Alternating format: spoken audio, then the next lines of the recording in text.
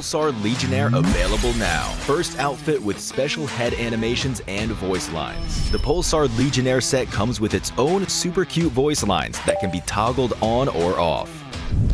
What happened? Bye, friend. Hello, Earth. I'm here. It also features the upgradable Hyperion ship DSR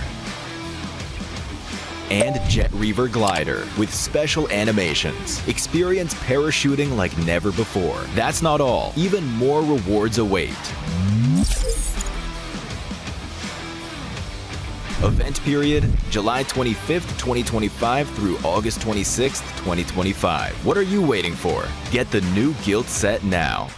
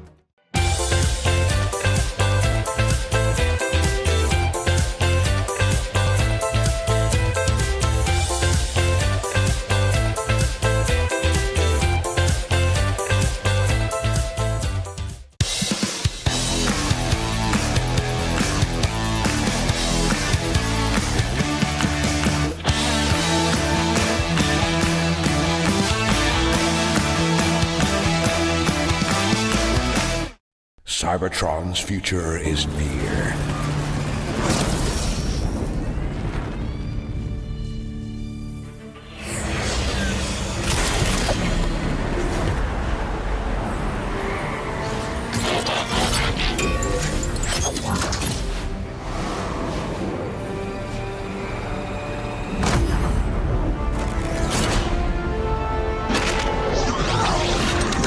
Autobots, roll out!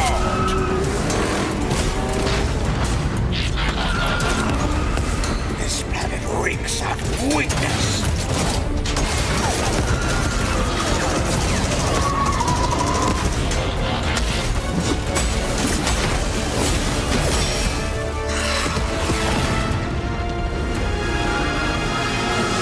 Your courage reignites my spark.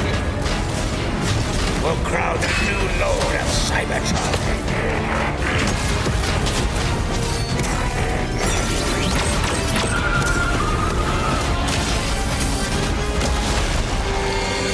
Roll for freedom. A victory for all sentient beings.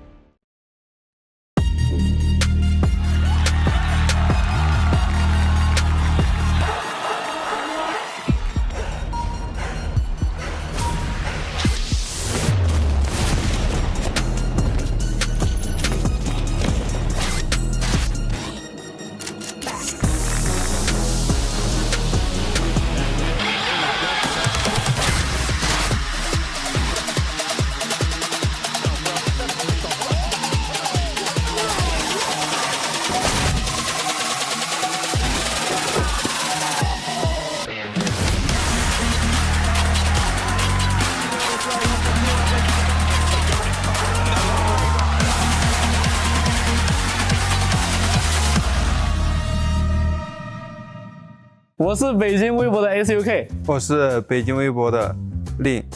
OK， 现在我和令将玩一个你画我猜的游戏。那么现在就是我先画，然后他来猜。OK， 那就开始吧。噔噔。OK， 噔噔。让我们一起开始画吧。开始画。你画我猜，你画完不得给我看一下吗？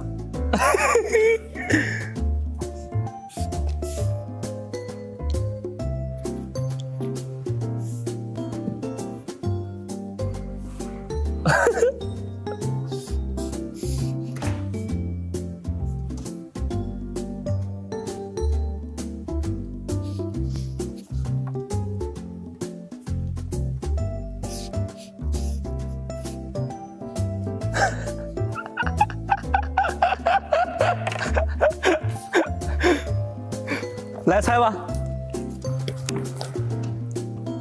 枪什么枪啊？ M4。啊，他猜中了啊！他猜中了 ，good。OK， 第一轮令已经猜中了，来，让我们开始第二轮吧。噔噔噔，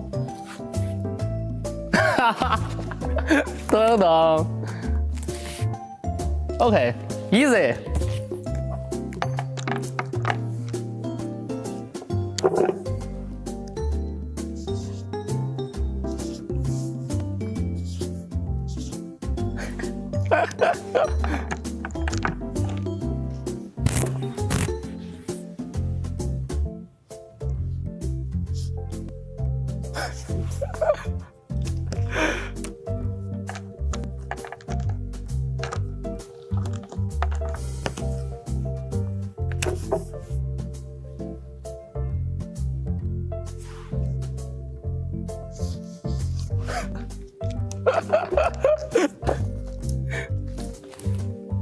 无人机，无人机，空投啊！我画的这么像啊，再猜，是无人机吗？空投啊！你看这是什么？空投啊！游戏里面的超级空投。游戏超级空投怎么有腿？吉普。换一个。机器人。还变形金刚呢？你再猜一个。提示一下。4个轮子啊！4个轮子，变形金刚吗？嘟。蹦蹦。啊！他猜中了。Good。蹦蹦一点都不像啊！你可以画长一点都行，你画4个一模一样的。咱们美好的游戏就结束了，然后感谢大家的观看，谢谢大家来观看我们的节目，拜拜，拜拜。Welcome back to PMWC at EWC 25. I'm joined by none other than Falak from 4 Thrives, the man that's currently in first place after finishing all your 12 matches in group stages. How are you feeling? I'm feeling great because we finished at first place, but I think we could have done better today and yesterday as well. So let's see, hopefully we will improve it and improve it for finals. After all these 12 matches that you guys have finished, I'm glad that you, even though you're in first place, I'm really happy to hear that you're still looking to improve certain things, especially going to the grand finals. Now that you're in first place, picture yourself in grand finals. What is something that you guys are more than likely going to be changing or looking to improve on? We will try to read all the teams who will qualify for finals and make strategies according to it, and let's see how it goes. And with this amazing performance in group stages, how is the team feeling in regards to any possible surprises that you guys felt in the past 12 matches? No, not really. Nothing surprised us. How confident are you feeling that you're going to win the championship now? That you're going to become the PMWC champions? Yeah, we are very confident right now because we are at #1 and we are very confident about for winning this championship. Well, you never know what's going to be happening here in the finals, inshallah. Hopefully you guys will end up getting that first place. Thanks so much. Best of luck, brother.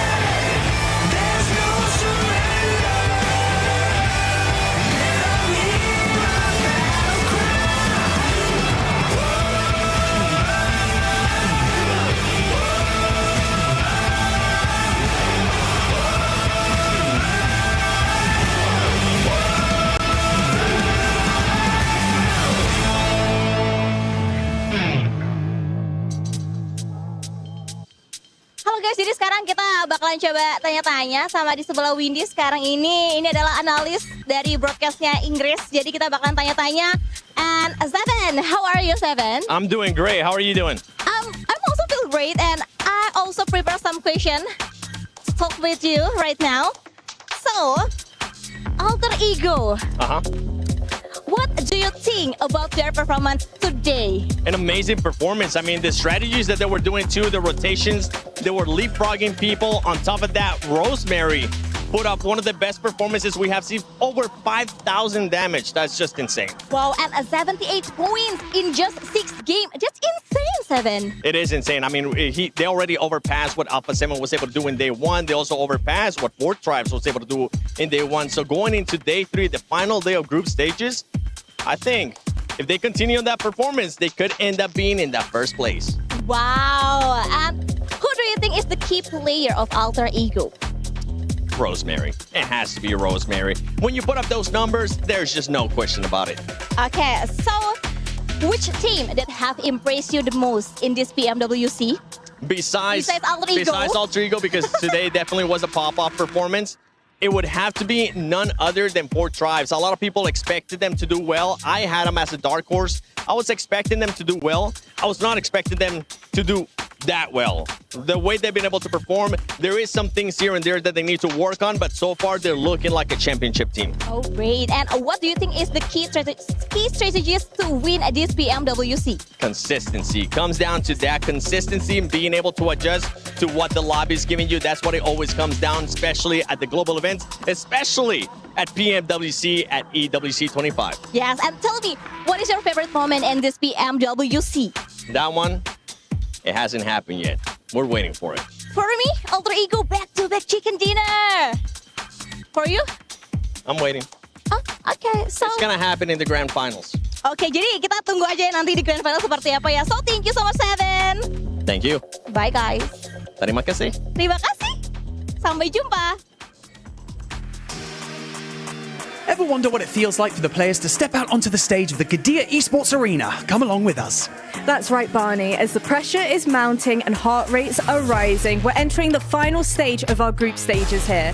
Only time will tell which one of our teams will be duking it out in the survival stage and which ones will be getting a spot, a direct qualification to the grand finals. Today is going to be Group Green going up against Group Red in a finals showdown. But you know what? I feel like it's going to be absolutely incredible today. I can't wait to see what's going to happen. Can anyone catch Four Thrives Esports at the top of the standings? Let's find out.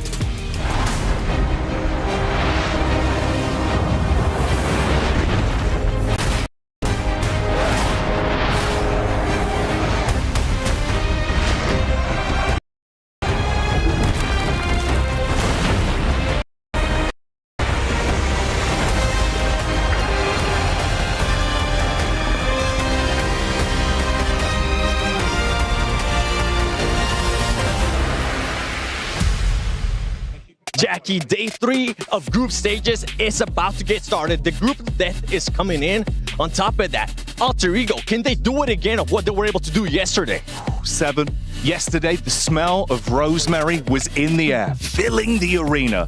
Alter Ego out here straight knocking high ground again and again and again. Every single time we see them on this stage, they deliver. But it doesn't stop there. It builds up. Anticipation keeps on going. TT come in from the side. How they doing it? IDA, they're building points. The RX, they're out here giving it. Every team delivers chicken dinners. Oh, the smell is delicious.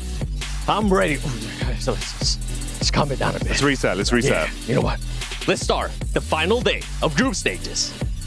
Thank you very much, Jackie and Seven. They were very excited right there, Nepturo. Okay, so much hype. But you know what? It is deserved because we are in the last day here of the group stage. And looking at the group stage here, we got to look at our MVP contenders. And if we look at this graphic, we're going to be seeing not just one Alter Ego player. Surely there's 2. No, it is going to be 3 Alter Ego players in Krypton, Alpha, and Rosemary. The hype is through the roof for Indonesia. Okay, we got to... Hold on. Jackie's very, very infectious, okay, with that hype right there. But they had an incredibly good day. 78 points in a single day here, just eclipsing everyone in their first 6 matches. Can they keep it going?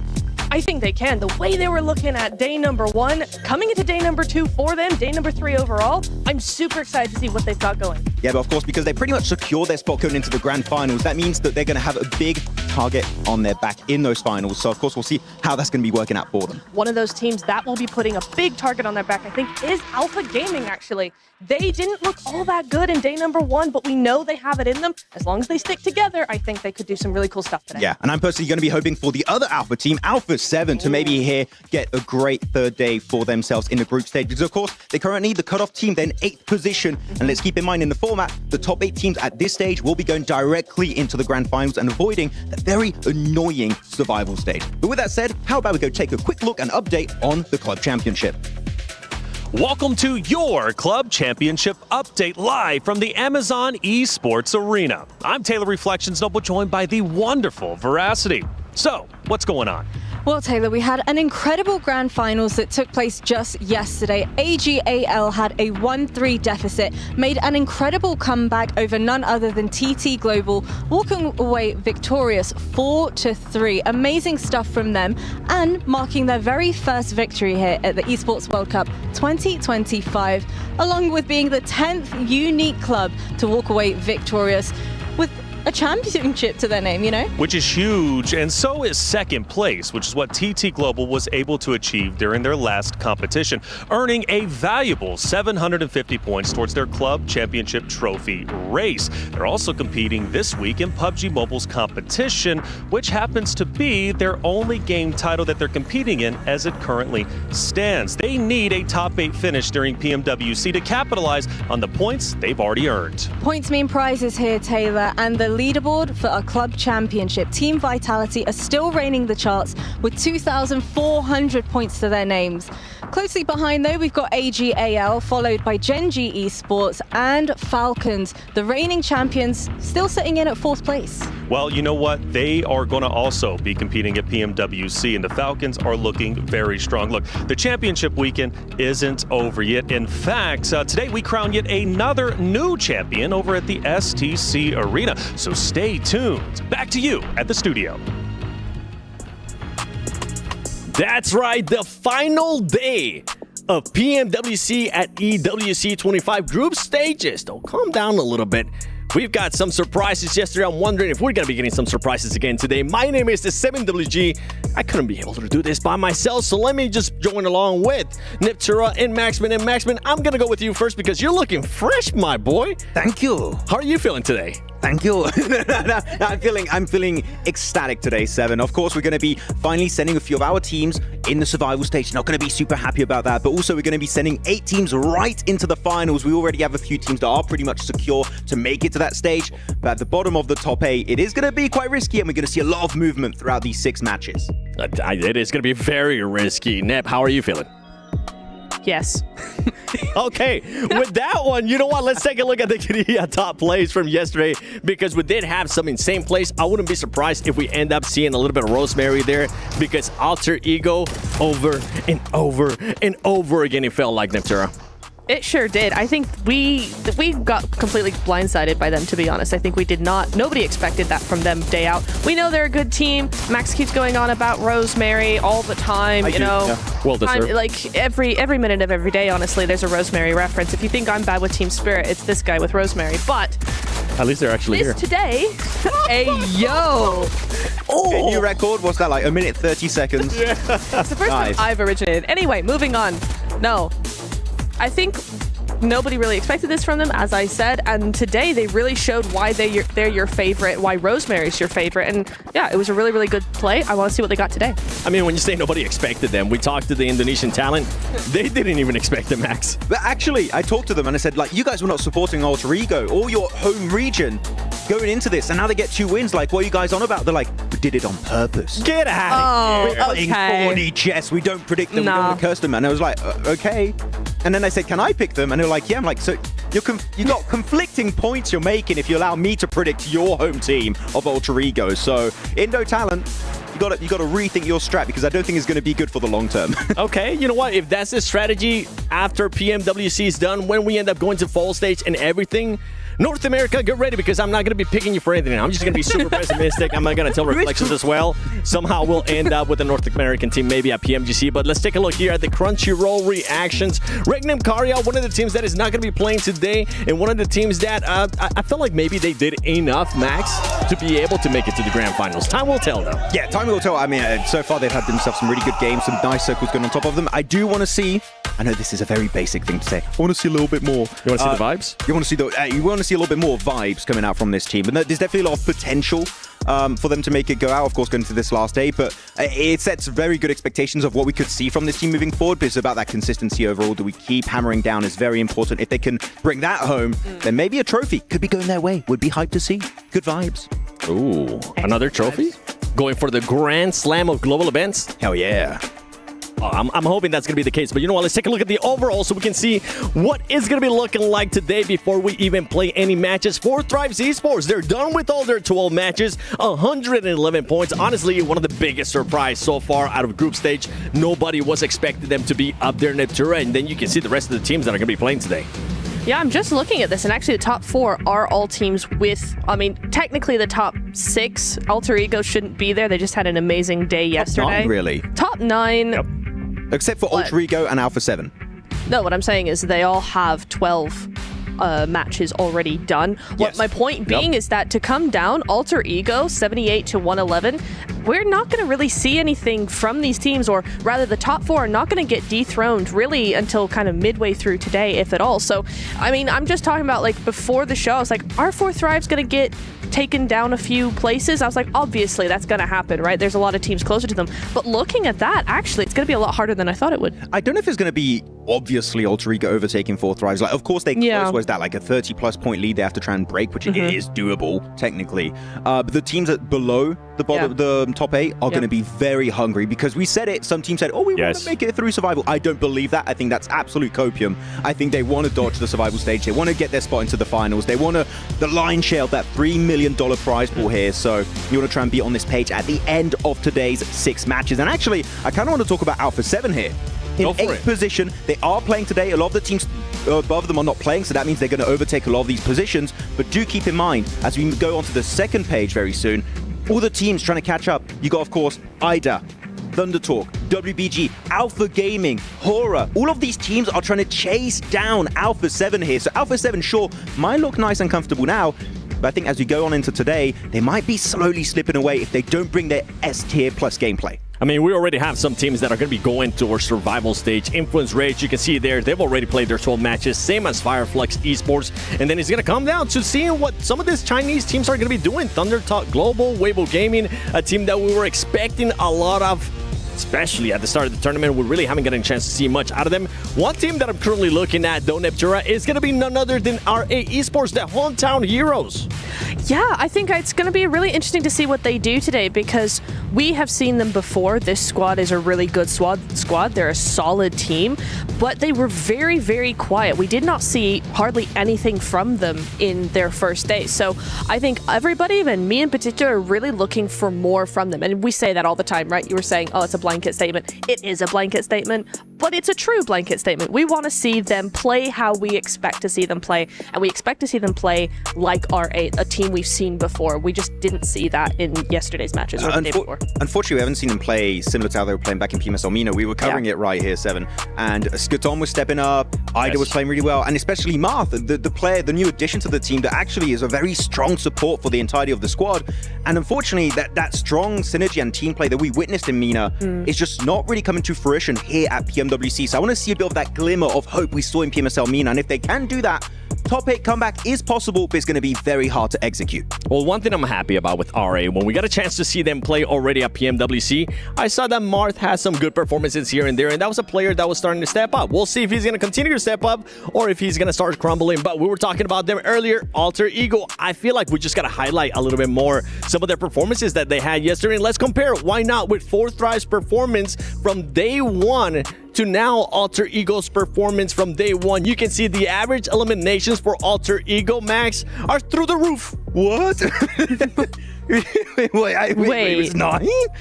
Okay, so for context, Usually, we always say in these tournaments, a good average point per game is 10. Yes. Including placement points. Yes. They're almost there just with eliminations alone over the course of a day. Wow. I do not think they're going to replicate this because that's just kind of a flash in the pan. That's a day that is very, very hard to replicate. But if they do, that would be crazy, Seven. That would be crazy. And keep in mind, though, Alter Ego yesterday being able to get 2 chicken dinners, 4 drives on their day 1. They were only able to achieve just 1 chicken dinner.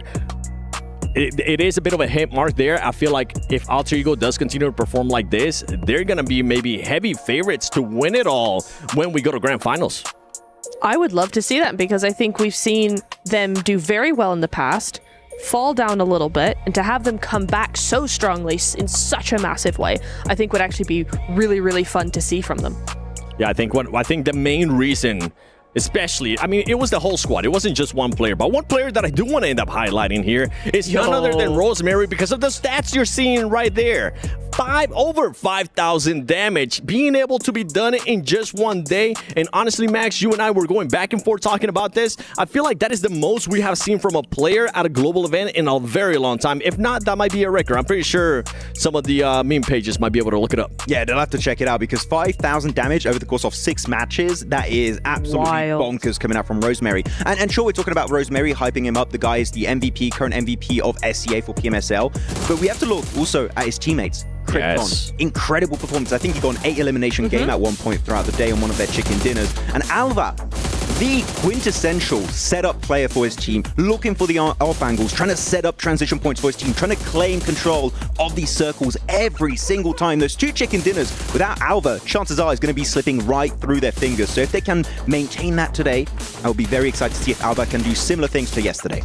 I do want to say as well, though, it's going to be interesting to see if any one individual player has not even as good a day, but maybe even a rough day. I think in that dynamic that they have, if any one of those players has an off day, we could see a very different Alter Ego because the way we've been talking about them, Alva, Krypton, everybody there, they're so important to each other that if one just has a little bit of a slip up a few games in a row, we could see a very different Alter Ego. And if I'm not mistaken, if Rosemary becomes MVP of the tournament, I know we're not in finals yet, we're still very early. The last time from memory that we've had an SCA MVP was Tony K here, but when it was PMWI. After that, we had Top. We had, of course, the side of Doc being MVP. We had all these different players. We had Notable. We didn't have an SCA players in over 2 years almost. The Twins back in the day, too, from Bigatron. Yeah, it's been a while. I think it would be nice to see an SCA player, especially the likes of Rosemary.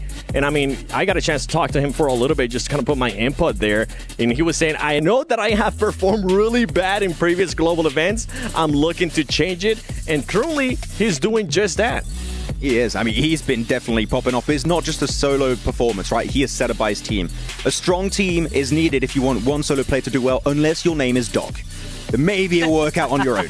Well, let's take a look here at the Jamil Motorsport player arrivals. I'm seeing Namshin Red Force. I know you're heavy on this team, Neptura. How do you think they're going to be performing today? Because they are currently down on the leaderboard.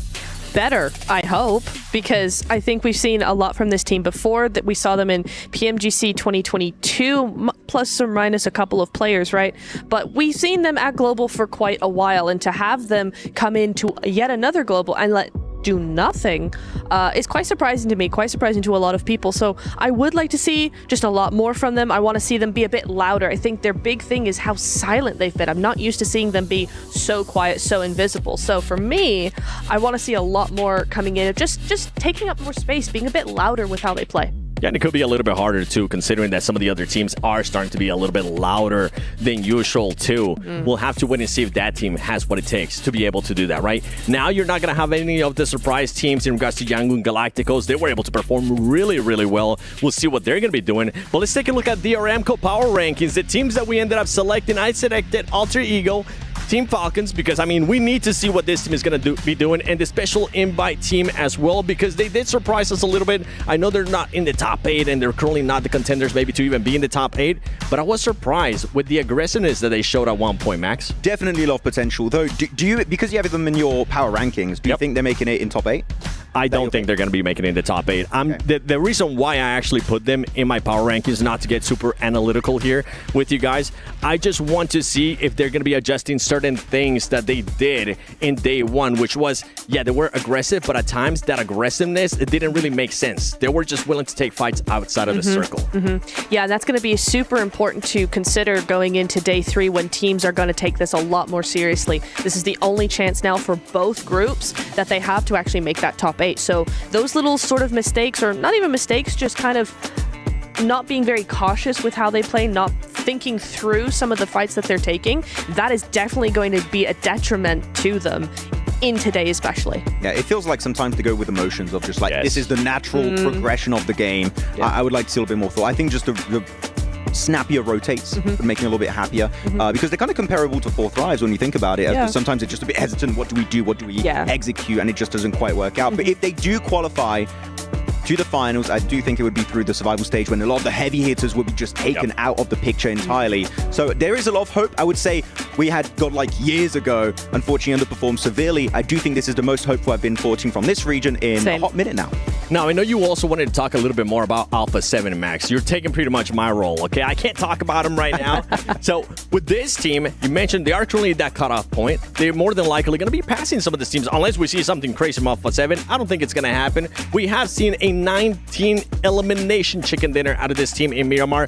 Do we expect them to have a performance like that again or a bit of a slowdown? I think they are going to be slowing down a little bit just to avoid any confrontations they're not ready for. Like I'm talking possibly hot drops, maybe also teams trying to interact with their rotation path on Orango and Miramar more specifically because Miramar is one of their best maps, so teams might want to try and ruin their chances over there. But the teams below them, like you got Thunder Talk, you got WBG, APG, Aura, like all those teams, I think if you want to try and get rid of the main competition in this lobby while also securing a spot into the finals, I think that would be the team to try and chase down. So they might have a bit of a target on their back here, and the team that a lot of teams want to eliminate as early on as possible. Yes.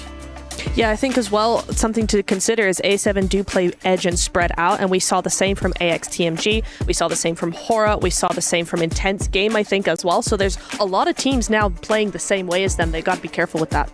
They definitely do when it comes down to not being able to start slow. That was the big question mark for a lot of people in regards to this team. They weren't able to start slow. One thing that I want to ask you guys quickly, and I want a quick answer on it too. Weibo Gaming, are they going to be starting off slow? No. Yes. Oh, interesting. 50-50. I like this, and we will end up seeing what's going to happen, and I'm pretty sure maybe we'll get a chance to come back. We'll see what's going to happen, though, because, ladies and gentlemen, we are about to start the final day of group stages. So let's send it over to this stage.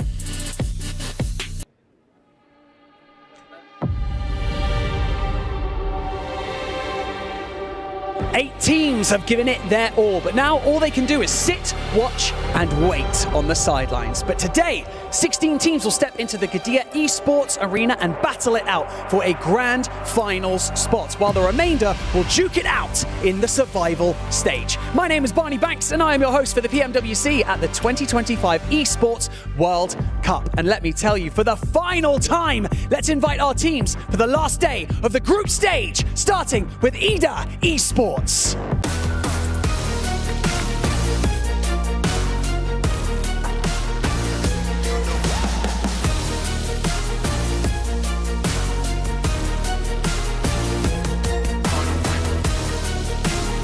Thunder Talk Global.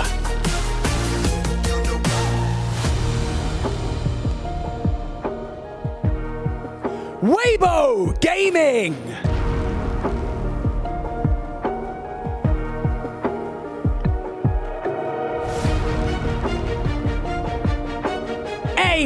AXTMG!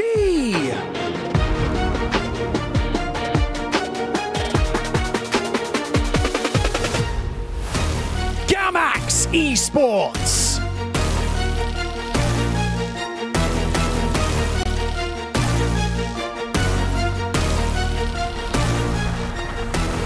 Alter Ego RS!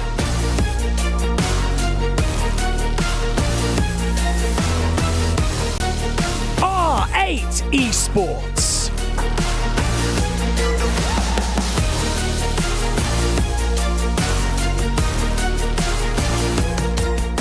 Alpha Gaming.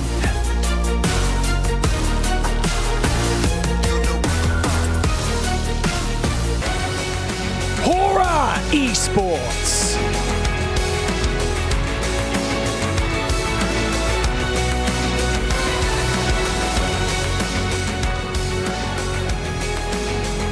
Intense game.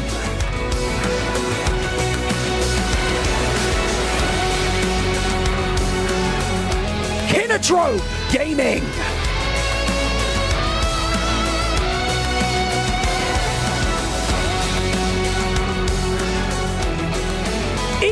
Arena.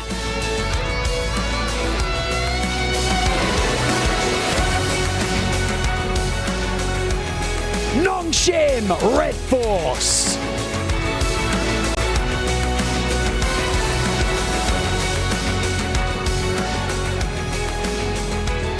Power Esports.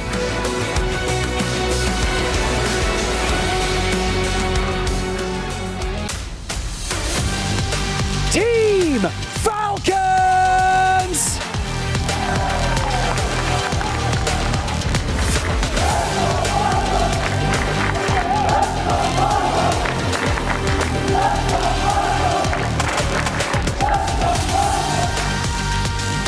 They finished in second place after day one. Your reigning PMWC champions, Alpha 7 Esports!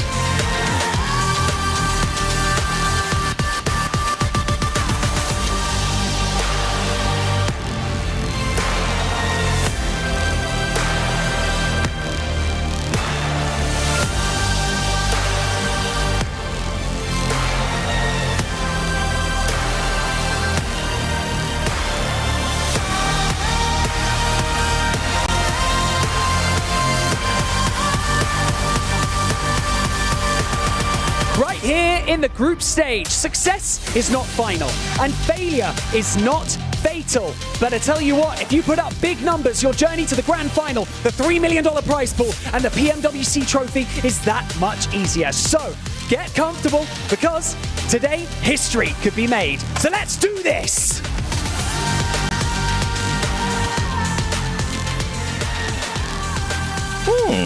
Okay. All right, Barney. History could be made. I mean, we could be finding out which 8 teams are going to be going towards the grand finals, which 16 teams are going to be going to survival stage and possibly end up getting their keys crushed, Max. I'm thinking, what could make history today? What would be something happening in these matches was like, nobody expected that. That will be remembered for decades, centuries to come. Alter Ego doubling their points. Maybe. I feel like we can even go harder. How about a team getting all the chicken dinners? Okay, that's not happening. What would be the record, though? Isn't it 2 or 3? I think it's 3. It's 2, right? I've heard of 5. I don't know if I was No, I'm talking about for PMWC. Oh, no, yeah, I think it was 2. 2. So we have a lot of teams that are tied up. I mean, right now it's been Vampire, A7, TRX. Like in finals, I mean, the records are usually on finals, yeah. You know what, for me, a historical moment would be AXTMG doing a massive jump up to the top 8. Let's talk about that, actually. From what you have seen, Max, and I'm going to be sending this to you, Neptura. Sure. First, AXTMG, can they make it to grand finals? And if they don't, what do they need to adjust? Okay, I think they actually could make it to grand finals. I think they absolutely could do that. If they don't, what they need to adjust is probably what you were talking about, a little bit of that hesitancy, a little bit of just going for a fight without any real thought behind it. And then just tweaking some of the speeds of what they do as well. I think they jumped a lot from what I saw in their own region versus global. They did a lot of speeding up, but maybe just a little bit more would be nice. Just a little bit more. Just a tiny bit more. We really are analysts and commentators when we say that. Like, there's a lot to do to just do a little bit more. We want to always see a little bit more going into this. But actually, because you already said everything there's to say about AXTMG, I want to go over everyone here. I'm the host now. Okay. Which region has impressed you guys the most? Like, I'm talking PMSL regions, also like you could say Korea, you could say like Japan. Which region has shocked you? Definitely not MENA. Oh, I mean, yeah. I mean, it can go either positive or negative, and I feel like with how positive we have been in this show with a lot of highlighting a lot of the teams, I feel like it's fair to also highlight some of those teams that just have been super lackluster. And for me, the MENA region is definitely one of them. I feel like we were predicting that whenever we were doing the watch parties, Max, and it's coming to fruition. Before we send it over to the casters, though, Neptura, which region are you thinking of? CSA is always impressive to me. Korea as well. CSA Max? not so much. CSA too. Yes. All right. Well, you know what? Let's get into the casters with none other than Reflections in John Allen. Which region has surprised you guys?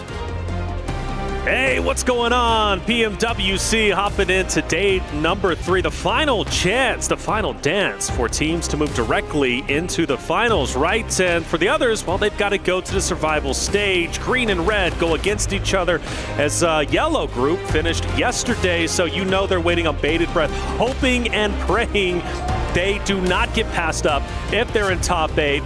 But John, it's going to happen. Absolutely. I mean, the desk was talking about regions that have come out surprising us. I mean, I feel like just Alter Ego alone are bringing the surprise from that SEA region. Coming into today, they have a head and shoulders lead over everybody else. The question is maintenance. The question is consistency.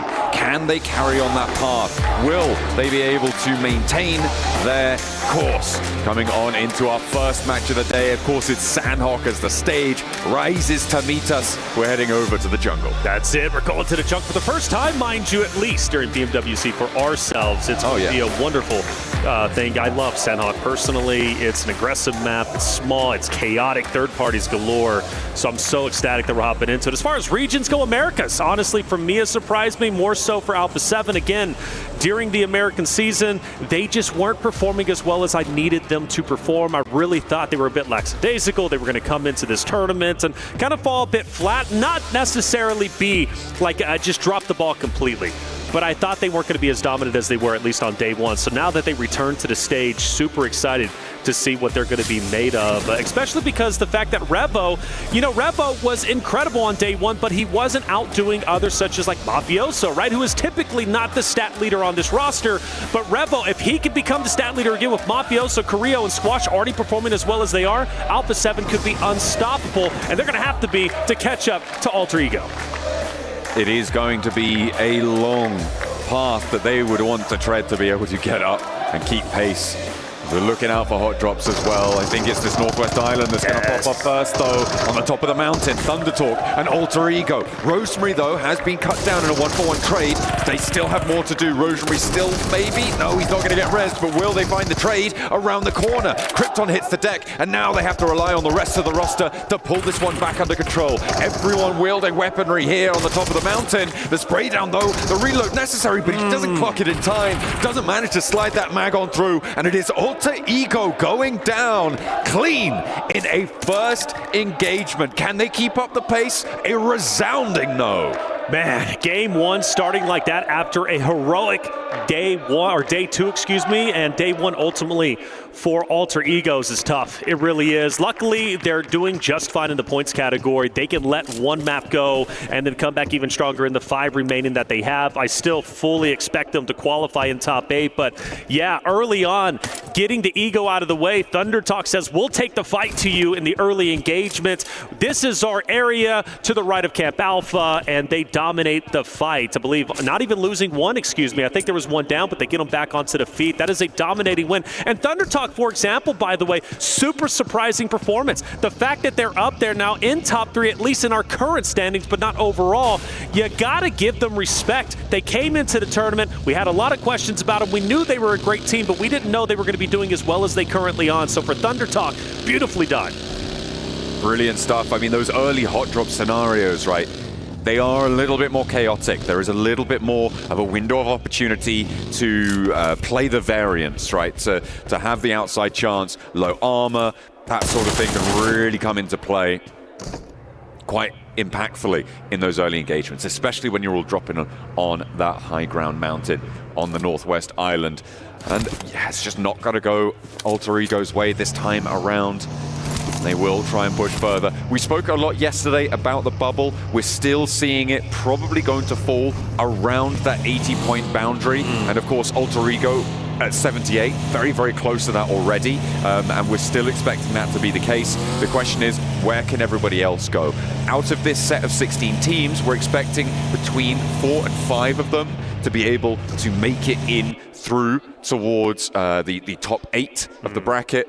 It seemed like a fairly solid lock that 4 Thrives are going to make it on 111 points, a massive lead at the top. And then you've got a lot in the mid-80s, a couple in the mid-80s there. So if we get 5 teams out of this set of 16 into the top 8, that would be what we're expecting. So if we took the top 5 teams right now, that would be down to Weibo Gaming.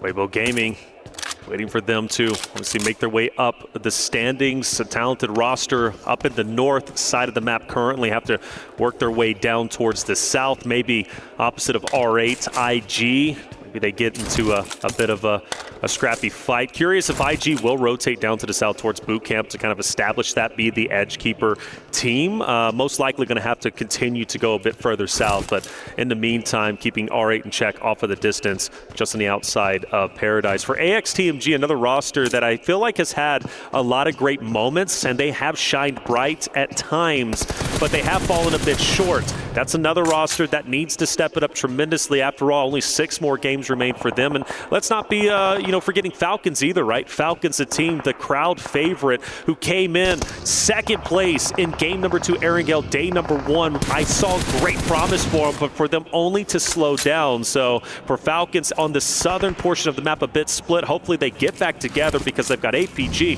Gamex around them. They're going to have to fight, probably not now, but at least soon enough. I like APG's split as well in the center. This 2-2 controlling the compound down the hill as well as that high ground scout tower. It is really powerful, but it looks like the Falcons are going to try and challenge on that south point, so potentially a bit of an upset for the APG position. I wouldn't be too surprised to see a regroup as they try and keep that one together. Nongshim rolling on in as well, trying to make their way through, and it's just going, it's going pretty well. Power had taken a lot of casualties earlier around that ruins location. Not going to be too much to do. APG do in fact regroup here as the Falcons try and get to the top of the hill. A beautiful nade though. Looks like it may be able to even the odds. Ralph has to do something though. Like you said, even the odds. You got a flying car. This is a perfect opportunity to send some shots flying to top. From up top, keeping Ralph's head down low. It's a perfect opportunity to push, but Top's got a nade and he's willing to throw it, and Ralph is missed. Top now full send, DPS in hand, and Ralph will fall. And beautiful shots on Redox just below. An unfortunate set of circumstances for Falcons, but make no mistake about it, APG also taking some hits. Where are those shots even coming from? I think that might be from, is that from Redox down the hill? Is he still going? I think he has to be. I think he might be. Could be Nongshim coming in on this west side. You've also got Gamax out on this east edge, but for now, they are still all alive. It is only Redox for the Falcons. That is really nasty going for them. I mean, he's a powerful player. The guy's got some style, but against 4, against Alpha Gaming, I'm not so sure. Yeah, it's going to be tough without question. Alpha Gaming getting some much needed points. Luckily, they get all their teammates back up into play. They had a player down on the tower just up ahead, but now they're going in to finish off the Falcons, to finish off Redox, but it's not going to be that easy. Redox putting out some tremendous damage, and he's looking to take on the full force. Meanwhile, Zyle is also down. Nade's thrown at his feet, but it's got a couple of seconds. He times it properly to push forward with the DPS, but misses the critical shots. APG take the Falcons down. It was a nice read at the start of that one from Redox to be able to hold his nerve around the corner. He heard the pin pulled, he saw the nade come through, he knew that's not going to be a problem for me. I'm going to be pushing through anyway after my nade. He already had that advantage on the tempo. It's just unfortunate that he didn't connect with that nade too well. He didn't connect with his shotgun shells. It could have been a different story. It was a lone player on the inside, but it does mean, again, APG, Alpha Gaming, stay alive. Our next circle shift is going to go a little bit down to the south, but it does keep that northern shoreline up and into the game. However, it's very treacherous to play there. You've essentially got the hilltop over Painan and not too many other places that you're going to feel super comfortable. Maybe over towards Cave. from Gamex. I need him to join his roster. You notice Alpha 7 might be splitting the difference in between them. That's going to leave him isolated, maybe Arthur, but I do notice that they start to take some vehicles and rotate down. Alpha 7, opposite of them, that's going to be scary because let's face it, for Gamex, they did not have a great day 2. They owned out of 6 games, they managed to secure 5 points. If Alpha 7 sees Gamex, they're going to see a weaker team. They're going to want to push that and get some much needed, and in their mind, easy points. Now, granted, Gamex, a phenomenal team, but Alpha 7, again, they're sharks and they want to eat it from the horse. So unfortunate, man. What did he do to you? That was a replay of the knock that Nongshim were able to find over near the ruins, and Ida lost a player because of it. This is this engagement you were talking about. Alpha 7 went for a swim. I know it's hot here in Riyadh, but it is still quite risky to go for these swims, as Alpha 7 do manage to make landfall, and more than that, they're landing lead. Down towards Gamax, find a second knock as well. An answer with a DBS at range, but there is nobody else to try and pick up the pieces here. They are not close enough by. They were not regrouped, and Gamax are going to fumble. You have a Gamex member who's going to be on the bridge just up to the north, right? He all by himself, and Mafioso sniffs this out, and he's going to go ahead and go for a push. You can tell Alpha 7 does not respect Gamex in this situation. The way that Reba pushed up that hill, he pushed up without a care in the world. He was willing to even take a ton of damage because he felt super confident in his ability to get the win. Gamex not only getting taken down from Alpha 7, but naturally as they move up, they run into Kinetropus. Unfortunately, they also get taken down. Another bad game. Corona, the only thing he can do is try and stay alive. I give it.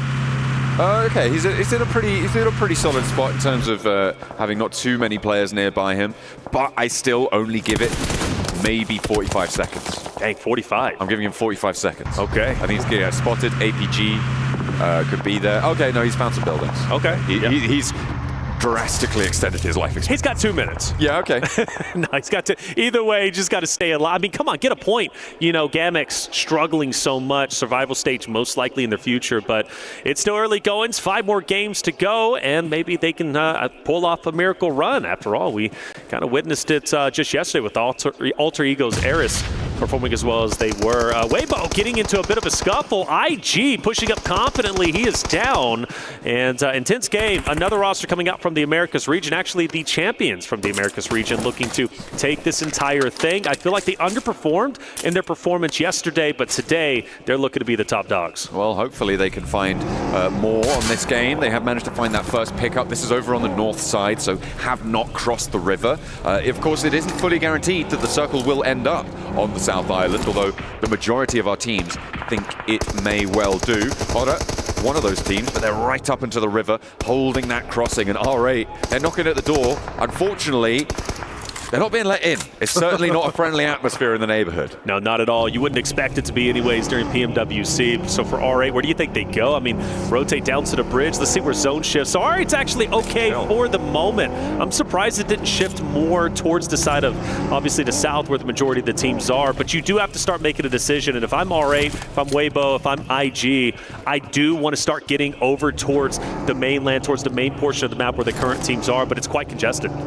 I'm looking at where AXTMG are right now. We saw APG were up on that high ground before. They had that massive overlook. They had to regroup up there, and that has allowed a team to move into that compound, and that is where AXTMG currently sit. So beneath a massive hill, central on that compound, a potential path in towards Painan, those rocks that sit to the north of them. I think AXTMG right now have one of the best spots in the lobby. The 2-2 split that they have, they can hold this for a little bit longer with APG being those guard dogs on the south edge. Say God dogs, but also Alpha 7 on the edge themselves, right? The edge team, they love to do this, and well, they've got Kinotrope just in front of them, and not really a lot of coverage, but at the moment they're okay. But when they do start to break in, I gotta assume Kinotrope is going to take a couple of shots. If they want to go to the left, well, you got Ida, you got APG's going to take some shots. So here it is, Kinotrope looking, eyes peeled, head on a swivel. All 4 members from Alpha 7 up ahead. I don't want to flow out. They don't want to give this position away. He's being reserved with these peaks, and rightly so. The most south point of this hold. It's difficult to get the regroup here, but it looks like they're going to bolster. Ida potentially moving in behind this push for Alpha 7, so third parties could be dangerous. Oh, here we go. Alpha 7 moves up. Kirill stays alive miraculously. Are you kidding me? Kinotrope loses one. Tamara's down. An amazing set of circumstances, Revo may be tempting the revive, and he will fully commit to it. The fact that Alpha 7 manages to get that knock is spectacular. Carrillo the bait, Revo the shot. Kinotrop takes the opportunity to reposition. Ida in the background, they haven't struck here. It's a little bit of lost time for them. This could have been a nice opening for them. Two of their opposing teams in their way did go down or lose a player, have a casualty, but they're just backing off of this fight entirely. Honestly, I don't mind it. I really don't mind it. Get away from this engagement. I think if it would have popped off a bit more, Ida would have been more aggressive, right, and getting in there and getting the cleanups. But when they noticed Alpha 7 was able to get picked up back on their feet, there wasn't a lot of damage to Kinotrop, -1 knock. They said, okay, maybe this isn't our time. Granted, it's not going to be any easier trying to go dead center, and they're sending it dead center into Gamex to the solo of Corona. They're going straight past APG. They're going in to AXTMG, but all eyes once again on this Alpha 7 Kinotrop fight. Kinotrop does not want to give up their ground. They don't have to, but Alpha 7 have to continually move forward. Squash Mafioso from the distance. Rebel Carrillo being the tip of the spears to push up. This is going to be a tough fight. They already scuffled a bit. Mind you, both teams get back on their feet, all four of them, so it's still a 4v4. They're going to have to get out of there. In the meantime, Ida's crash has not gone well. Ida have lost one at least. I think the nades are continuing to pour on through. AXTMG, they have the sideline angle from the east point of their 2-2 hold. They have the north side of the road on the compound, and they have Alpha Gaming, who have those shots down the hill towards the back approach of Ida. It's only one player now standing for Ida. It was a Hail Mary. They wasted their time on the south. I think the call should have been roll over Alpha 7, try and move it on in. But as it stands, they're going to have to try and snake it out. In the meantime, Nongshim, they've been slowly executing this northwestern side well. They have been moving through this ground, this terrain, and been vigilant with it. Sure, they've lost a player, but they're on 6 elims. Not too many other players are in their location as well. Well, Thunder Talk started with our first Bloods, taking down Alter Ego Ares, the team who was phenomenal yesterday. And now they run into a full, like you said, Nogsham Red Force, who have been dismantling the left side of the map. AJ from Thunder Talk, the last alive, the solo standing, trying to get any additional points that he possibly can. Again, every single point you gain is critical. They're currently sitting at 50, which I believe puts them close to the top 8, if I'm not mistaken. Doc, one of the main damage dealers, at least, onto the Thunder Talk fight. He'll go ahead and relocate. AJ pretty much dead to rights and actually might take himself out in blue. Maybe not wanting to give any points away. I mean, point denial is pretty important, especially when you're facing off against teams chasing for that bubble. Fortunately for them, Nongshim Red Force, 16 points total before this match started. It's not going to be too much of an impact, you'd hope, to alter those tables towards the top 8 if you get that point sent over the other way. But it does look like AJ's just trying to survive as long as possible. Ida did manage to keep their south side of this one. This is mostly in part to Alpha Gaming rotating in onto the north side up to these rocks, but now they've got a challenge sent their way by Nongshim Red Force, who have moved in from this northwest side, and they are going to the Standing Stones. Emery has a beautiful off angle onto Zial up ahead, but AXTMG continues to have their forces dwindled away, taken down one by one. They're now down to 2. Syrax keeping his head on a swivel. Emery up ahead along with Aaron, and while Emery again through the windows just taking down members not only in AXTMG but also APG up ahead. Devo T wants to try and renegotiate his position, but really they're just going to stay where they currently are. The next zone is going to shift, and it's going to be quite deadly if AXTMG has to re-rotate. They don't, luckily for them, but this area on the left-hand side is getting quietly contested. You've got Nogsham Red Force who have rolled in. You still have AJ from Thunder Talk, who is getting into an engagement. I think he's down. He is now out. So 3 teams, Nogsham Red Force, APG, Ida, as well as AXTMG, all within the same location. And APG is getting dismantled, and you also have Repo, who's currently down. He's been knocked by a solo from Gamax. APG do go down fully as well. Ida picking up a couple of the points there. They're up to 6 elims. That was a really lovely pickup for them. They'll be now on 52 points plus whatever placements they can find, and they are still on that chase. You can see Alpha 7 on the boundary. Looks like they have managed to clear the threat. Oh, maybe not. Ooh, okay, 2 players going down for Alpha 7 to a solo from Gamax of all teams to be able to take a large chunk out of Alpha 7. But they stay alive. They have 4. They'll have to push in quickly, though. Well, for what it's worth, you gave him 45 seconds originally, then I said 2 minutes, and then he ended up almost dismantling Alpha 7. He did his part. RA behind a wall, taking nade after nade. Weibo's been relatively quiet this game, currently sitting at 0 eliminations, but this is the time where they start to wake up. The zones get closer and closer, and 33Z taking down 1 from R8 as they reposition. They're pushing in full steam ahead, and they might be able to take them by surprise. Order just up. Mark needs to be ready to clear the left side of this choke point. Some pre-shots. He pushes up. Pre-nade's going to be out. Actually smokes. This is going to be chaotic. Oh, a full blind there for Marth, and he can't hold the door frame anymore. Weibo going low as well, though, and into a 1 versus 1. Ida versus 33Z around the corner, and Maxman was right. They start off slow. Weibo go down in 10th. Weibo out. Maxman looking at his crystal ball, predicting the future. E-Arena, a roster that's very far down in the point standing. Another roster that's at 0, been opposite of intense game for quite some time, hugging the hardcover POI, now maybe forced to go out into the open. That's going to put IG as well as EA into a direct competition. Not going to be easy for them, but E-Arena, they're going to have to move. Intense game also have to go forward. Hora has taken some respite inside of the current zone, but I'm looking at AXTMG still at Ida. They look to be the strongest, at least currently, but you also can't forget about Noxium Red Force. Honestly, I think a lot of teams get a piece of the zone where they feel relatively comfortable, but yeah, the IG E-Arena fight, that's going to be a deadly one. Alpha 7 down to 1 player in the midst of all that scrapping in Painan. Over on the northeastern side, I didn't quite catch it, but they've lost 3 players down on that south edge. Nasty stuff coming on through. I imagine that would be in Kinotrope on that eastern flank. But Painan needs to conclude now. Intense game, E-Arena. They have to try and scramble their way out over the walls and up to the hills. The Nongshan Red Force position on that northwest side looks pretty tasty right now, but they have to extricate themselves from one another to have a shot. Well, I thought it was going to be IG and E-Arena fighting, but it's Noxium Red Force who's gatekeeping them, taking out 1 by 1 of IG, who might not even be able to get their teammate back into play. I think they do it just in the nick of time, but Red Force is going to keep their heads down. Petrino knows, look, we've got to take this E-Arena roster out, but it's not going to be easy, as Mormon firing some wonderful shots, drops 1. They start to push up, but again, once they get out of this hard cover, Red Force is going to be ready for them. They are currently 2 players on the overlook there from the high ground. They've left Binny down to control the compound situation. Ora also lighting up the sidelines. Mormon under pressure, but he is able to weather the storm. The nade pin pulled, but has to put it back in, get that first aid going. They can't afford to lose that forward position. Turney K moves on in as well. No fear behind the tree. These locations are getting lit up now as Sleepy goes down in the back line for Ora. E-Arena weather the storm. Doc C, though, moving over the top of the hill as TZ moves in 2.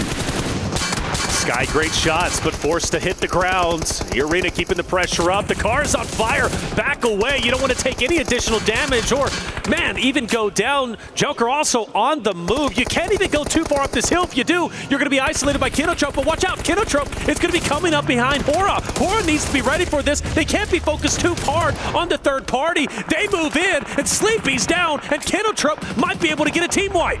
Ida are rubbing their grubby little mitts here on the south side. They might be able to steal this away, depending on the chaos on the north side. We'll see how this unfolds. E-Arena starting to collapse. Kinotrope move in, and Aura go down first. Nongshan Red Force, they have kept 3 players alive. Can they move back into a position to make it work for them? Can they move back down towards the center of this next circle? As Nongshan Red Force stay as 3, crucially.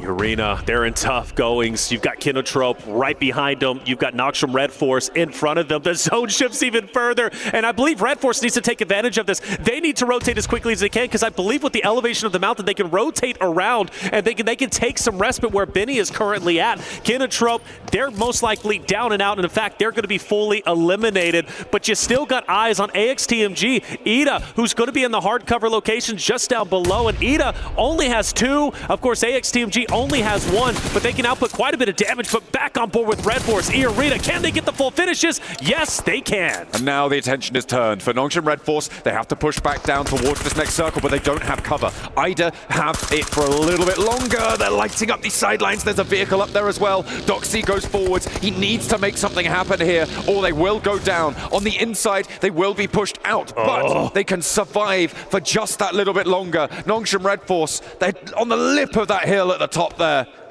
Okay, but he doesn't know, right? He doesn't know AXTMG is going to be just off to the left. Placement points for Ida so big in this moment. They want to stay alive as long as humanly possible. But Aaron's going to drop down. Doc gets active. But meanwhile, the trap is still set. AXTMG goes forward. Doc, you got to be ready for this. He sniffs it out. He clears the corner. Just a sliver of hell for AXTMG. And he holds on tight. Can't get the finish, but finally does it. That's an additional point. But at the end of the day, Nongshim Red Force take game number 1. A massive performance from Nongshim Red Force. They were quietly executing the northwestern side of that circle from the ruins area. They took that fight, they made it work, they took control, and nobody was able to challenge them there. Alpha Gaming thought they had a chance. Nongshim Red Force said, no way, we are here to play, and that is a brilliant entrance to today.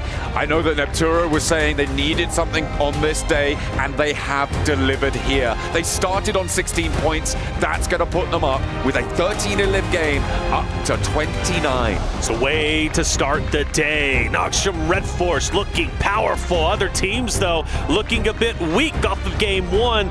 Falcons, Alter Ego Eris forced to step it up in the next remaining games. But either way, for Ida, you got to give them their flowers. Second place gives them some much-needed placement points. Also in the running to break into our top 8 and move directly into the finals. The question is, can they do it? Well, we're going to have to find out. It was a great game number 1. Sanhok never disappoints, and it especially did not disappoint for Team Red Force. Absolutely not. They had a hell of a rotate back down south, but we are going to be rotating over to a break for the time being. We're going to put Sanhok to bed. We'll be coming at you hot and fast with Erengel, rather, after the break.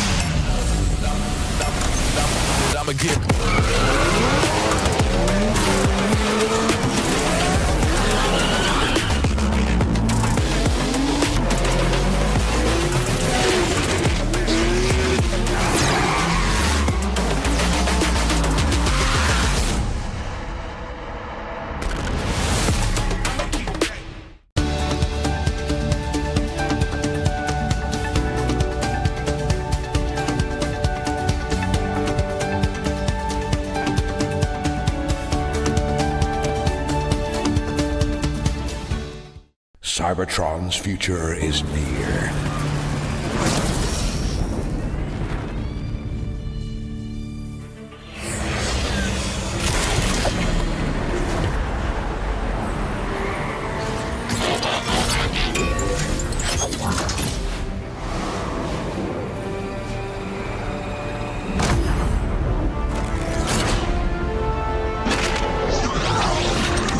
Autobots, roll out!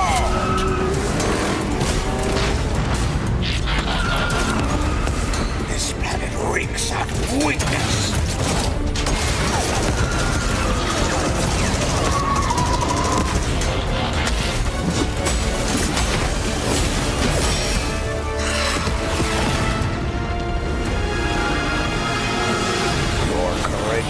ignites my spark.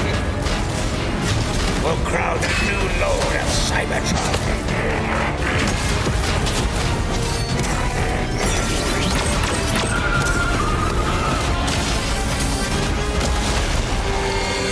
Roll for freedom. A victory for all sentient beings.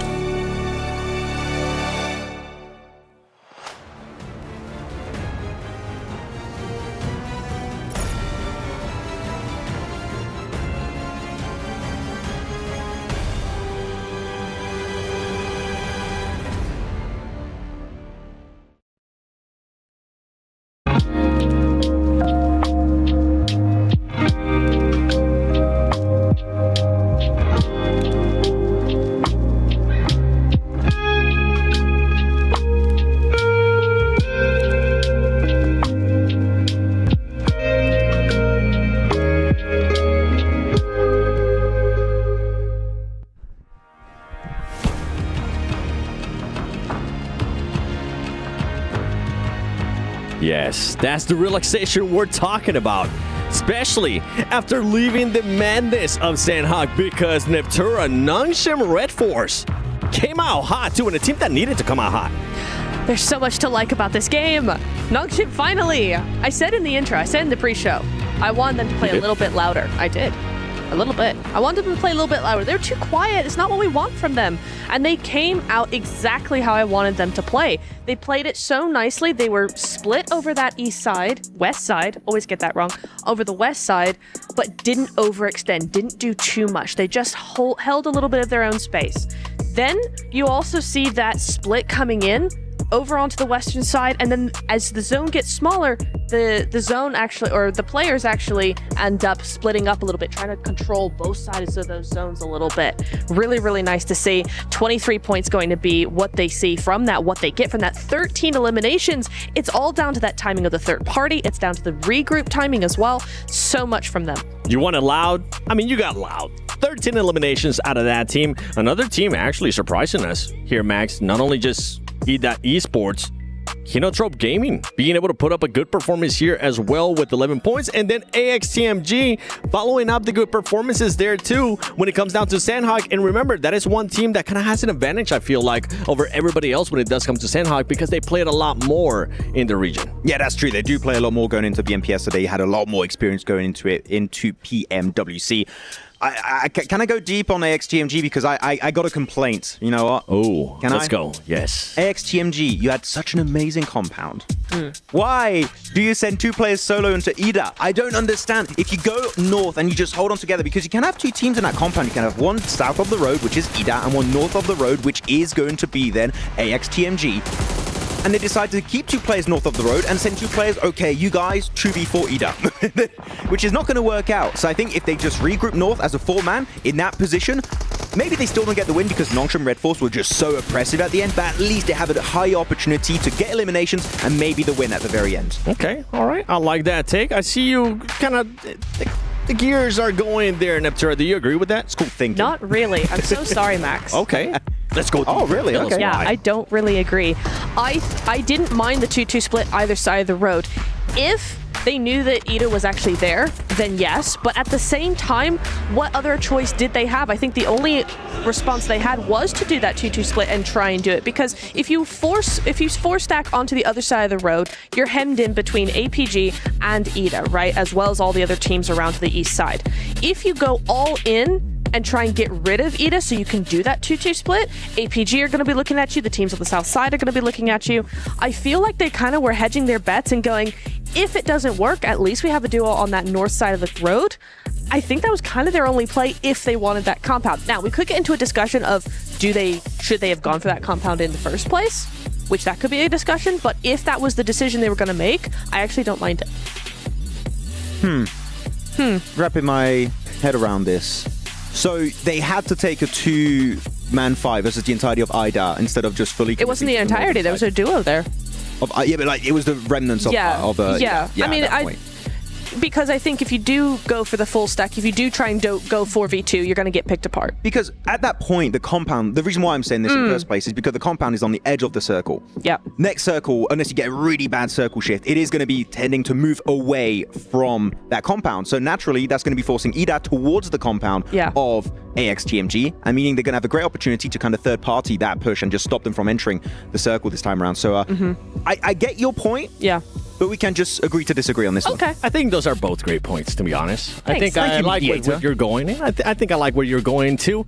Overall, they did end up getting a top 4 finish, which is really good for this team that needs those points. I mean, you technically don't expect them to start off super, super hot, but you do want to at least have something out of this team, right? Another team that was able to do something here is, you know what?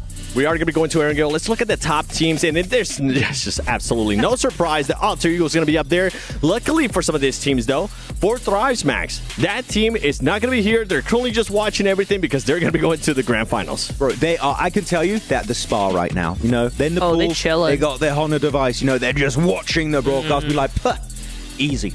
Okay, maybe not Ultra Ego, except Ultra Ego. Maybe that's not quite easy. But the fact that Ultra Ego here get 10 eliminations, again, as an average on that map. We mentioned it on the pre-show, right? That is a good average with placement points included. They do that in eliminations alone.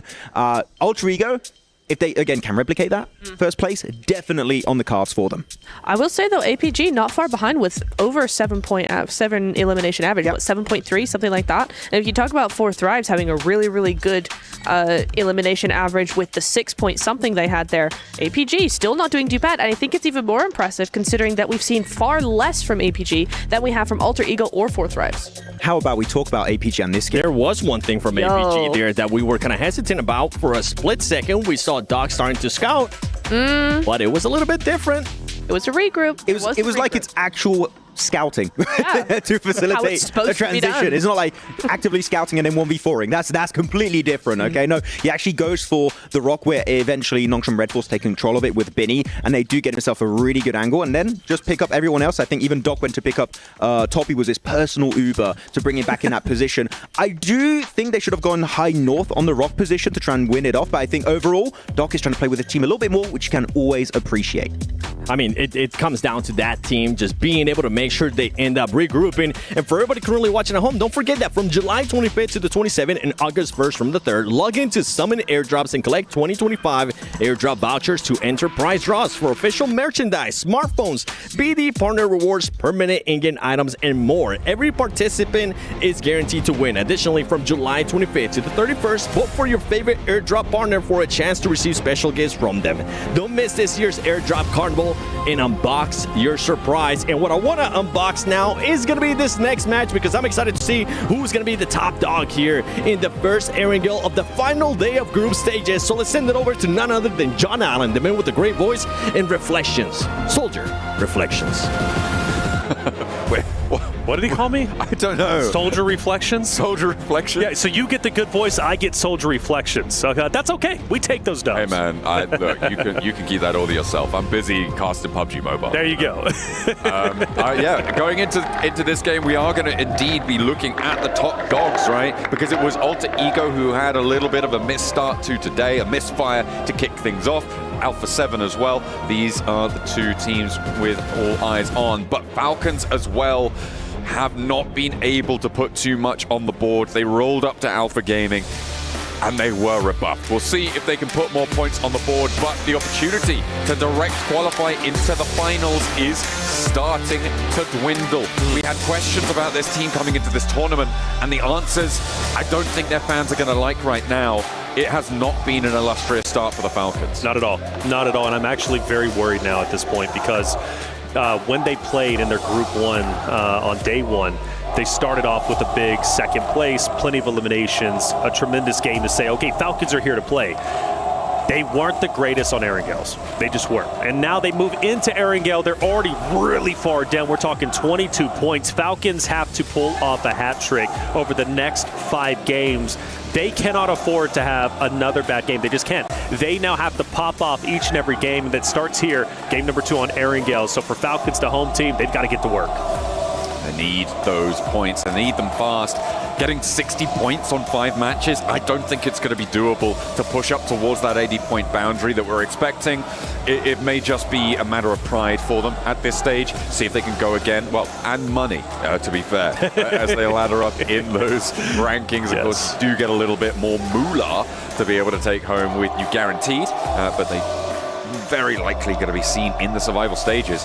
And in the survival stages, that's going to be an interesting dynamic, right? It's going to change the lobby, I think, significantly. When you take out the top 8 teams from somewhere, all of a sudden, the forces that controlled the lobby, they've evaporated, right? They've completely changed.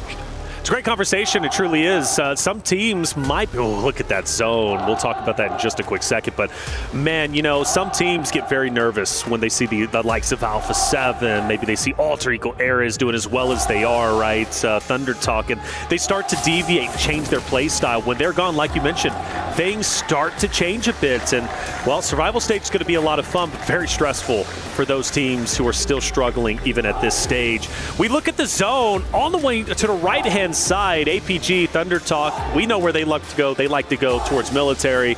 They might run into each other. Kinotrip on the western side bridge might decide to stay there. But early wins, though, for Power, who needs some points. You've got Red Force, who's coming off a tremendous win. They get a lot of points. They are now elevating themselves up into the top 8 potential position. They're well within that zone, could play potentially the gatekeeper over. Others, though, as we know, towards Zarky, Alpha 7, E Arena, R8. They've got a relatively long rotate, but I believe they're going to hug on that north hand side of the map, maybe towards Yesnaya. So that side shouldn't be too busy. But yeah, for Noksham Red Force, Power, we got, of course, Alter Ego's Ares, who needs to recover after game number 1. I think they're set up quite nicely. Yeah, they had a little tight drop over towards Milta very early out the plane path. A couple of teams out there as well, Power and Gamax. And to be fair, if you're going to choose 2 teams to be right next to you when you drop, it is Power and Gamax, who are in 23rd and 24th on the table, respectively. Yeah, and they managed to get all the way up to Lipovka fairly unscathed. We saw Kinotrope as well taking up Ferry Pier away from 4 Thrives, obviously, who normally drop there. We've seen them drop there for the past 2 days. Of course, not playing today. That spot was open, and Kinotrope have been able to take up that mantle, which does mean that there's potentially different dynamics if Alpha Gaming opts to go for that West Bridge rotate instead of going directly into the zone, right? Going past Thunder Talk, which is also an option. You say that. It's not going to be an easy one, though, is it?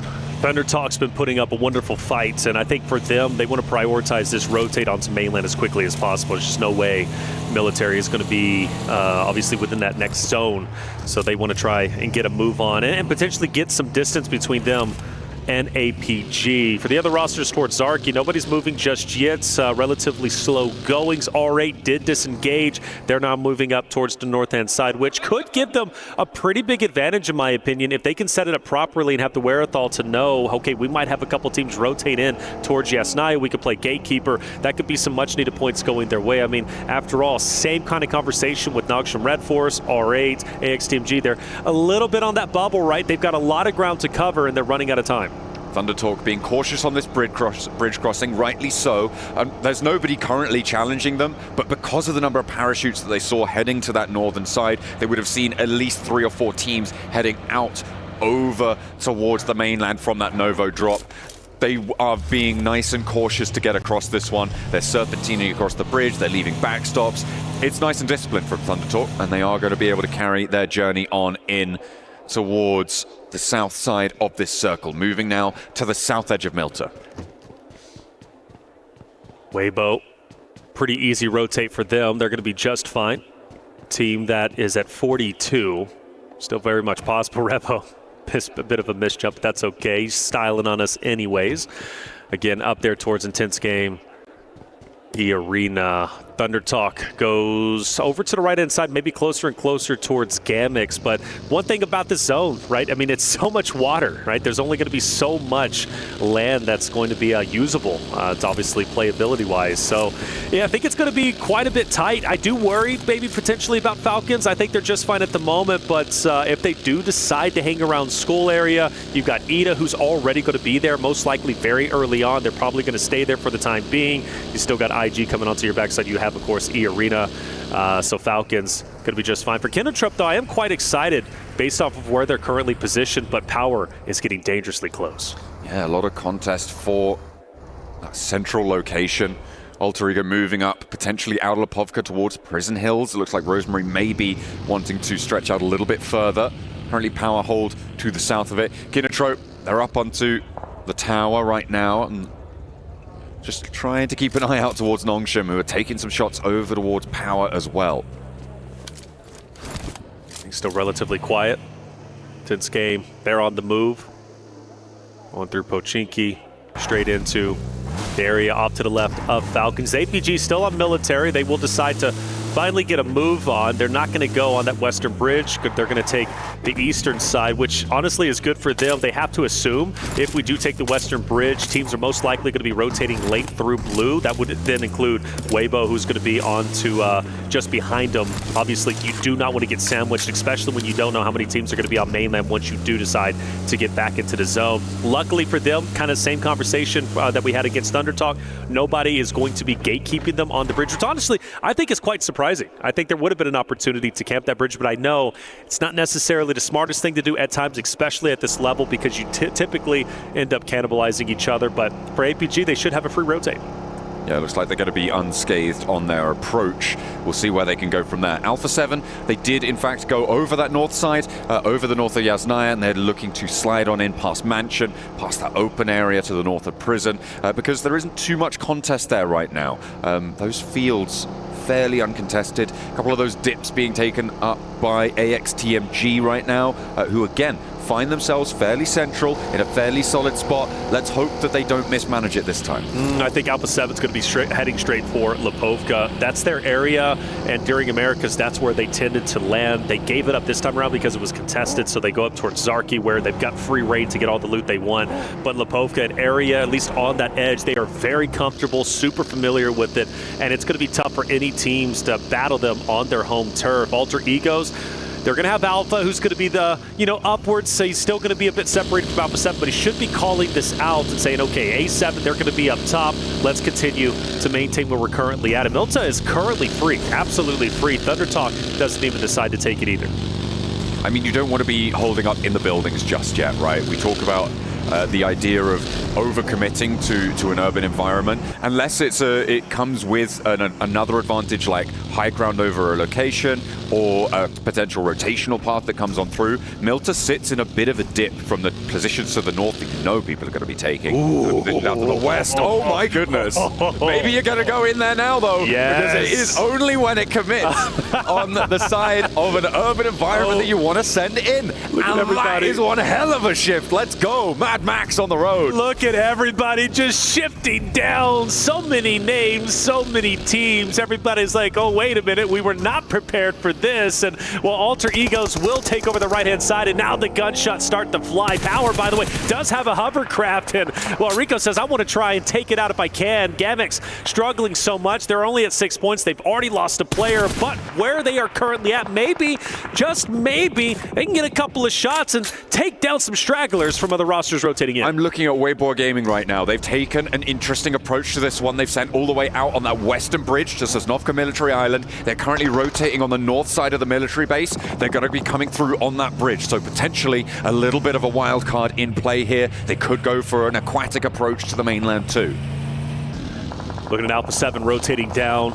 Ida just next to him. R8's going to be onto the backside of Revo. That's going to be tightly contested depending on where they decide to stay. I expect Alpha 7 to hug the edge of the zone, which is what they're very, very comfortable with doing. But I agree with you, Weibo, loving it. We do have AXTMG rolling up. We got Falcons on your screen. Narvalo looking to put in a little bit of work. Henry cooking a nade, so you have to assume this fight most likely is going to be going down. You want to take out AXTG. You have Strex, who's already going to be out of the way. Narvalo repositioning. This fight maybe disengaging. Falcons might want to get out of here. AXTMG says, come back. We actually want to fight this. We're ready. I mean, this is the scrap for the shelter area for the hill that overlooks Milta and access towards places like the roadblock that sits on the northwest side of Milta. So potential to get a lot from this position, but as soon as it's contested, it gets sluggish, it gets slow. And it looks like these two teams are going to divide themselves from one another and just stay at arm's length. So survival definitely at the forefront of their minds. Something to think about in the future. Weibo, we did compliment that they were on the military side. If they do have to go up towards mainland, look at that bridge now. You've got IG, who's just next to it. You got Kinotrope as well, who's going to be at the forefront of the eastern side bridge. That's not going to be easy, and I don't think they're going to have a hovercraft, if I'm not mistaken. Team starting to settle down a bit. The Mad Max rotation, as you said it, and you called it, starting to cool off just a little. Falcons still 4-man unit, despite them running into AXTMG just a little bit earlier. You have ThunderTalk, who's a bit split, but they're at the moment, at least currently fine. Gamex has refused to move from their central position, and Suck is going across the bridge. He's the tip of the spear now for Weibo, and I hope he's not biting off more than he can chew, because Kinotrope is right there. He's got that east side, right? There's a couple of those rocks that you can stay on. They're going for that scouting position, a shift out to the west, and they're going to be happy that they've now got that foothold. You're going to see the rest of Weibo now looking to regroup, spread out along that coastline. It's difficult because there are going to be players in Milta, and those angles start to get covered off on the position on the east side of the exit from the bridge from Weibo. They're going to have to try and find something. There are some options as well to the western side. Obviously, you've got the gas station just as you come out. Yep. It's pretty difficult to get in towards that, though, uncontested, especially with how ram-packed this circle is right now above them. Well, good news for them. IG does decide to rotate in towards the northern side, Kinotrope as well. But when you do hug the edge of this this water side, you know you're going to be taking some shots, not only across the way, but as soon as you peek your head at the top, it's most likely going to get popped off. I mean, Kinotrope, great example. They've been looking to gatekeep unintentionally. They didn't know about it, but they knew there was going to be a team most likely coming across that bridge. And once they see it, it's Kinotrope who's just absolutely ready for it. IDA, however, is set up still quite nicely. And I think for them, especially R8, AXTMG, going to rotate straight into them. I think this might be a big game from IDA if the zones continue to bless them.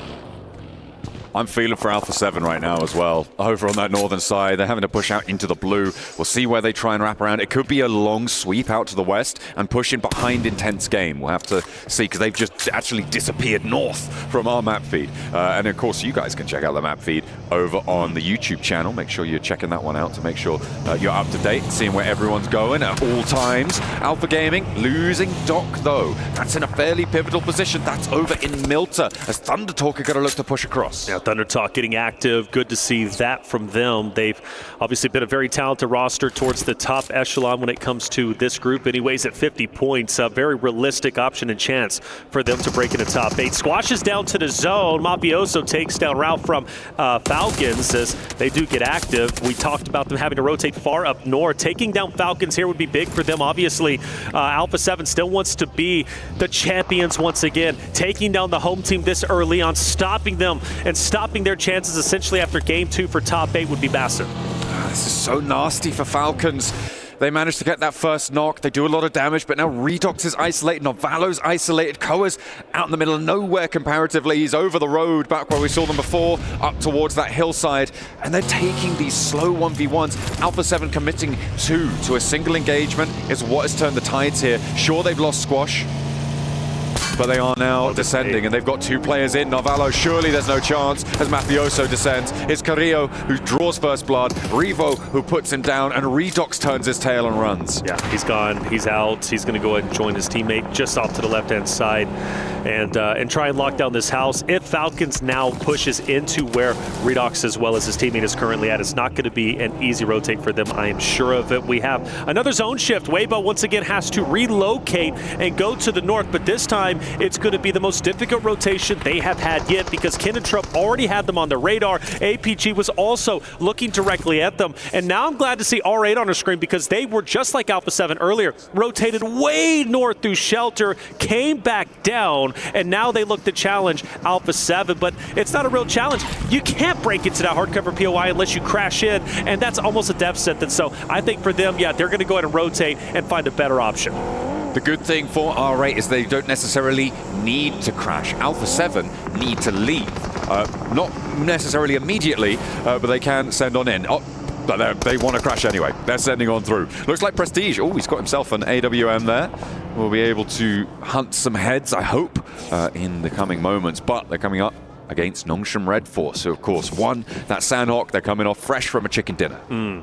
But I am happier with this crash as opposed to what maybe they were thinking about with Alpha 7. Alpha 7, though, still could play an impact from a distance as they do have that high ground. So you're in the shed, through the doorways, you overexpose yourself, you take a lot of damage, and that only helps Nongshim Red Force in this scenario. Rosemary opposite of King, and he's dipping. Question is, can he get away, and can Moana help him from a distance? He's got that cover around the sidelines there. I think Moana's going to be able to hold his nerve. That buggy eating a lot of the damage from behind. The spray downs there, and Thundertalk pulled up quite a lot, and they will be slow now as the circle puts pressure on. Are they going to chase, or are they going to try and keep things together and go for a different approach? Meanwhile, Alter Ego trying to push over towards AXTMG as they disengage from Thundertalk. They put themselves into another sightline, and it will be on this top side of the hill. The nade in from Krypton, but no one's going down just yet. They've got to make a decision. If you're Alter Egos, you've got AXTMG to your north, you've got Thundertalk to your south, you've got to crash in on one, and it looks like it's going to be AXTMG. If you can disengage from this, you just got to full send it directly into the middle of the zone. Depot T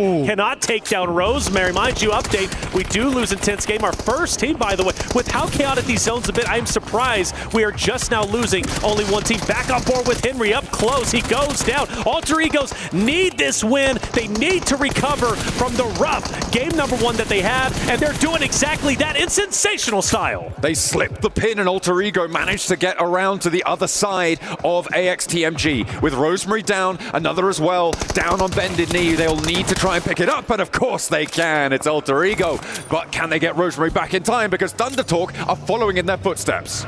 Thundertalk, like you said, right behind them. They were going to pincer in Alter Egos when they were opposite of AXTMG. But now Alter Egos can put their full focus on the Jing as well as the entirety of Thundertalk. Taking them down would then control. They would monopolize the entire northern side of the current zone, which would be massive for them. But this isn't going to be an easy fight. Nades are already coming out. Thundertalk is taking the first shots. Krypton takes a bit of damage. You got vehicles to disengage, but Thundertalk really can't go anywhere. They are forced to fight.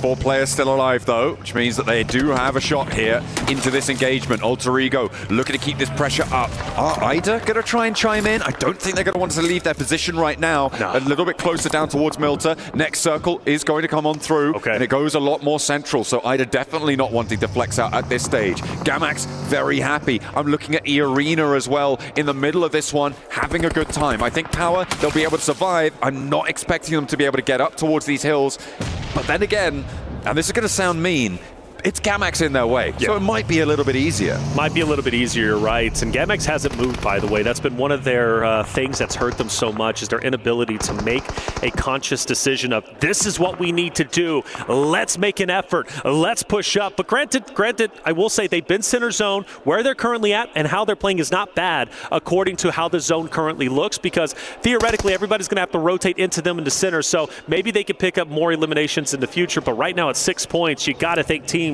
are most likely going to bully them and push in. For Thundertalk, AE, they have to push out, and Alpha 7 is also skirting around relatively close to their vicinity, and once again, Alter Egos might be getting pincered, but this time between Thundertalk and Alpha 7, so taking down Thundertalk now is imperative. It's not a full threat from Alpha 7 though. Only a few of them moving in, and that's going to allow Krypton to be unleashed, and Thundertalk, they have no chance. This guy is insane on a swivel, finding one, finding two, the rest of the team with a volley of fire, and the E-limbs just keep coming. Alter Ego now up to 7. That first game, forget about it. Eyes on Erangel. And you know what? That's impressive and going to be a massive talking point going into the final stages, because Alter Egos, they can take a bad game and a terrible loss and then turn it around the very next games, which shows composure, shows tenacity, and shows their ability to keep their head in the game despite potentially going through struggles. That's how you become a champion, and I'm calling it early. Alter Egos might very well be in the top 3 running. We look at E-Arena now, Alpha 7. We haven't seen Alpha 7 get active for just a little bit. The last time was against Falcon. seconds. This time we've got an opportunity against the Arena, and Alpha 7 should win this with the utility being thrown and the early damage being affected. Joker is feeling it. Alpha 7, you know them. They're going to want to push this as aggressively as they can. It feels like this may be their final rotation of the game. They've moved into the roadblock, and they're just trying to survive now, try and outlast these teams. Sure, they can get these nades. I don't imagine that they have the presence, the pressure, with 3 players alive to go for a full push here. They might be able to pick up some elims, sure, but it's RA, I think, who are going to be able to earn the lion's share of this engagement, of this push towards E-Arena. Yeah, R8's going to be just behind him. Gamex does have an opportunity potentially to fire some shots. I think they've got to keep their heads down, though, because you have Alter Ego Ares, who is firing down on Gamex's position. But here is R8. You mentioned them now pushing in. You got to feel bad for E-Arena. They're between R8, they're between Alpha 7, and they're all huddled within the same location, which makes nades and utility that much more effective. For Alpha 7, though, they continue to bunker down where they are currently at. They do not want to move, and I think this is an opportunity where Gamex, because can't they peek them, if I'm not mistaken, from their location? It's difficult. There's a little bit of cover. The terrain does give you some cover off. Obviously, Carrillo has the terrain of the actual roadblock itself, of the checkpoint, to play cover towards Gamex. It's just about covered off, and that is a disadvantage of playing on this checkpoint, is that it is a bit of a dearth of information because you don't have sight lines towards a lot of positions. You're playing, obviously you know there's a team above you, you've taken fights with them, you're going to hear these gunshots, but you're not going to be able to scope people out. You're not going to be able to take shots. You're not going to be able to suppress a lot of the area around you. That's why I said earlier it felt like a final rotation for Alpha 7, especially as a 3-player team. I just don't expect them to be leaving this location. The question is, what can they earn from it? Well, so R8 has made a decision. They're rotating out. They might be giving up this fight between Alpha 7 and E-Arena. Maybe ID comes back into the fold, but I think for them, taking the northern side, maybe challenging the weaker force of Falcons. I say weaker only because they're down to a duo. Meanwhile, R8 still a 4-man unit would be powerful. For E-Arena, they've got the hard cover, but now they've got to push into Alpha 7. This isn't going to be easy for E-Arena. You got R8 still behind you with a couple of stragglers who are just keeping you uncomfortable. Alpha 7 in front of you. If E-Arena makes it out of this, there's no way that they lose this game. If they do make it out unscathed, that is, but I expect them, even if they do win it, they're losing at least 2 or 3. I mean, Alter Ego, though, still there. That's going to be one hell of a hurdle to cross. They're already up to 11 elims, by the way. R8 trying to make their approach, and E-Arena will go 1-for-1 on the trade. Ida has to back up and look for the res here. Prestige not going to waste any time. A big nade coming through from Mormon, though, and that's going to change the tide of things. Prestige needs to commit, needs to get some damage here. Looks good with the arc. Is he going to be able to connect too much more? The reses are coming through for R8, and they're keeping the pressure up, but the res comes through, and now 4 players still stand for E-Arena. The nade, again, not connecting. I am shocked. E-Arena has 4 players up, and they're actually doing a ton of damage to R8. Prestige from a distance. Hill makes it so awkward, he can't even get up. You got Albriefus from APG, who might be on the backside. I think he's thinking about it. Okay, do I have clear line of sights? If I do, I'm taking him, and that's going to be all on R8. And actually, here he goes, getting active, and this could help E-Arena so much. They've managed to find that first and an immediate flush. R8 not in a position. They were almost committed to that push. Every focus was on the E-Arena compound. This Alpha Gaming flex out, I mean, it was a risk, but it's paid off beautifully. Alpha 7, are they trying to look for a move? Looks no, like I don't think so. Not just yet, but Carrillo's sending nades on in. They're keeping the pressure up on the other side of this engagement. This is messy. This is chaotic. The winner of this fight could very well go on to win game number 2 Erangel of the day. The Alpha Gaming has moved even further up. They're taking the 4th position. E-Arena now has a couple of players who are down. 2 players to stand up. Carrillo, he wants to push up. He wants to at least get a line of sights on any stragglers who peek their head over the corner. Prestige finally moving in. He's been waiting to do this for the longest time. A nade's being cooked. He swings the angle. He gets the drop, but it's not done just yet. E-Arena fights back through the window. R8 are down. It's down to Marth, who hits the shotgun shot through the doorway, though. Clutching up is our boy Mormon from E-Arena. But now, is this the time where Alpha 7 says enough is enough? We know you're weak. We're taking you down. They don't have the pressure, and that's the disadvantage of this location. They are just hiding here. They don't have the time or the angles to push up towards it. Fortunately, they don't have to, because the circle is going to force E-Arena over towards them. They have got that top shot going over their heads from Gamax to suppress E-Arena's rotation, and even further behind them, Alter Ego have those shots. It's going to make E-Arena's approach really, really difficult. Power trying to leave Milta as well. The options are shutting down now for E-Arena. Hovercraft for Power, by the way, they still have it. We'll keep that in mind. That's going to be so valuable in these open in-game fights. For E-Arena, astounding performance. 4 alive. We cannot discredit how amazing that is, getting pincered between R8, having APG also moving in on you. The fact that they move out with 4 is something I was not expecting. If Joker can somehow, some way get on top of this roof and look down on Alpha 7, E-Arena could make a play of a lifetime and push even deeper into zone, but he's already taken damage from the distance. That's Alter Ego, and even with that high ground advantage, you just can't take those angles. The shape of the terrain just doesn't allow it. They try and go for this crash. Alpha 7 have such a strong hold, and Carrillo's holding face against 2, finds them, and immediately shuts them down. Mormon in the smoke, and Carrillo retreats a little bit closer towards his teammates, but he's hopping out. He's getting bold. The weapon swap's there, and the team of E-Arena are falling. Joker with a nade, but Carrillo is farming them as they approach. Oh, but the nade connects on the Carrillo. The farming ends, and Joker becomes the farmer himself, but only for just a little bit. Carrillo should get back onto his feet.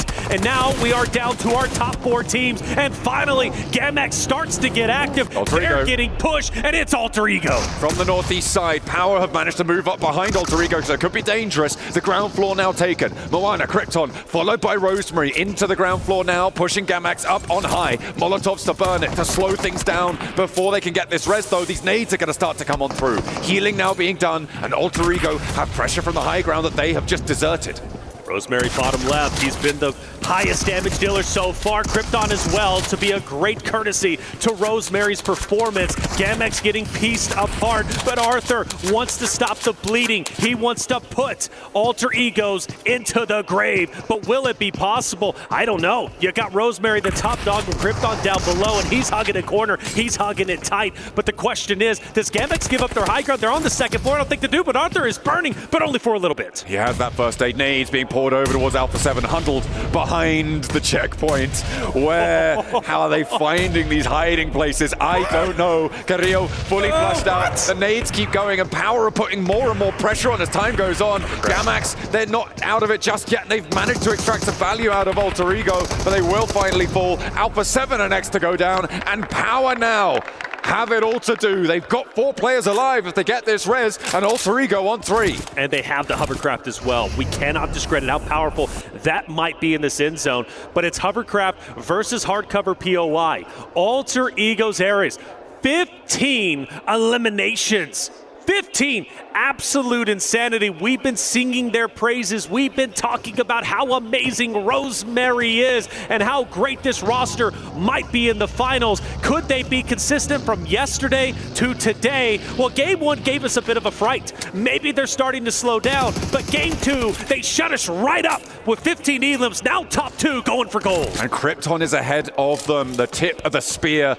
He is the top fragger right now. He's been doing a lot of work coming in on today, and he has still got a little bit more gas left in the tank. Over to Easy. Krypton and Moana. Moana goes down, and Krypton falls next. A nice hold there along the sight lines for Power, and it's all up to the man himself. It's Rosemary with a chance to prove that he can take a 1v4. Sure, it might be against Power, but it would be legendary. Unfortunately, it's not to be, and Power managed to leave Milta in the chaos, move in behind Alter Ego, and they take a chicken dinner.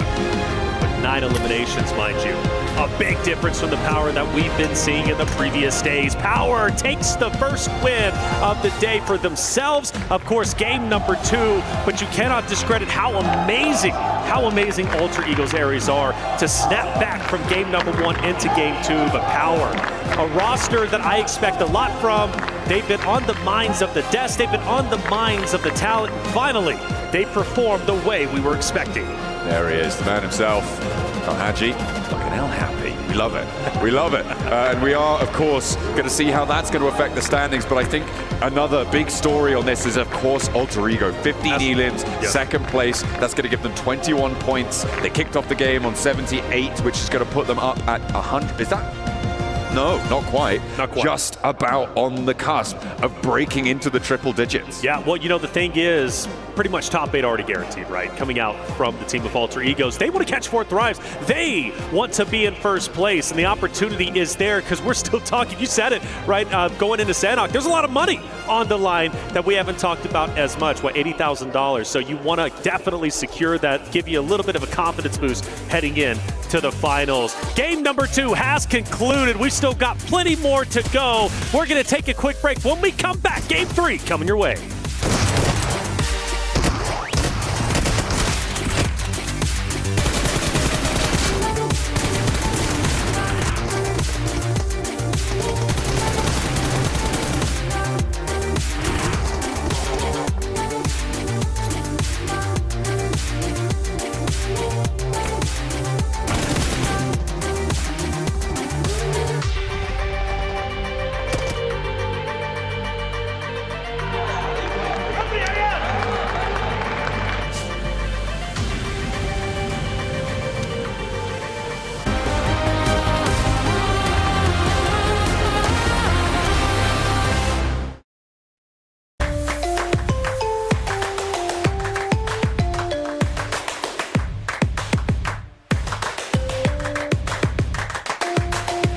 Level up your gaming experience with over 8 billion playlists, only on Spotify, the official audio streaming partner for the 2025 ESports World Cup.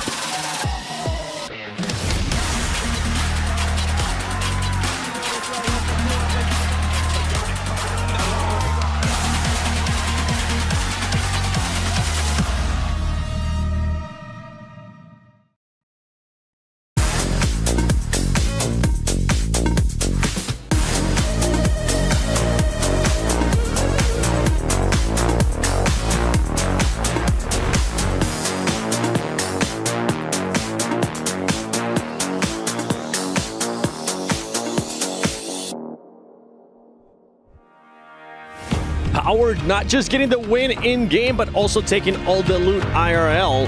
This team, I mean, they ended up using hovercrafts to their advantage there, Max. I mean, you play in Milta, you're right next to the beach. Guess what drops over there? It is going to be the hovercraft. They got it. They had full control of the hovercraft pretty much from minute 1 of this game until the very end of the match, and it allows them to apply so much pressure onto Alpha 7, onto the side of Alter Ego to confirm that game. They were quite passive until the very end of this match, right? But they were just holding onto their resources. And you can't really fault them for that because you were in circle, you were in a compound.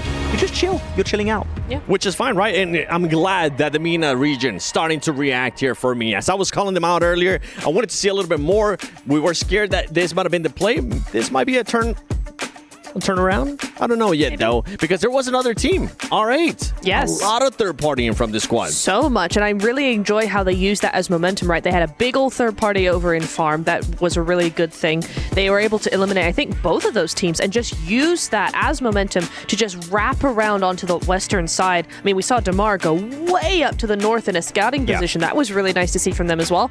And I thought, hey, they could actually win this game off of the back of that one third party, just using that to just go full send and try and control as much as possible. But we did see that they kind of slowed down a little bit towards EA. Yeah, I mean, they did try to go for another third party there onto E Arena and Alpha 7. The thing is, the fight didn't fully begin. And the issue with that is that then they were forced to wait on the edge because they were nade range, they were getting pushed on back, and off the back of that, they just keep getting forced against the side of the blue. And unfortunately, that's the main issue with third parties. When you are delayed significantly, you're then forced to go into a fight you just don't want to take anymore. And because of that, R8 were not able to go the entire way. The first third party, amazing. Second one, a little bit lackluster for me. It was a bit shaky there. And then on top of that, I mean, you had E-Arena Sakura just popping off through the smoke. 2 players, 1 shotgun. He made it happen. As we're going to be taking a look here at the match ranking, Alter Ego Ares, even though they didn't get the win, this team was just absolutely dominating. 15 eliminations, 21 points total there, Max. We really need to talk about Alter Ego right now because take your time. They drop Lipovka, they go for wide rotation into the side of Milta Power, go back up to the mountain of Lumberyard, eliminate, I mean, every single team on Lumberyard. I think that 11 eliminations the moment they start to leave Lumberyard, go for the push onto GMX's compound, and that's keeping in mind that the circle just kept shifting away from them. Like, this is not a gifted circle win that they could have gotten. No, they had to fight for it tooth and nail the entirety of this match. So Alter Ego, man, they are bringing the heat just like yesterday. And one thing I really enjoy about Alter Ego, Neptura, was how quickly that decision-making with the fights ended up happening. It allowed them just to get so much control of the circle, especially towards the north, even though the circles kept going away from them. Yeah, I think it's something that we're really enjoying seeing is just their timing. They're able to just make a decision very, very quickly. And so you're able to spot that information, first of all, spot it really quickly, make a decision based on that, and then go for it all in the span of like 5 seconds is really, really important, especially when you get to this level. And for Alter Ego, I mean, with 15 eliminations and a second place, it's exactly what you want to see.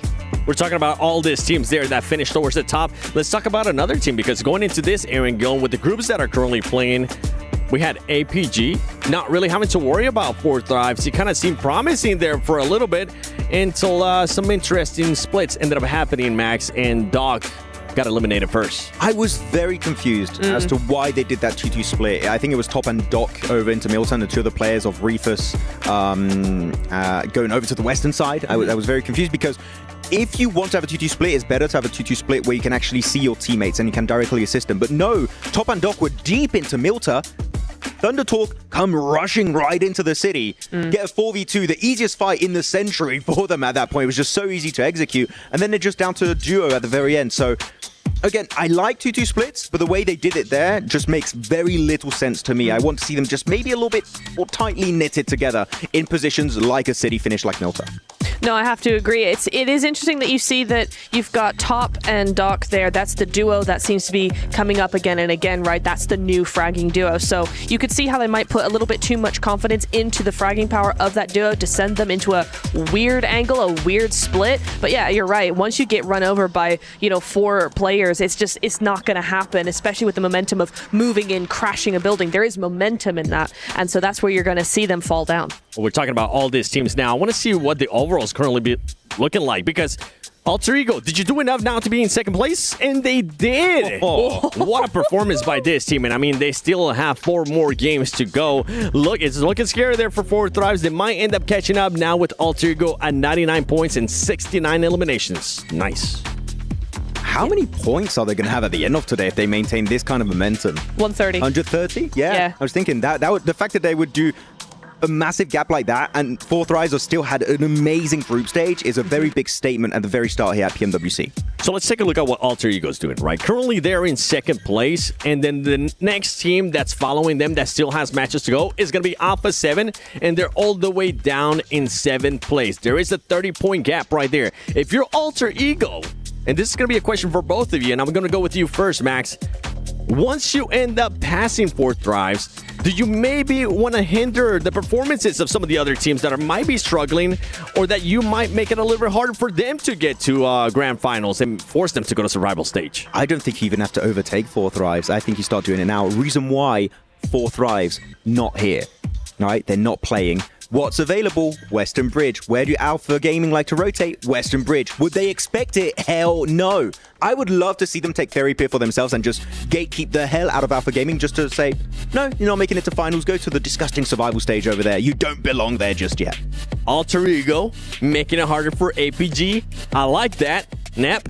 I typically disagree with anything target. Yeah, you say. No. I typically disagree with things like, trying to target other teams once you've reached a certain threshold. However, I really like your idea of actually trying to gatekeep APG because they just would not expect it. And I think that would be super effective.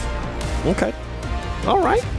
I want to see some other team pretty much just get spoiled there by the way that Alter Ego's playing, because this team right now, it feels like they're doing just everything absolutely perfect. Going to this second Erangel, though, I want to see if they can continue on this momentum. So let's send it over to the casters. Soldier Reflections and John Allen.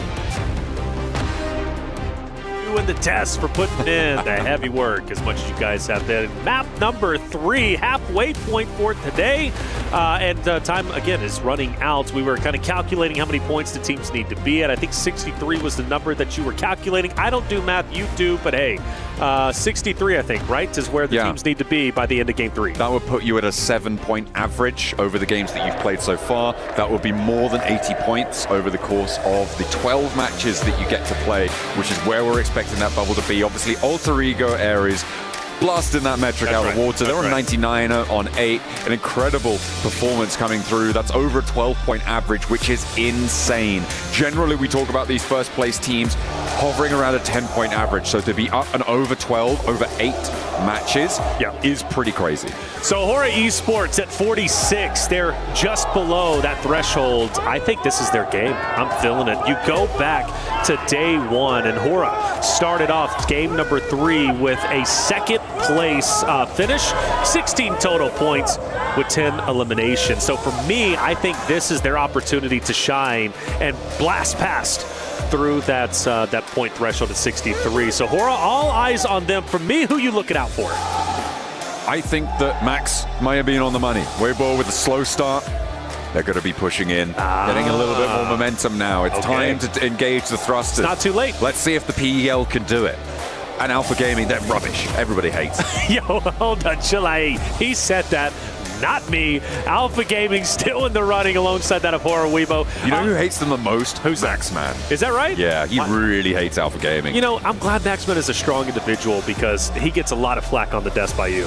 Well, he makes predictions and therefore can be criticized for them. Absolutely. Well, I think he's just an easy target in general. All right. Hey, no, the guy's lovely. Yeah, the guy's lovely. Love Max, man. Hey, here it is. We going into our next game. Wow, hold up. It's that time. Hey, it is that time, and Hora's ready to get rocking. All right, opposite of my set. This is Hora's game, but they've got to win this initial fight. Jiggle around the corner. Using a valuable nade, and incredibly valuable because that was in fact the only weapon that he has. He's pulling the knife, but immediately shut down by the shotgun. It looks like the weaponry's on side for RA, but the trades are still there. It is just ordnance here. No, a double barrel there coming through as well. So seems to be all flak on the action. Actually, 2 players from RA go down. The Sky finds a second. Okay, he's got a pistol as well, and he's on the chase. Prestige with a rifle. That might change the tune. The great equalizer. Everybody's got shotguns, knives, nades, and Prestige. He's got the AUG, and he's mowing them down. Sleepy, though, still makes an attempt and hits the shots needed. Wait a second. Just when you think it swings into the favor of R8, Hora turns it around, and Hora stands 10 toes down, living it out. 2 players down, yes, but they're going to get back up. This is Hora's game, and I predicted it. Oh my goodness me, he's going to be insufferable. It's good news that we're handing over to Jackie and Blank after this match. I don't think I could stand it too much longer. But, you love me, stop. well, it's all right. We'll get over it, I'm sure. But yeah, Aura, fantastic early game result for them. A hot drop though. Yeah. The fact that they're going for that this deep into things, that's an interesting dynamic, right? I think that's more on R8's shoulders than Horror's shoulders. But there's a lot of teams on this northwest side. The plane path was from Zaki down to the west side of Sosnovka, which seems to have put a lot more focus on that northwestern side. If you include the team that just went down R8, that's 1, 2, 3, 4, 5, 6 teams that dropped from Zaki to George in that area. I think there's a better way to get points. I think there's better ways. However, for R8, they realize, look, we're a little bit further down the leaderboard than we want to be. We've only got 3 more games remaining. Let's try a hot drop. Let's just go for it and go for gold. If we do lose it, we're going to be in the same position we were already in, which is going to the survival stage. So I do respect the gusto, but I do also think, again, there are other ways that RA could have gone about game number 3 than they just currently did. But they chose how their path was going to, or how they were going to travel down their path, and it is what it is. On the bike we go for Alter Ego's Rosemary. Again, on your screen, they're coming off the back of a second place finish, map 2 with 15 eliminations. But I have to say Rosemary is a much better shooter than he is a bike rider. Yeah, needs to get a grip of those handlebars, mate. It's not. That's not how you do that. Not at all. The walls are the things you avoid. Do you ever rode a unicycle? Have I ever rode a unicycle? Yeah. I've tried. Have you actually? I never have. Yeah. Nice to hear you say that. You're adventurous. I have tried. Okay. You fall? And that's all I'll say about that. I want the video. Well, I want the receipts. That's you have to pay extra for that. Okay. That's not part of the usual day rate.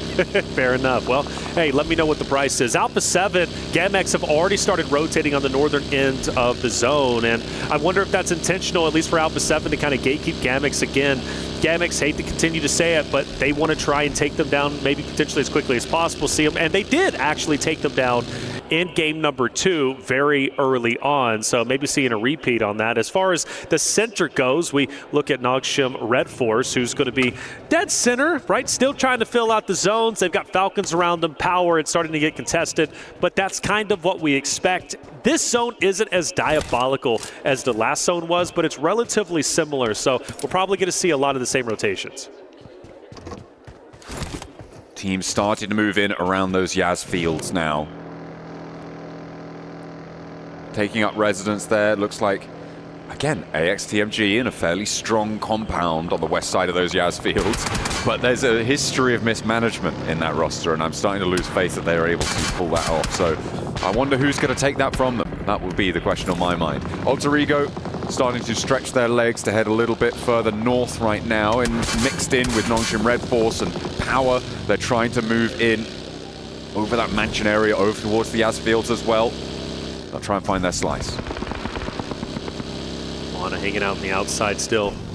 You said trying to find a slice. Where's it at? Where do they stop? Well, I don't think they know just yet. Maybe circling Power is just keeping that pressure on. They'll take a little bit of damage, but for Easy, is Easy isolated? I think he might very well be. The rest of the Power roster seems to be off in the distance. I don't expect anybody to crash in on him. Yeah, so Power is going to be roaming. Easy keeping that compound, maybe try to keep it in check, maybe keep a presence there so nobody pushes into him. I do notice, though, Falcons is getting dangerously close.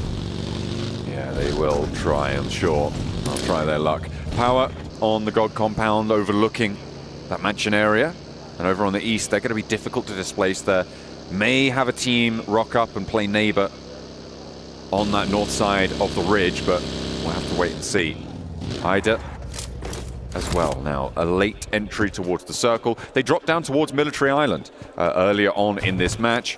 They were split on the west side. They got off of the Military Island earlier than APG did, and Weibo Gaming currently not challenging from Primorsk. They are a little bit behind that rotational speed. Mormon, good shots on a silence up ahead, but not enough. He has to go down, unfortunately, as he does get shot in the back. But again, just trying to say, look, this is our spot. You need to go somewhere else. See Arena coming into the vicinity as well. For Ida, I think they're going to make this handshake agreement with Weibo, maybe disengage. Actually, Weibo, let me pause that. Western Bridge starting to see some activity, I think. APG decides to move across it, and Weibo might be tempting to gatekeep them depending on how they go. I know they're in the vehicles, but APG being behind them, I'm curious once they do get to Pochinki, what Weibo decides to do with APG. May just be able to extricate themselves. I mean, they are about 400, 500 meters apart from one another, so not necessarily going to come into contact just yet. Alpha 7, fairly split right now. They sent Revo in to have a look, get his nose, and poke it into some business. Right now, down towards the south side, towards Kinotrope, towards Power. And APG going for the regroup. This is out in the blue zone, so they are starting to tick down, but it is stage 1. They can chill out a little bit. They should have plenty of meds. Obviously, looting up in the military base. You're going to have basically as much as you want in your backpack. You can see the level 3s across the board for Doc. They will have whatever they so desire. I'll be keeping my eye out on Nogs from Red Force. They've got this 2-2 split still, and Falcons has been right in between them for the longest time. For a moment, I thought they were right on top of each other. Very, very close. Doc starts to move in with his teammate. There's Weibo finally starting to make their way over towards school. APG still behind. I think that fight is going to unfold. I'm still feeling it. Weibo, APG. Obviously, time will tell how that ends up unfolding. And then Alter Egos and Alpha 7 could be a fun fight to see. And then Thundertalk moving in, who's going to be opposite of Kinotrope. They've got history. Thundertalk, Kinotrope, Alter Egos, all within that same area. That right side of the map is super scary. There's a lot of open ground. This is a Yaz field circle here.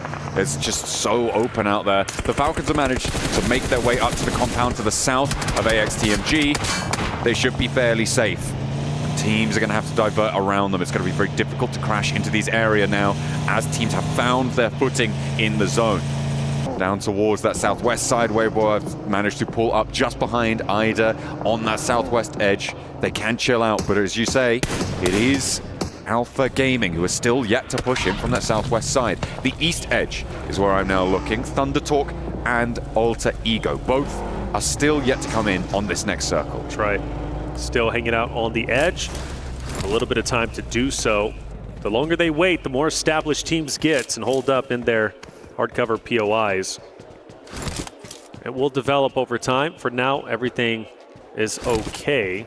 Obviously, we lost R8 a little bit earlier. Alter Egos did lose one a second ago, but at least for the time being, they're going to be okay. So APG does start to get close, and Suk is going to be kind of isolated out there with his own vehicle as APG starts to close in. Team Falcons start to fire a couple shots off in the distance, and we now start to see what Alpha 7's going to be up to. And yeah, Thundertalk are moving in. Revo set the trap. Here come the shots. Thundertalk rolling on in. Revo immediately clipped off the eaves of the roof.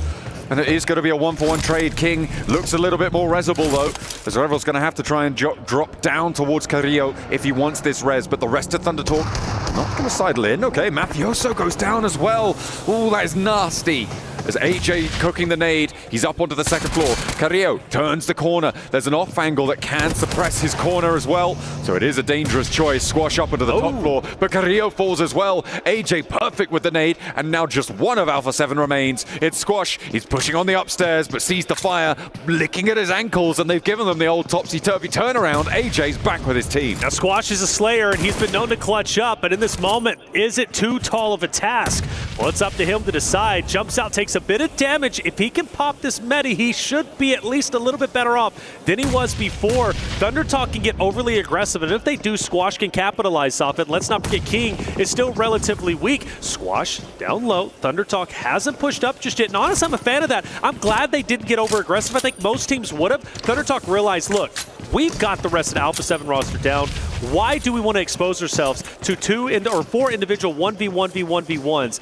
Let's walk in together. Let's play our numbers. Let's take down Squash in a good controlled fashion. No more first aids for Squash either. Just those stims. He's got 10 bandages. Could potentially heal a little bit, but he's just keeping that shotgun trained on the exits here for ThunderTalk, and they step into the meat grinder. 2 go down. He turns his attention right. He's moving out wide. He still doesn't have the meds, but he gets the reload, and that's 2 of ThunderTalk down now as Squash hops in for more. King just able to find the angle in the last second there. It looked hairy, and it was for ThunderTalk. There could potentially be a third party, but they'll survive as 4 for now. Yep, great work for ThunderTalk, but almost a heroic effort from Squash, a man who's been known to clutch up. And speaking of clutching, Rosemary has now entered the fight. Alter Ego's Ares is starting to move up, but they're doing it in a controlled fashion, just waiting for the perfect opportunity to fire those shots at the second window of Shing, who's up ahead for ThunderTalk. The rest of his team starting to come through. This isn't going to be an easy fight, but the good news to them, maybe unbeknownst, is,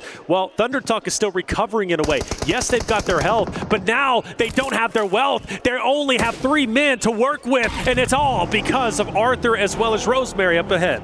That is exactly what they needed to find there for Alter Ego. They didn't want to commit with the blue zone pushing in. This circle was just going to be too much of a threat to them. But now they're trying to roll forwards, and I wonder if they've taken too much time to deal with ThunderTalk here, and Gamax have extended their influence from the south side of Yasnaya Polyana. Losing 2, well, they lost 1 earlier in this match to Nongshim Red Force. So losing another leaves just 2 players alive. Rosemary and Moana, let's see what they can get done. They have, of course, I believe, if that flush comes through against ThunderTalk, that would be their 100th point, but they haven't managed to earn it just yet. Not just yet, but you know what? They're getting close. We just saw Power take down a member from Intense Game who is very, very low on the standings, coming from the Americas region, actually the first place team from the Americas region, trying to break into top 8. I don't know if it's going to happen. They've got a lot of work ahead of them, and they're going to have to do it with just 3 men. ThunderTalk rolling past Gamex. Now, Gamex is a team that has been known to just kind of pump the brakes, not lay on the trigger, and it looks like they're doing exactly the same here, or maybe setting the trap. You do got a Gamex member who's going to be up ahead, but the question is, will they finally attack? One of the things about them is they like to sit on their hands a little bit too long. See AJ just waiting there, waiting for the rest of the team to come back in towards him, for King to regroup, then they'll go for the next push. But across the Yas fields, it is so barren, it is so open. There's a couple of options, but they're not going to have to take them. They're going to have to head instead out to the west side. Now we're turning our attention to the teams out there, and on the east end of Rosok, you've got Ida, who have a hold there. E-Arena now pushing down towards that south edge, could potentially be looking to crash towards the Falcons' position, and in fact, they have managed to take the lower part of the compound away from the Falcons. This could be one of the biggest fights we have seen yet in Game 3. Securing these compounds dead center of zone could very well be the difference between losing or winning, and I've got to be on the side of winning. I think this location specifically so critical for E-Arena and Falcons. They understand that. I don't expect them, though, to crash in just full send. I don't. I think they're going to stay here as long as they can, maybe wait for one to make a mistake. The teams on the outskirts is what's going to truly be interesting. Hora being one of them, moving past Kinnetrop, maybe going straight into APG. They're going to stay in this little divot, however, but they do got a lot of company surrounding them. Yeah, it's one of the few locations that you can really play here. Unfortunately, they've got neighbors, and the nades just tumble on in from Kinnetrop, and Ora suffering heavily. And you know what? I'm going to bring it back up. You predicted them at the start of this match. You predicted them right at the start of this game. And now look where they are, in a ditch with nades on their head. They're still alive, okay? They're still alive, and they're still putting up a fight, but maybe not for long. Kinnetrop stayed in the grass, stayed in the weeds for the longest time, and allowed Horta to push straight by them, and then they spring the attack. It's quite literally the perfect scenario, and you got to think Kinnetrop was waiting on a team to take that divot, take this piece of real estate, so they can turn it into a mini red zone and just throw as many nades as possible. And well, sadly for Horta, this might be it, and it will officially be. They're the second team, or excuse me, the third team that has been eliminated. But now we shift our attention to ThunderTalk versus Kinnetrop. Doing a lot of damage to that hovercraft there, and they will actually be able to take it down here for ThunderTalk. Getting rid of Kinnetrop's hovercraft may allow them to move forwards. That's what they're going to look for here. They're playing as 3. They lost one on the rotation, but they're up to 6 elims now. And they want to try and chase towards that 63-point boundary, which would look you healthy moving into the next matches. Side note, Alter Egos have taken a long rotate through blue, maybe going behind that of Gamex. We do hop on board with them as Gamex is going to try and gatekeep. They're going to fire some shots. Alter Egos have had a tough game. And with Moana dropping in blue and Arthur firing some shots, fortunately, he's going to be finished off, and now it's left up to Rosemary, a solo fighting against the entirety of the world. There's so many players still left. You have to think Rosemary has not much time left in Game 3. He's going straight towards Nongshim. He's dead. 10 seconds. 9, 8, 7, 6, 5, 4, 3, 2. How do you not connect that? Oh, and he gets a crate too. I would have been dead on if they weren't terrible at spraying that car down. I'm angry at Nongshim Red Force now. Fair enough. Well, hey, they're my enemy. It's okay to be wrong. Okay, it's okay to be wrong. You were what, 3 seconds off? Wrong shim Ned Force. Red Force. Okay. Well, Rosemary's still up. Bunchmaster himself. Zone shift taking place relatively shortly. We know for a fact the Arena Falcons are going to be just fine where they currently are, dead center of the zone. They're still going to be within the next zone. Absolutely. There they are. They might have to rotate probably maybe next zone, but for now, they're doing just fine. For everybody else, well, you got a couple of teams. Gamax, who has been doing quite well this game. I got to give them credit. Ida, but Power, IG, AXTMG up on the top on the north side. It's going to be quite contested up there, and still you've got Kinotrope, you've got Thundertalk and APG all within that eastern side of the zone, still waiting for this fight to conclude. Thundertalk can't really make a move. Kinotrope has to kind of stay low.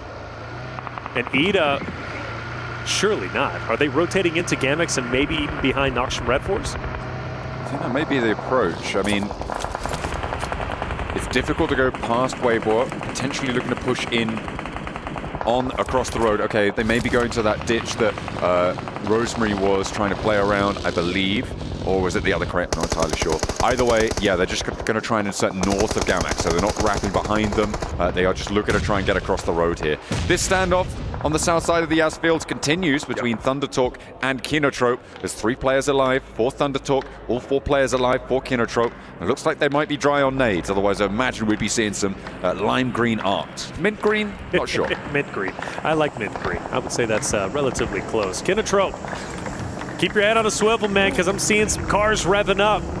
I'm thinking a push might be happening. They want to get this fight done and dusted and take them out. And the car does full send it in, it seems like, right? Thundertalk,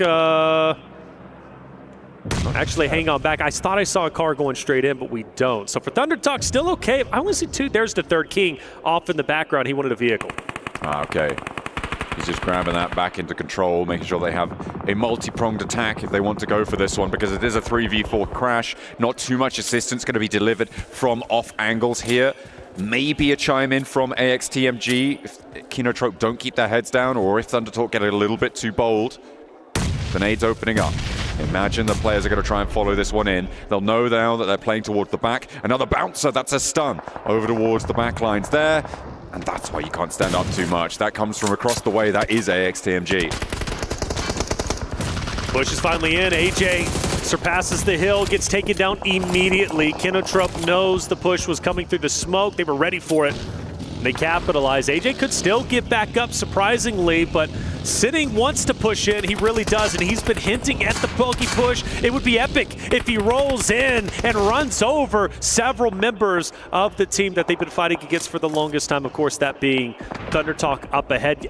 The thing is, and I default to you, John, I mean, neither team can disengage in this moment. Like, they just got to continue to bump heads. Yeah, it's a really difficult position to be in for both of these two teams. Those ditches are really tough to deal with. A double spray down there from Darkin, though. Has the backup of Emery, but he has to hit the deck and will not be able to assist anymore. Darkin goes down despite his gargantuan effort that he was able to put in. Another nade sent in from Arthur. It doesn't quite connect onto Emre. Suk, by the way, for Weibo, has just been in the middle of this circle like a turret. He's been taking shots over towards Thundertalk, now down over towards Ida, now over towards Gamax. And I'm assuming Nongshim Red Force, I'm pretty sure they'll have eaten the lead there. But he's a solo outpost for Weibo, and he has been for quite a while. The guy's nuts. The guy's nuts indeed. I mean, to stay that center and beat a turret, as you said, not an easy task, because you know everybody's going to be focused on you from time to time. Finally, some fireworks going off. AJ's up close on final mark, going down from Kinotrope. Kinotrope looks to be losing this engagement. Only one player left alive. Thundertalk with one themselves. Both teams cannibalize each other, and it comes down to a 1v1 between Thundertalk and, of course, the last remaining members of the other roster they were fighting off against just up ahead, being that of Kinotrope. And that's one of the tough spots about being in that position, right? It's really it's a lose-lose situation. The most you walk out with is elimination points, but making it to late game, once that fight finally concludes, usually doesn't end very well. Crawling on over. Now AXTMG, they flexed out. They're moving on up.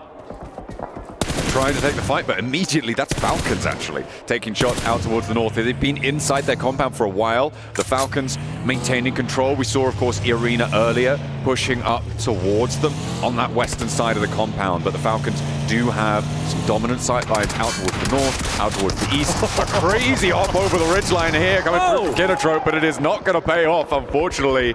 It felt pretty, but it didn't end up that way.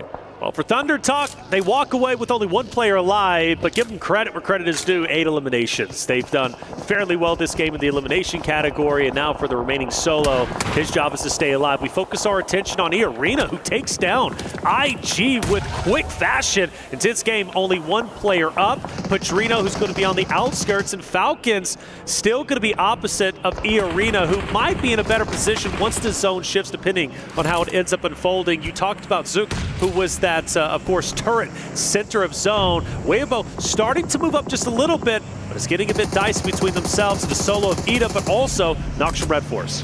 Doxy getting collected there and sending on out wide. For Noxian Red Force, they're going to try and regroup over towards this approach towards Sook, who's finally getting pushed off this hill with Alpha Gaming starting to poke their noses in. Oh, wait, no, take it back. It's just repositioning so he can hold the hill even better as they come on through. Ida do fall in this game as well, which means that now we're down to just 6 teams remaining. An immediate knockback onto Reefus there from Noxian Red Force. All right, APG have to get him back onto his feet if they possibly can. A 4-man unit here would be powerful. Everybody is basically a 4-man unit outside of APG unless the res does come through. Zook still dead center of the zone. Noxian Red Force, great shots onto Weibo up ahead. Now the question is, how much value is Zook going to provide when we see Noxian Red Force decide to push in to the 3 stragglers on the left-hand side for Weibo? Zook should have broadside on this approach. It's going to force XZY, who has been lasering some shots on this hillside, to be into a low ground rotate. Beanie going to try and move on in as well, but Order is starting to cook the nades. So is 33Z. And they are now exchanging ordnance from one another. The spray down's good. Again, connects over towards Order. In the meantime, by the way, Valo did just take a knock. I believe that's from Henry. Not likely to get flushed just yet, but this fight seems to be a little bit stagnated that we're on board with Weibo. And Noxian Red Force just taking a second, taking a beat. Spread out quite a bit, aren't they? APG taking some shots onto Benny from the distance. And Weibo able to recover. And that's going to be big news for them. I thought the curtain was closing as Noxious Red Force started to push in. E-Arena Falcons still opposite of each other. This fight has yet to unfold completely, but it's about to start. E-Arena has to push up now. Blue Zone is going to encompass where their current location is at. They've got to find a way to break their way through the defensive setup of Falcons in a hardcover POI. In my opinion, I think it's going to be an impossible situation, but we go back to game 2. I thought they were stuck between a rock and a hard place in the hardcover POI they were in, and they broke free. Is this time going to be any different? It doesn't feel like it. There is a position ahead of them that has control over their sightlines, that has a really solid spot. The only thing that could change it is AXTMG. If they roll up towards the Falcons, there could be a third-party situation here that could go pretty much either way. So we'll have to wait and see if that's going to come into effect. But E-Arena, they get the res, and they're looking to try and push up these hillsides. They've managed to actually get fairly far around on the northern flank of this ridgeline, around the Falcons' foothills. Will AXTMG take shots? I don't think they will. They're so focused on APG now because they realize APG's on the outside looking in. They've got to come through, and Henry is firing shots down Lay. Zyal is taking a vehicle in. So this fight between E-Arena as well as Falcons, it's just going to be those two teams. Nobody nobody else. The winner going to be in such a powerful spot as we were setting up earlier, and the fireworks are going off. E-Arena's already lost one. Meanwhile, for the Falcons, well, they're still 4 strong, and they've got to maintain it. But does the tides turn? Well, not so much. Falcons with the Wolfpack looking so incredibly strong. E-Arena 2 down at the moment. Falcons still 4 strong, but Mormon says, hey, it's time to turn the tides, turn our luck. I'm staying alive, and through the window, firing some shots, but still not making a connection. But again, Mormon, you go back to game 2. He was the linchpin for the successful recover for E-Arena when they were getting pincered. And on the other end of this fight, they're going to have to leave. The circle shifts down south. It is a time-based situation now as well. Koa holding his nerve for 1. Turns back his attention to Sakura. Will be able to find it. Redox deserts him, goes down to the rounds of E-Arena, and he is not long for the same fate. The Falcons fall, and E-Arena make the crossing, but at the cost of half their roster and a hell of a lot of time. Noxious Red Force now pushing up. You've got AXTMG off to the right. Noxious Red Force have been a team on the outskirts. Now it's time for them to get active. 6 eliminations. They're going all the way. 4 teammates still up. They're the healthiest roster so far, but I do appreciate E-Arena going back to them staying alive, even though they only lose 2 members. Time in and time again, we've seen them get into these tough situations, tough spots where they have to push forward and take over a location, and they've been successful. I've been so impressed with E-Arena's performance. Order, nade over towards Mormon, and Sakura does connect. And the blue zone will be pushing them in. Weibo losing Suk, who was on that turret swivel. And hey, you know what? We came into this one. You said you were looking at horror. That's it. Do you know who I said I was looking at? You didn't say anybody. I said Weibo. Oh, you did? Well, you said it because Max Man said it. No, I said it because he said it at the start of the day, and I believed him. I agree. Just because I agree with something Max Man says, I know it doesn't happen often. No, it actually happens like all the time. It's crazy. He knows what he's talking about. Well, I feel like they have got a chance here. I think so. Nongshin Red Force, okay. However, they're looking pretty hot as well. Weibo open the bidding, and it looks like E-Arena is going to be suffering pretty heavily here, although they haven't managed to see him. Uh-oh.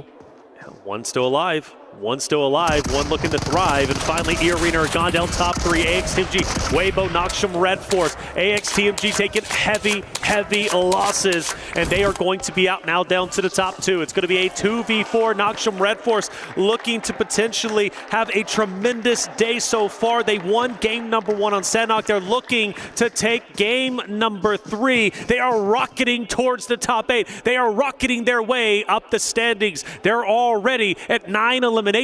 They've already got a winner chicken dinner. Even if the game ended now and they take 2nd place, their undeniable success today is undisputed. But Weibo have vehicles. Weibo, they don't have the numbers, but they've got the heart. They don't have utility either, though. And you can see the armor's in a pretty shambolic state right now. This roll forwards may actually work. They've left the player behind, suppress the ridgeline. They're trying to connect with the spray downs, and Order stays alive. That could be crucial here. They can get some healing done. XZ, can he connect? Yes, the spray down with the P90's there. The nade in response, sure. And now Order has to do something. He has to come up big. It's all up to him. A sliver of HP, back up to a decent amount, but it's a 1v3 as Binny moves on in. They've got the center of the circle under control. They're looking for the res as the flushes come on through. It's all but closed down, and Nongshin Red Force want 2 chicken dinners today. Here they go. Orders spring into action. He can potentially clutch this up, but he's going to have to work hard. He falls short. Weibo finishes 2nd, and Noxious Red Force finished the game 3 with a winner chicken dinner. 12 eliminations, making it their 2nd win of the day. A beautiful close down again. They are calm and controlled in these final moments, I think it's safe to say. For Nongshin Red Force, they have turned themselves around since day 1. Really didn't go their way. They have earned the lion's share of their points today, and they are in that race now. They are in the conversation for a top 8 position. It is a brilliant story to tell for the roster, from South Korea. They have had a great time of it. Weibo as well, getting up into second place there. I think maybe an overcommit over towards the E-Arena Falcon situation. Really gave up the ghost on that. Obviously losing Sook in the middle was a pretty heavy toll to pay. Well, E-Arena as well, again, handing their flowers, tough spots, back-to-back maps, making it out, thriving in a difficult spot. They finish off in third place with 7 eliminations. They continue to impress me. E-Arena, if they can make it to the finals, my goodness, they would be scary. That's game 3 done, 3 more to go. We send it to a break. When we come back, game 4 coming your way.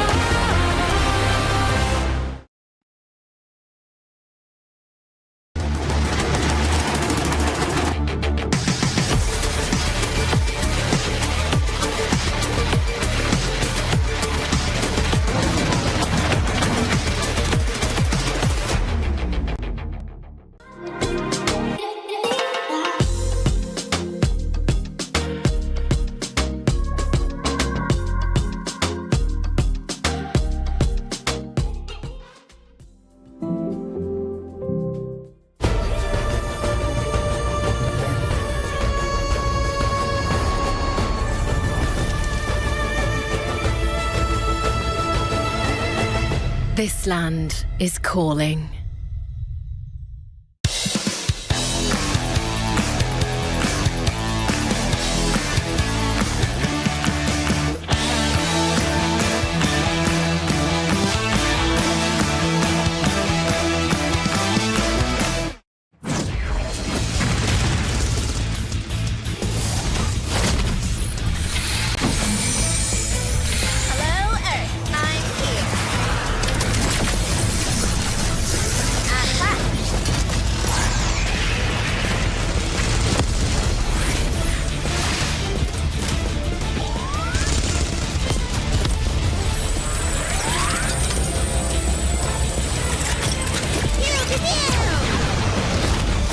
New Pulsar Legionnaire available now. First outfit with special head animations and voice lines. The Pulsar Legionnaire set comes with its own super cute voice lines that can be toggled on or off.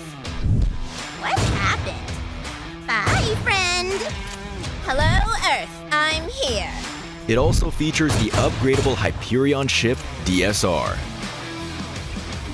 and Jet Reaver glider with special animations. Experience parachuting like never before. That's not all. Even more rewards await.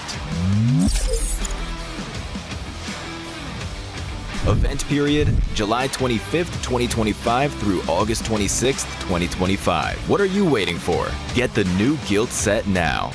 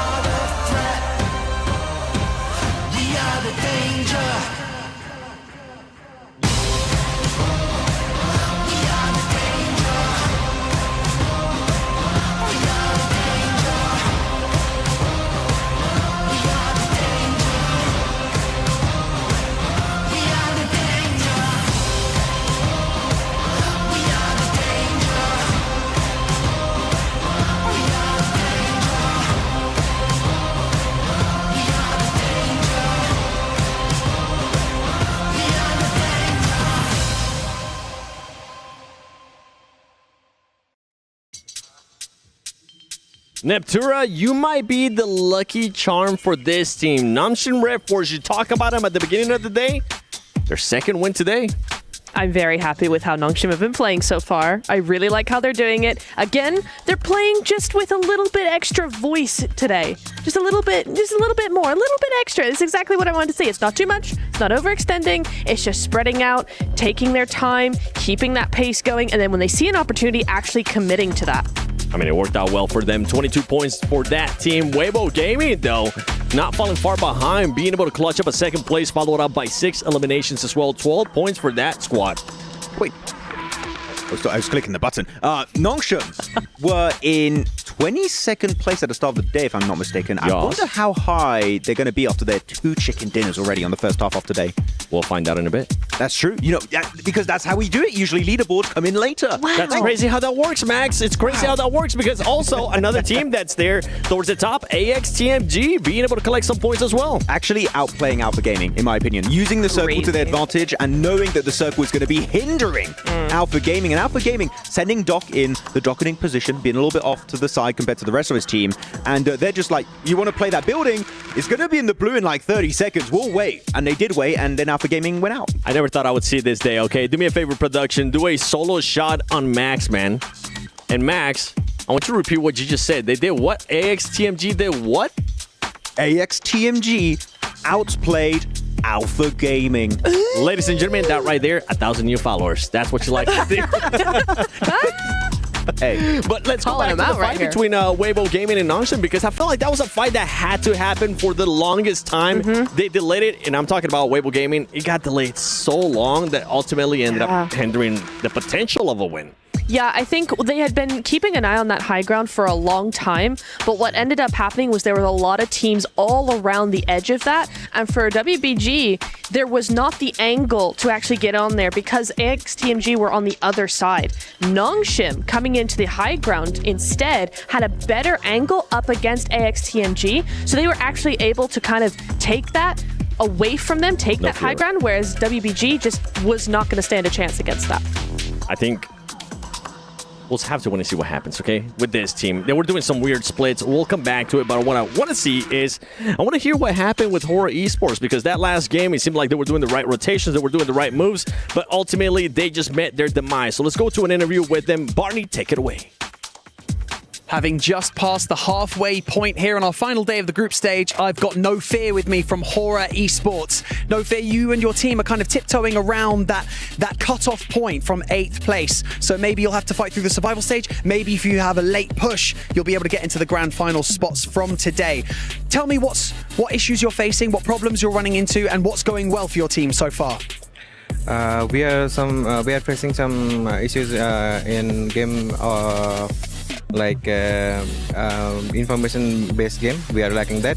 So we are trying to overcome that and following games. And we are a little bit nervous on the game, and we have to play little slowly.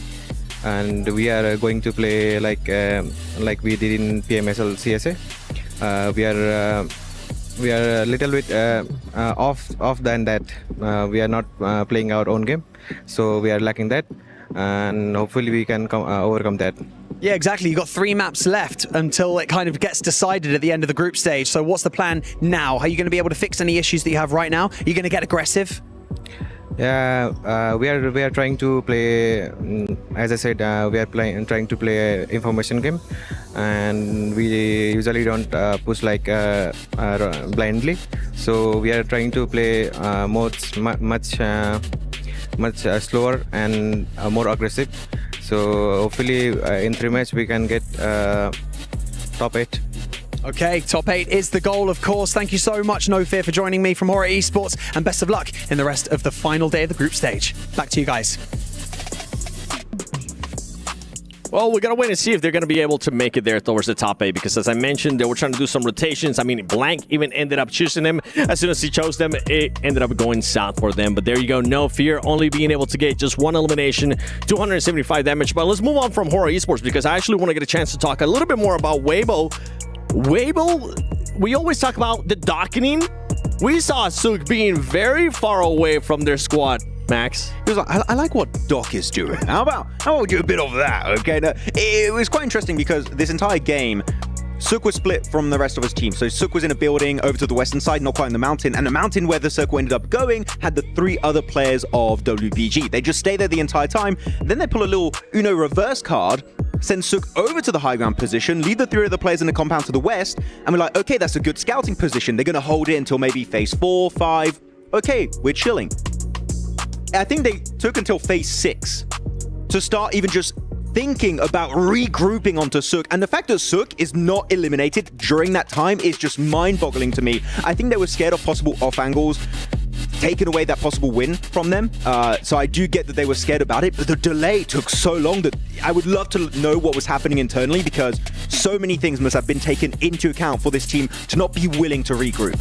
And that's what I was talking about too for this team as well, because of the delay that they just didn't want to find non-stream Red Force. They had the chance. Order seemed like he wanted to get an angle on them. Ultimately, it didn't end up happening, Neptura. No, it didn't. I think it was a really interesting play to come through from them. It's one of those things that I think has everybody a little bit confused, but at the same time, it's what got them a second place, almost a first place finish. They just wanted to keep that timing or keep to themselves a little bit more. They were not confident in that. And actually, I kind of think it goes into what we've been saying, is that if you want to make a play it with confidence and actually commit to that. And I think if they were unwilling to commit to a push, then actually staying and committing to the stay was the way to go. I think they may have been scared from Nongshim Red Force's southern angle. Maybe you just push that, you know? Maybe you just go for Big Sen, then you can have exude as much control as you want on the circle at that point. So I do agree with your idea here that maybe just do it together. I do get also the idea that maybe scared a little bit, but you have to take control eventually, because as you keep delaying it, you will lose a player, and that's how we did end up losing Sook at the end of that match. You gotta make that decision. You can't wait too long, but let's take a look at the overall. Let's see if maybe Nongshim Red Force is gonna be in the top 8. And they still got games to go, so that pretty much means that for Nongshim Red Force, there's a high chance that you might be able to make it there towards Grand Finals. One thing that's a little bit scary for me, looking at all of this, Max, is that Alpha 7 Esports, look at them, they just really haven't been able to get that many points. Don't forget, man, you got Horror behind them, you got Alpha Gaming behind them. If they keep slipping, Alpha 7, I knew it was going to happen eventually. Alpha 7 will be slipping out of the top 8. We can't have that happening to the reigning champions. So Nongshim, good comeback from 22nd in 3 games, getting up to 8th place. But as you said, Alpha 7 in the hot seat. They need to do something in these next 3 matches. And right now, for some of the other teams that are currently watching the games from their hotel, I'm looking at Yangon Galacticos, Rengnam Karya Esports. Have they done enough? Because with the ways that Nongshim Red Force is currently playing, and if Alpha 7 does end up picking it up, they could end up just getting kicked out of that top 8, Neptura. Actually, yeah, you make a really, really good point. Regnum in particular with 81. Yangon, of course, with 75 as well. I mean, even if Nongshim do go up and up and up, they are going to be able to surpass them 100%. I think even top 3 is not looking so safe compared to how these teams have been playing. We saw Alpha 7 there having 69 points earlier. You can see Weibo Gaming right now with 58 points. You have TT Global 10 points behind that.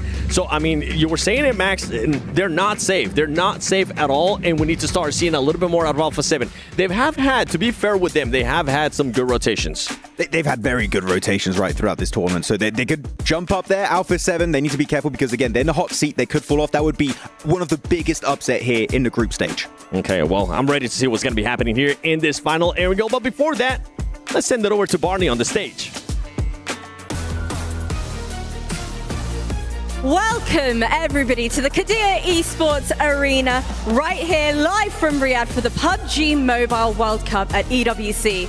I am Veracity, joined alongside the lovely Barney Banks. And Barney, I want to kick things off, first and foremost, for apologizing for my behavior yesterday. It was unacceptable, totally uncalled for, and this gorgeous stage is more than big enough for the 2 of us. It is big enough for the 2 of us. You know what? We can let bygones be bygones. The stage is big enough. It's absolutely fine. I'll kick things off by talking about map number 1, because it was quite pivotal that two teams that were high up the leaderboard got eliminated early on, both Alter Ego and Team Falcons. But ultimately, at the very end, when the final circle pulled in, it was Nongshim Red Force going up against RA Esports, and Nongshim Red Force took the victory and secured 23 points on the board for Asta Team. That's impressive, Barney, but I loved match 2. I'll tell you exactly why. Alter Ego Ares went from not a single elimination in match 1 to... You know what, Veracity? I actually 15 don't eliminations, forgive Barney. you. So what I'm going to do is I'm going to take map number 2 and I'll see you later. Have some fun up there. Map number 2, after a dramatic shift south from the circle, it was teams descending onto each other, and ultimately Power Esports took the victory, even though Alter Ego Ares managed to secure 21 points on the board. Match number 3, we had a pretty slow start. Team Falcons secured a vital building. Arena took them out, and Nongshim Red Force faced off against Weibo Gaming. And again, for their second chicken dinner of the day, Nongshim Red Force managed to secure the victory. What a phenomenal day we've had so far. Only 3 games left, and we can't wait to see who makes it into the top 8. See you there. This is not over, Barney Banks. Someone get her down from there. Jasmine, do you need assistance? It's like some kind of Bond villain. It's just that, look, she's like, can someone please help? Oh, mate, what a cool stage, though, bro. It's always so exciting, but especially today, especially now. Last 3 games, group stage, the anticipation, the climax, the teams that have been putting so much into every outing in this lobby. Red, green going at it today. Group yellow is currently out. Those are the teams that we will be chasing over the next 3 matches. We've had 3 bangers just coming off the back of with Reflections and John, and it'll be me and Jackie. Me being blank. That's me, I'm Jackie, hello. To take these final 3 games and see who will be grabbing that 80 grand that's up for grabs at the top spot. But not only that, the top 8 spots that will make it straight through to the finals, and which 16 teams will be joining us over in Survival. You can see already, if you haven't been hearing the reverberations, the audio capacity, the set of lungs we've got on this audience when Falcons have been in the arena, well, you're probably going to be hearing some of that today. Hey, getting the little pre-game rituals in as well. Alter Ego, I don't think they need it. The way they have been performing as individuals and as one collective, the 5 fingers on one hand forming a fist for Indonesia and punching through the competition. 5 fingers? Yeah, 5 fingers. Well, and a thumb. It makes more sense with the 4 fingers as well. 4 players playing. Yeah, but... fair enough. You got me there. You got me there. You had me. Yeah. You had me. All right, fair enough. Fair enough, blank. 1-0 blank. We have Erangel coming at you. We'll have 2 Miramars to finish things off, but this is our last Erangel of the group stage, and we'll be starting over in Severny down towards Old Sozinovka and military base. So the team's players for now. We are starting very far up on the map here. Alter Ego currently on top, not far away from overtaking 4 Thrives in that first place position. Alpha 7 also hoping to maintain over towards the top 8 here with 69 points, followed shortly by Nongshim Red Force with the 67. This is a nice stat to look at as well, man. Obviously with Falak not being here, but Rosemary still having opportunity to build on those high caliber plays he's been making. Unbelievable damage, fantastic impact. But this is what I was saying, right? It's not just him. It feels like the team has been setting up each other perfectly, blank. The comms are clean, the decision making is brilliant. If they keep going like this, it's going to be devastating. There's been a lot of talk about Rosemary, honestly, and there's a lot around him, but I think that when we really boiled it down, that there was a huge amount of success which was pinpointed around Alva as a player. In terms of his scouting, dangerous missions that he's been on to set the rest of the team up nicely. He's been a very, very key pickup for that squad to allow Rosemary to succeed in the way that he has. You can see the leaderboard right now, pretty tight, honestly, pretty tight. With Weibo currently at 58, TT with 59, Ida at 62. So there is chance for teams to jump up. It's not just Nongshim Red Force fighting for this one. They're in a worrisome position. Either could overlap them potentially. We already have an engagement starting off here over towards AX, losing a player in Rozok. Not the dream scenario you want going into the later half of the day. A rough drop, oh mate, it's not what you want, Blank. Try and get that sorted out immediately, get the things going, the blood pumping. Saw this yesterday with some of the decision making. Let's have a look though where we're going to kick things off. In-game POV, we join the Alpha 7 boys on the move. And again, like you said, I think they've been coming out, playing with a bit more of that classical flavour. It looks like Alpha 7 on the stage again. Bit more gusto, honestly. I really like that maneuver they made down towards Milta, you know, trying to play off the back of the road stop. Never that easy, honestly. They did eventually get wrapped on, but I think up until that point, they held their own quite nicely there. So I think for Alpha 7, they do want to have a much more explosive entrance here, but to be honest, at this point, at this stage of the tournament, they'd be quite happy just to get into the top 8, to get that free ride over towards finals. This is Alter Ego, actually. Who else other than Rosemary? Got a bit annoyed at us for talking about Alva too much, wanting to remind us who's the king. Oh. It is crazy as well, because it's one of those dynamics, right? We say it sometimes, we have like a 2-2 split of players that compete amongst each other within the same roster. Whereas for them, like you say, they're passing the baton willingly, setting each other up to make sure that relay race for knocks, for damage, for placements is always clean. But yeah, obviously, if he gets an opportunity, Blank's going to take those knocks all damn day. He'll show off. He will show off. I think for another team like that right now, it's somewhat of a different story, is Alpha Gaming, where it's a weird one. Yeah. It does feel like a case sometimes where a player will just send out the rest of the team, you know, bless their hearts, they will just join in, send with first Sanhok to shoot down towards the south side to take out Team Falcons, despite having one of the strongest compounds inside that circle early. It was a weird one for me. The moment, they're not doing too badly, you know, 50 points, but they are in 15th right now with that scoreline. So they want to bump that score up. It would be a bit of a jump, but it's not out of the realms of possibility for Alpha Gaming to get just a gigantic match. It's hard to count this team out too early here. With 3 matches to go, though, not a lot of time left, and that fuse is burning down. It is. And the base that will be behind it detonating, of course, is that rapturous, screaming energy we have heard again and again for the Falcons fans that have been in the arena. And that's scary. We were saying on day one, sometimes when things aren't going right, you're hearing that echoing constantly. It's more and more pressure that's being layered on you. Yeah. I'm worried if it's going to turn them into a diamond in the last 3 games, or if you will crumble under that pressure. 32 points for Falcons. It's not an ideal number to be on. 21st place as well.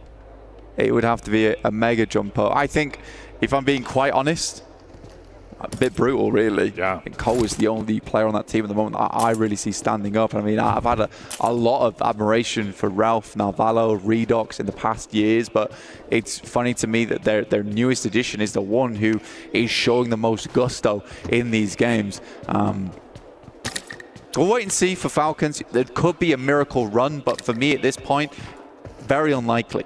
Very, very unlikely.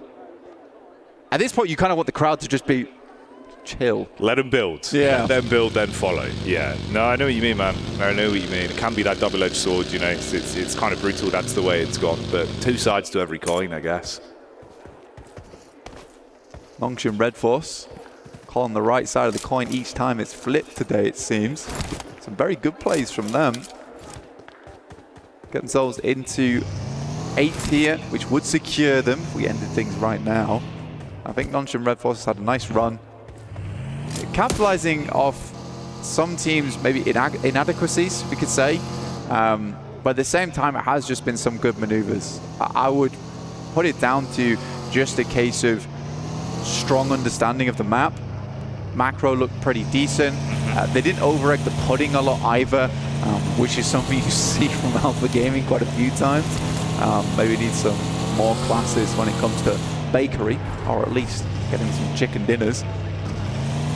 I think for IDA as well, it's interesting. Obviously, it felt like they were more of a periphery team in some of the early matchups we saw towards the group stage. You were finding your way through with placements, playing off the zone, but never really being at the forefront of things.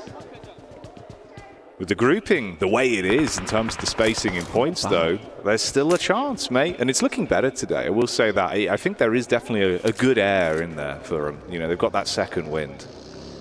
I think, right, the thing for them is that I've always classed them as an up-and-comer squad. They have some very young players on side. It's not easy always playing at a big tournament like this with all that pressure on. But they're a good team at heart. They're a very, very good team at heart. I think maybe it's early land jitters for them. This is only their second day of play. I think everything could change. I do think, though, for Ida, going to the survival stage is not going to be fun whatsoever. I don't think that's an easy place for them to be. I think they'd rather just make it straight through to the finals itself, get to watch all the play happen, and then just feel a lot more comfortable and researched going into that finals. So it does need to be a big push from Ida. Again, other teams are chasing. We've got Thunder Talks as well as Weibo. And Nongshim Red Force, if they don't let up, could become a little bit more difficult to grab onto the coattails of those teams in the top 8. Let's go back to your point as well for a similar team that, you know, the question mark was, will they struggle being thrown into the deep end of a big stage like this, global event?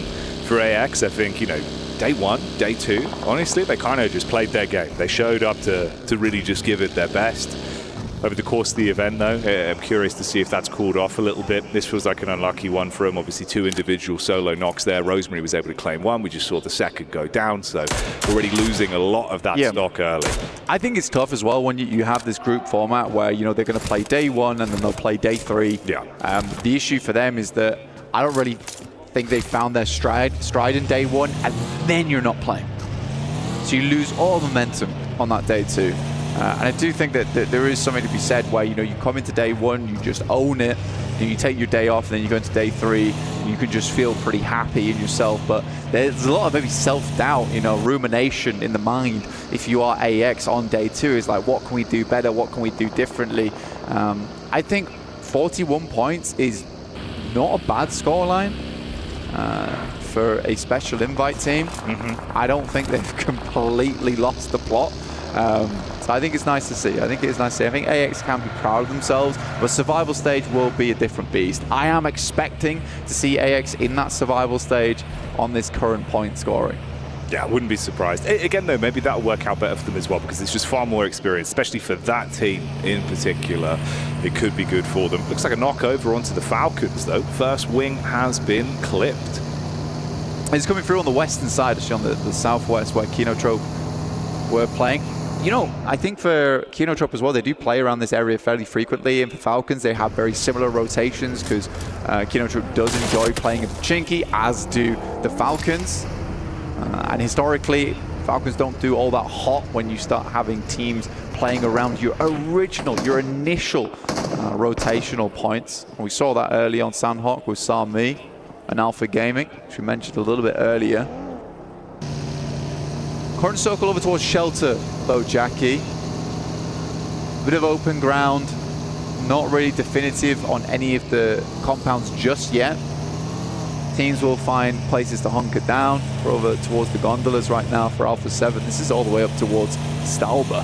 So they've still got a ways to go. I think they're one of the only teams, if not the only team, currently still out in the blue.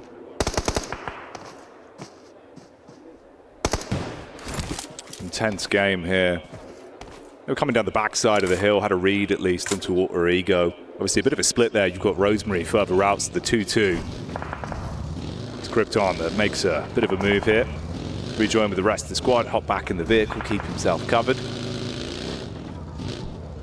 See how they play this one.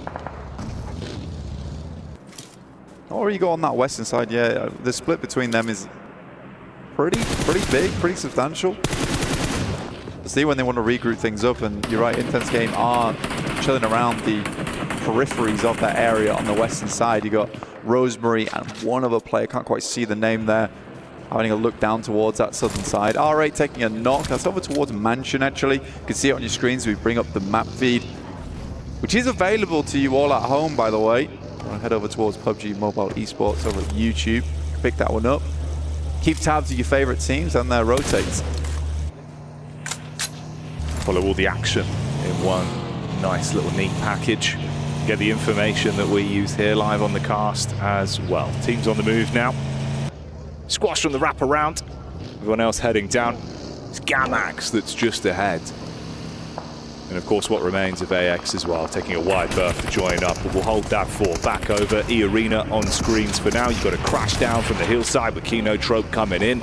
Mormon on the push back up. Ooh, big tag into the back. Quick response as they turn their heads and find that one. Tamar with the damage done. It's Big Papa Pump that's clipping legs from the side. Bullets coming in from the third party as well, trying to clean up and see what you can steal away from this. Had the smooth moves, but an instant shot back over. That's TT that are taking pot shots at it. That was a messy engagement, massively messy engagement, and a perfect opportunity for Thundertox as well, because this is around the center of the circle right now. Thundertox is able to clip two teams out at the same time. I mean, E-Arena's looking a little bit worse for wear here. King's not fully committing over towards it. His Alpha Gaming once again looking to ruin the day of the Falcons. That is a brave nade sent by Doc, and Reefus is just forced to handle it. Danger close, but the danger is Alpha Gaming, and it's their middle name right now. And just one man left, Narvalo. 4 nades in the backpack, casts out the first stone as he throws it over. Top from distance, trying to catch Reed from the side. If he does peek out to shut him down, nade could be on target, just short.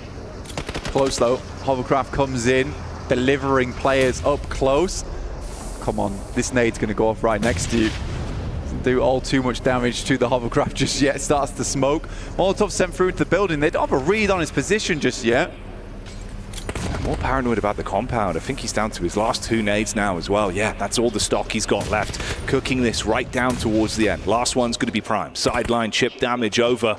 They don't want to run into this and throw away one player. Ooh, but Top will get the shot on the peak. That's what they were setting up for. Good watch from Top there. Holding in the background, has done that quite a few times there for Alpha Game, and he's forced to pick up the pieces when the front line heads on in. But for Alpha Game, very, very important match for them, right? They want to climb that leaderboard up to 53 points on this match. Powers finding Ida from R8, and here's Intense Game.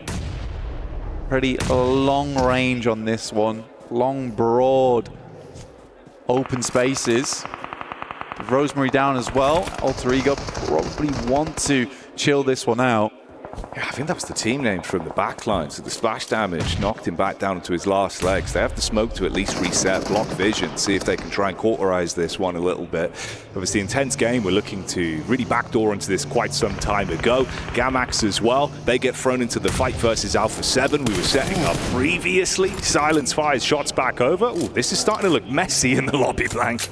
Yeah, not easy. With the circle, actually, hard shift down towards the southwest side, towards Farm as well, which is an uncomfortable area to play on the map. Alpha Game find themselves a prime position to play this one from after removing Falcons. But for Alter Ego, they've got Nongshan Red Force looking to rotate in from their northern side. If they can get rid of Intense Game, there's still going to be Weibo to deal with shortly afterwards. So we'll see how Alter Ego actually figures this one out. They're going to make a rotate off towards that eastern side, which is wild, by the way. They're going to go straight through Weibo.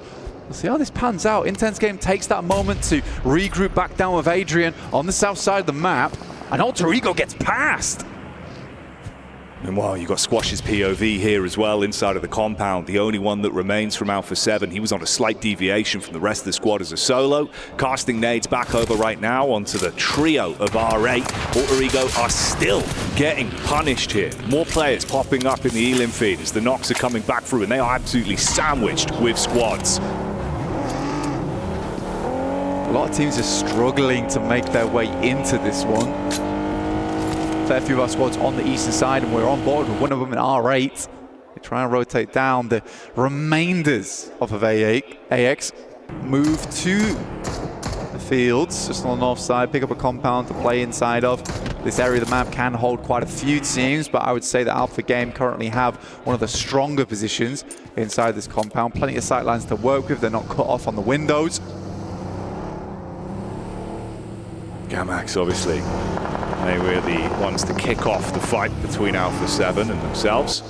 On the rotation path here, They go straight past Squash and down towards the crosshairs of R8 that are just trying to play towards the edge. They've got a vehicle close by to make their getaway. For Squash, it gets a whole lot more uncomfortable. Long-term rotate for him, and Power Gaming are ahead. They've got the next position to try and guard some of these teams as they make their way in. Origo, after that A-limb from earlier as well, did break the triple digits. Up to 100 total. Still chasing that 111 for Thrives to pick themselves up first place here. They lost Daybot. Weibo just about caught him on his rotate down in towards Farm. Yeah, this rotation's not going to go too well for Gamax. That vehicle is very close to exploding. Surprised Damar doesn't just go for the full send on the spray either. Couple shots back over.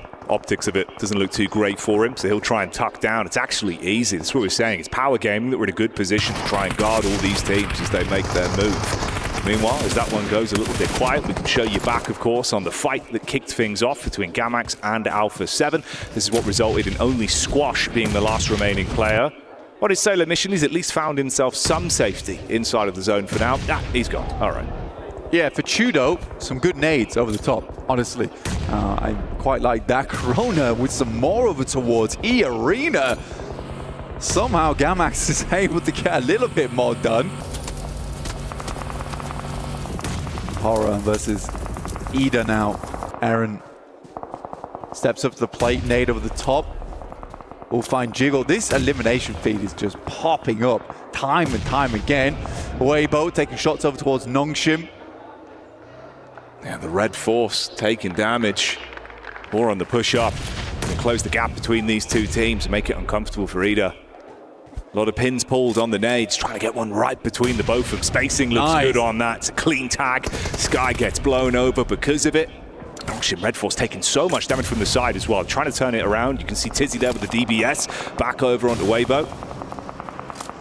Yeah, Weibo's suffering, but they are making it work. But intense game, wrapped back up again from where Adrian was playing. He's looking to pick up the pieces that were left behind by Weibo. But Ida's doing a great job to hold this angle. Held out Power, held out Horror as well. Those nades keep going through. You wonder how many more they've got left to work with. You can see Dark in here running with the level 1 vest, level 1 helmet. It is not ideal. This is the rough part for Power as well. At one point, it felt like they had a good position to try and hold back some of the other teams. Now the shoe's on the other foot. It's only really Al Haji that has a chance to make a getaway play as a solo. The rest of the squad were pinned in, play zone nipping at the back of them, and they've all just been picked off one by one. So he's just got to bail on the rest of the squad, look for a later survivability game from this. No fears, just got to hold his angle. It means versus 4. Ida's got to push into him. It's a good initial knock, and a second potentially. Oh, No Fear goes down, and you can see they at least deal with the first man that was in front of them. Quick reset on this. They've got time to pick each other back up. No one else there to instantly third party off the fight at least. Origo's going for something a little bit bold here, moving up into the northern sides of Farm. Alva's looking to go further in as well. This is a replay from earlier between Nongshim as well as Weibo. Good nade down there as well. Actually would be quite a nice storyline as well if we get this fight here between Origo and Alpha. The way we can set that one up, the dynamics, you know, the two sides of how they play, complementing each other or fighting against one another. Nades over the side for now. The fact that that is right on target, the kryptonite for him, blows him away and fragments the team. The advanced scout now down. It bounces off the tree, by the way. Wild rebound. Yeah.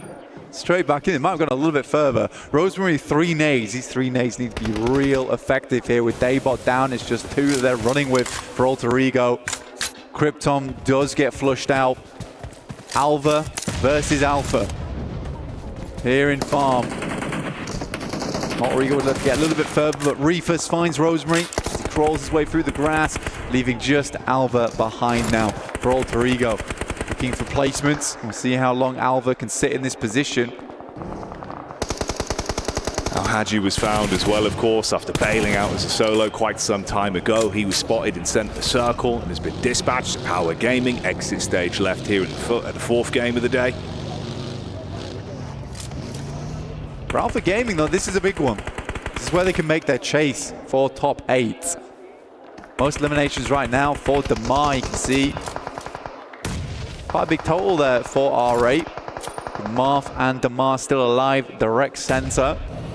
But Ida is just flowing through. That is until Xing will find Darkin on the front line there. Pops him for one. Nades continue to pour across. And Emre's just going to wrap. They're going to give up Darkin. I like this, you know. You see there, the boys from TT are looking to move in, but this is a dangerous cross. Going for the quick butt, jump in the vehicles, try and have some cover from the reach. Oh my. The Bison lets it load, but they're able to handle themselves on that one. Dispatch, RA keep themselves in a good spot. And like you said, that Elim feed has not slowed down. Consistent bouts, it's constantly going. But with that, Ida makes it into top 8 over Nongshan Red Force, so they bounce them down into 9th here. Weibo moving up now into the smoke, directly on top of Ida. You got he who moves in, but not for long. He is not him. Eren will put him down. The 5 elims on the game, 9 total. Jumping up now past Alpha 7. It's a massive game from Ida. That's what we were saying. It looked like they were maybe a bit of a periphery team, but now they want to be at the forefront, straight into the smoke with the bonnet. Hello, Eren, and goodbye with the DBS. I pick up Emre there. Takes him a while. Nade goes over the top. 33Z's able to sidestep that bad boy. Continues to take chip damage. That one should be on target and do just enough. And Eren will put another one up for Ida. The solo soldier in the middle of a broken field of vehicles.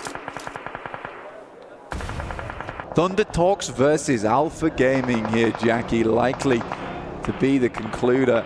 Intense game on the sidelines, have been huddled for a long, long while. Eren continues to take pot shots, but Xing will finally take either out. Of 4th place though, 10 elims. I think they'll be very pleased with the result on that game. Yeah, grinning from ear to ear. Ooh, trying to reposition right here, right now though, on the move up. There's the damage back over from Alpha Game. It's Rayfus that's able to get the spot onto him. Always on these roofs, playing these individual shots. Barraging down the bullets from the barrel, keeping them pinned in. What? Oh, hello.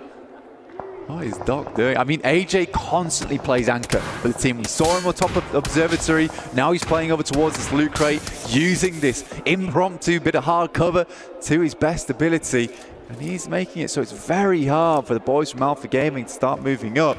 I'll be surprised if he's able to get an angle over towards Rufus, potentially. Another loot crate comes dropping down a little bit further in.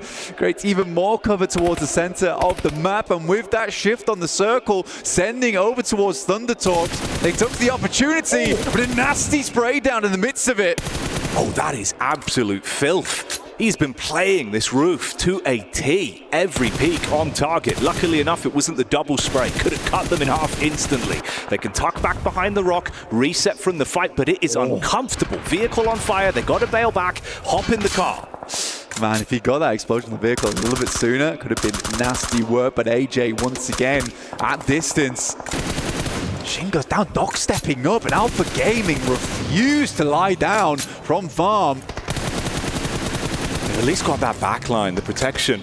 Trying to hold them at arm's length. This is AJ. He's making some important plays, but up close and personal, that one's going to sting onto Doc. Was not prepared for the close quarters engagement. The cheeky peeks through the smoke are going to end right here, right now. Intense game, just consistently being hit from the side. They can't peek up against it. 19 bullets left in the mag here. The big machine gun in the back pocket here for AJ. Not sure how effective that's going to be at range. There's 19 bullets, got to count on that 5.56. Top's looking over. They do get Doc back up again. A disgusting single nade from King over the top will shut down the hopes and dreams of Intense Game. That is a max man grenade and a half. And you mentioned it. The switch to the last weapon he has with ammunition. At this point, just trying to create space for the team, and they are going in. Straight in the vehicles, looking to close the distance. This is a great wrap from Alpha Gaming. The lineup as well is beautiful to see. AJ's position is now compromised, dropping the smokes, hiding behind the vehicle. Zjol zigzagging his way over, and Doc is relentless on this position.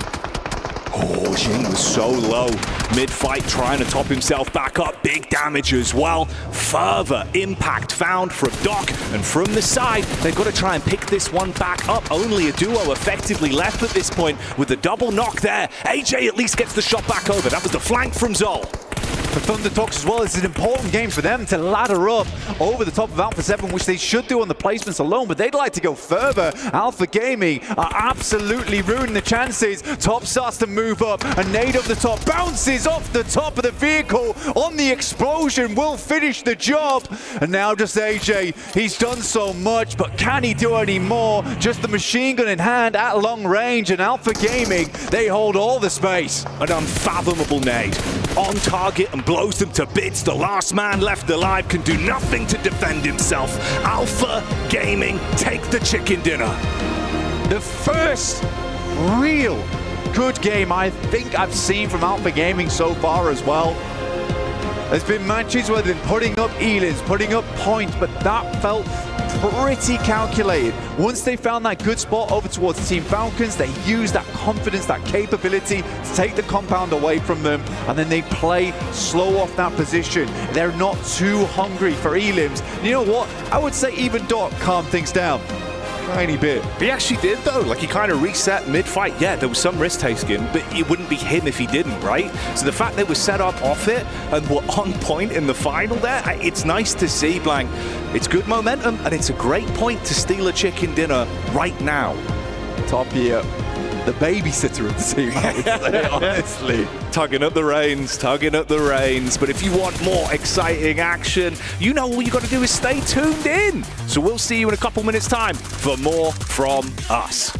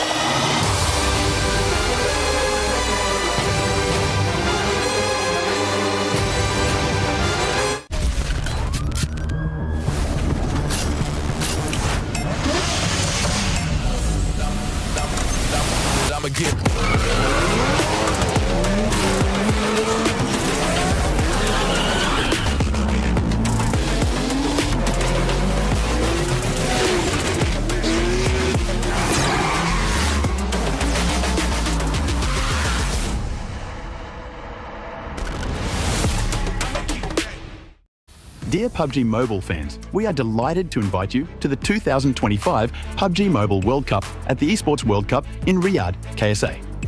This exciting event will take place from July 25th to August 3rd at the Boulevard City. We've prepared tons of event perks, such as the PMWC avatar frame, Esports Passion set, Esports Passion parachute, and tons more items. Let's check out how you can get all these rewards. During the tournament, go to the Pandora event page via Lobby, Event Center, Esports to join the event. Mormon from SEA, Top from CSA, Pedrinho from the Americas, Silas from the EU, and Prestige from MENA will guide you through the 5 major parts of the event. They consist of tournament celebration, prediction rewards, esports shop, themed outfit, and champion challenge. Join these activities to earn rewards and collect esports tokens to redeem even more gifts in the esports shop. The more esports tokens you collect, the better rewards you'll get. You can get up to 2,870 esports tokens from the prediction event. It takes place from July 23rd to August 5th and consists of 3 stages that coincide with the tournament: group stage, survival stage, and grand finals. During the group stage, get 20 esports tokens by predicting the 8 teams you think will advance directly to the grand finals. Each correct prediction will grant you an additional 60 tokens. Make a total of 3, 6, and 8 correct predictions to get 300, 680, and 720 tokens, respectively. You'll get another chance during the survival stage to guess the other 8 teams that will make it to the grand finals. The rewards are the same as the group stage. During the grand finals, you must try and predict the ultimate champion. Just predicting will grant 30 tokens, and a correct prediction will grant 400 tokens. If you're unsure about your predictions, you can let your friends' predictions guide you. Find someone reliable, copy their predictions, and wait to be rewarded. The 3 prediction rounds take place on July 27th, July 30th, and August 3rd at 10:45 UTC 0. Rewards are issued the second day after each stage ends at 4 AM UTC 0. You'll receive esports tokens based on your prediction results. Note, esports tokens don't expire and can be used in future esports events. Who do you think will be the ultimate champion? Join the 2025 PMWC event and share your predictions. Invite your friends to join the predictions and watch the tournament unfold.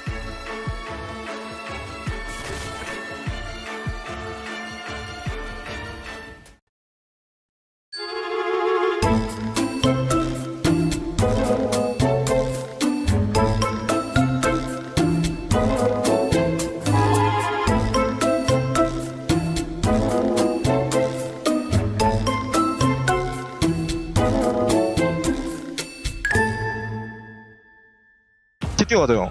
건아 너가 오른쪽 집 째줘. 확인. 건아 밑으로 뛰어야 돼. 왼쪽으로. 나야 돼. 폭난다. 밑으로 네 집 뒤에 붙어 있는 거 있나 확인해도 돼. 나이스. 집안에 네 집안에 하나 있을 거야. 내 집안에 하나 피 먹고 있던데. 라스 하나 나오는 거보다 건아 나 폭 갈게. 아 자신 있게 이거 어차피 우리가 먹었어. 먹어 그냥. 막게. 까비. 야 나오는 거 봐. 나이스. 자, TR10. Wyszony, kiedy? Wyszona. Jeb. Ruszył Kizi?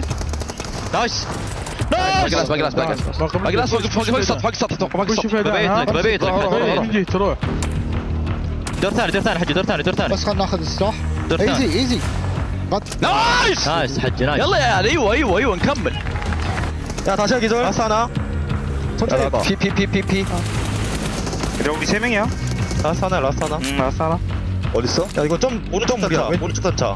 좀 무리다 이거. 매점이야. 나오면 살아? 살릴게. 살리면서 하자. 왼쪽만 잘 봐줘야 돼. 왼쪽 뛰어오는 거 보는 중.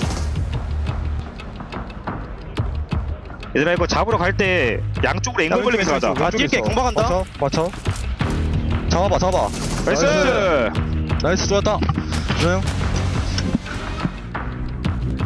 It is crazy to see what one of the best teams of PMWC can achieve when they actually end up playing as a team, Max, man. I mean, APG finally getting their first win. This is their best game of the tournament so far, and as you said, they're playing as a team. It's amazing, it's beautiful, it's unexpected because Doc is on a team, but actually we're sticking together, so I'm very, very excited. And definitely a well-needed chicken dinner because they were in the middle of the rankings, right? They weren't quite in top 8. I think this game might have been doing just enough for them to actually put them in top 8, but can they remain there until the end of the day? I think with this performance is definitely going to up the pressure to some of the other teams because remember, we're done with Erangel, Eptera. We're going to be going into Miramar, usually Alpha 7, one of those teams that ends up saying, you know what, we end up performing a little bit better there when we go to Miramar. That's a team that needs to perform. It is a team that needs to perform. I think we're going to see as well a lot of teams that are very good. Oh, hang on. We got an end game, Max. This is actually going to be the time they leave farm, and Alpha Gaming have an amazing game plan to just overwhelm all of Thunderstorm because their players knocked, they're wounded, they're not ready for a crash. And actually Alpha Gaming just don't go for the normal play that a lot of people would go for, which is crashing the rocks. No, they take this massive spread over to the east, not only controlling low ground, but also taking the high ground angle away from AJ, forcing him to kind of play more passive so he can't get shots on the player low ground. And then, as you can see, 1, 2 players low ground eliminated. Only AJ remained. He was also extremely low in terms of ammo for his M4, so long range, he couldn't get involved. That is the only way Alpha Gaming win that match, and it was pulled off flawlessly. And on top of that, Seal just being able to just kind of get that high ground, gave him the big opening. I'm surprised that Thunder Talk even allowed that. And with this game right now, I mean, Alpha Gaming, 21 points. I can't wait to see what that's going to mean when we go to the overall. But Thunder Talk, I mean, that's another team that's also being able to put up some points up there, Niptura. 16 points for this squad. It's really nice to see them start to perform as well. And what I really love is how they were able to capture that high ground towards the mid phase of the game, right? I think that rather than what a lot of teams would do is just go for all those fights again and again and again and get that CQC, I think Thunder Talk really just held back and was like, we're going to wait for all these other teams to start fighting. And then once they're done, we'll pick off the stragglers and then move into that space like we claimed it for real. I love how the final spot of Thunder Talk, it was initially Al-Haji had it 5 minutes before that fight happened. Then it was taken away by Damar from RA. Then it was Ida that took it. And then it was Thunder Talk. Like, Al-Haji had the good idea. Unfortunately, as a solo, he couldn't quite defend the... What? That's an interesting tactic right there for Nonchalant Red Forces saying, all right, we got 2 wins. Can we actually keep it going? Wake myself up. Just... I'm like, I can't do it. If not, then I'll end up just hitting myself with the microphone. But I want to deep dive a little bit more into some of these games. Intense game. That was another team that we expected a lot more out of. It hasn't been that way for a very long time, at least for the past 2 days. But it's good to see them finally being able to step it up here on the final day for group stages. Yeah, especially I love the way that they played a very difficult zone, right? That zone was not easy for any of these teams. But I love how they actually were able to stick together and then move, but still be mobile at the same time. So you did have those players that were going up off to the north and then back down, but they just, by keeping mobile and stop and preventing any stagnation happening, they were actually able to end up being one of the last ones in the zone because they weren't in one place at the time. That's right. I mean, we were talking about this 2 teams earlier.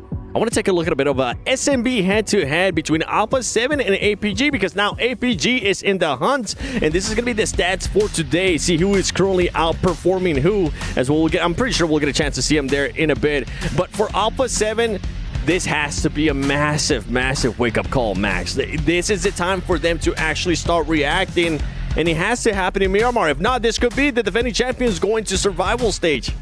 I mean, it's scary because Alpha Gaming getting a win there. Don't forget, they were just below them.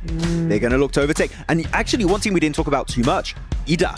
They've been silent, but they've been climbing the ranks slowly. They've been approaching the top 8. I think they've been going top 8 a little bit early in 8th position, if I'm not mistaken.